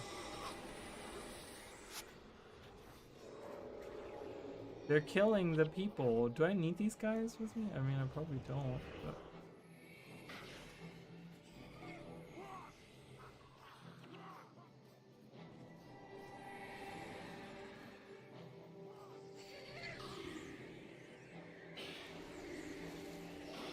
I was gonna go to bed 2 hours ago, but decided to check out your stream and get it. Yeah, finding my cabin, and doing Revan's story. I feel like Arena thinks we get bored of the same people, so they won't have rotation. Yeah, but that's the thing, is like, you can't have these mini expansions where you introduce a set of characters and like get us invested in these characters only to abandon those same characters halfway through the expansion. Like, that is, I mean, does that, like, where would they even get the idea that we're bored of those characters? Like, that seems kind of just really dumb to me, you know? That seems like you don't understand your own, like, what's the word? Like, your own structure, right? The structure of your own expansions. That is how you have structured your expansions. So just, why are you doing that? You were doing that perfectly fine with expansion 1, 2, and 3. Why did that all of a sudden stop? That's what I don't understand. You know what I mean?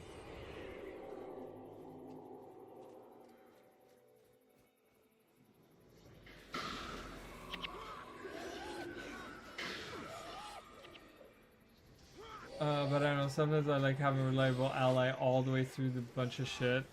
One sort of places where they get influenced more. I mean, I guess, but like, listening to Twitter in 2025 is like the worst idea you could possibly do.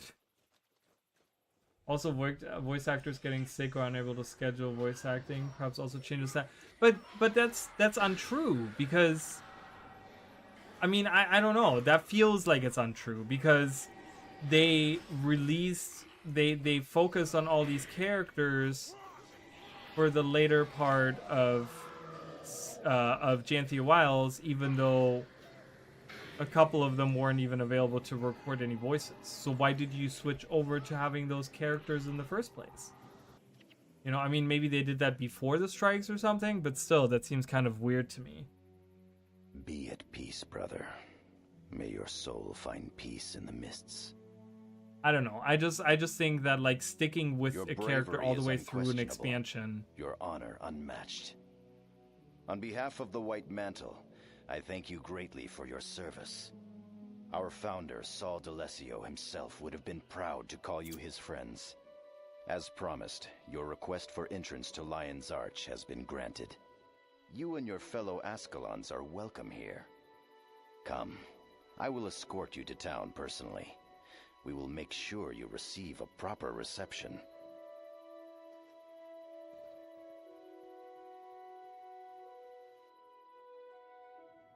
I still feel like they haven't done a genuinely good meta on the new expansion structure.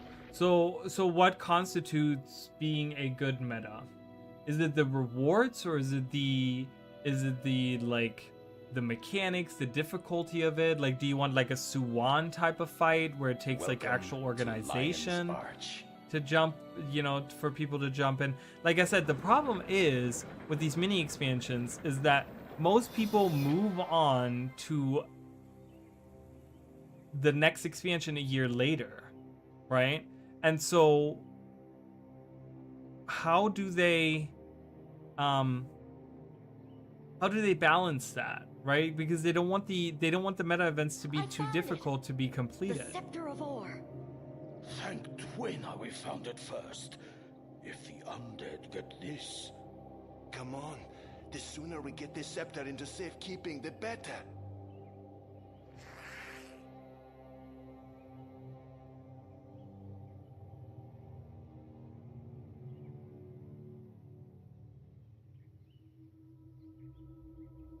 Ah!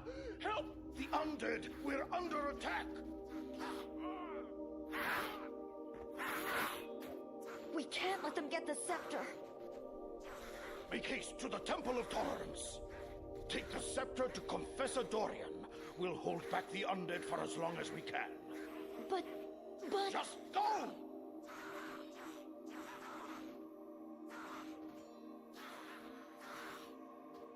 I'm talking just pure scheduling. I don't know, man. I mean, I guess, you know, I don't know. The Lich.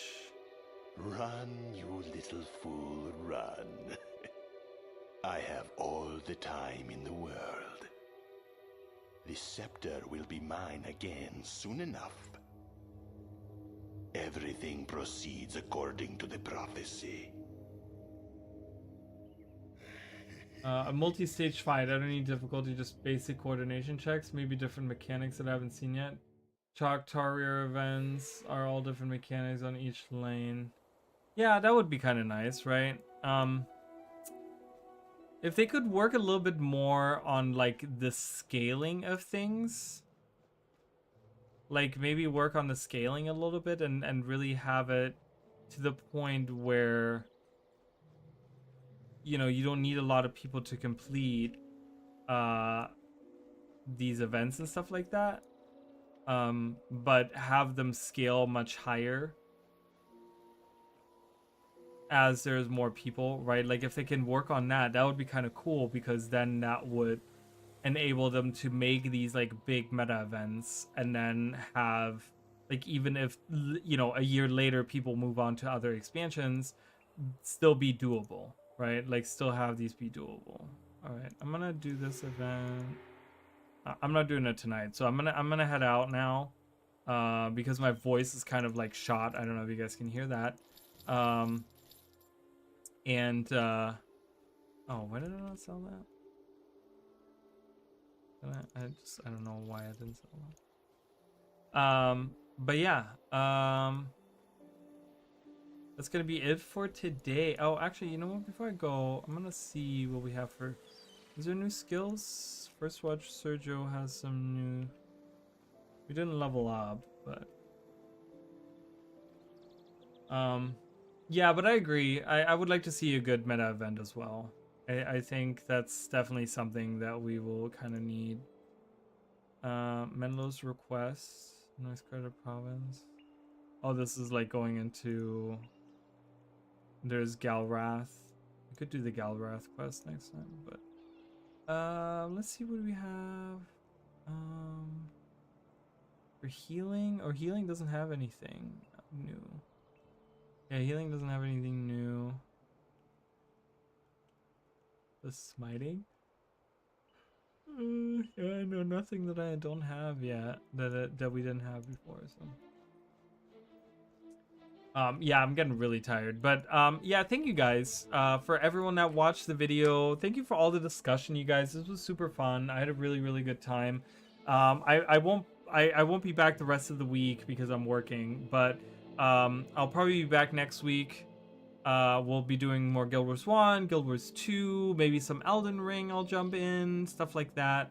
I need to eat something and I need to go to bed soon, but Yeah, I appreciate you guys. If you guys haven't checked out the new video that I just released, that's on the YouTube channel. Also, memberships and subscriptions are available if you guys want to use your Prime member or Prime whatever, Amazon Prime thing, whatever, your Prime subscription. You can, obviously. I would really appreciate that. Memberships are available. Like I said, in the future, I'm going to be looking into doing members only content. I already released one short that's members only. I know that's not a lot, but there's going to be more for members coming out as well, as we're trying to grow the channel. What is on my lip? You know, we're trying to grow the channel, so that kind of thing. So I appreciate you guys. Thank you, Mish King. Thank you, Red Nui. Thank you, Dinosaur. Miss Laura Veth was here. Emmy was here earlier. There was other people. Who were the other people? All the other people that were here. I can't remember. But yeah, thank you guys so much for hanging out. And I will see you guys next week. Can't use mine till the end of the month for you. Oh, no worries. Just for those that can, you know, obviously you guys don't have to do that. So Merry Christmas, yeah. You know, obviously it's not, but, you know, for those people that just have, like, you know, what, like $3 lying around, you know, become a member. Have a good night, Emmy. Thank you so much. I appreciate you guys, and I'll see you next time. All right.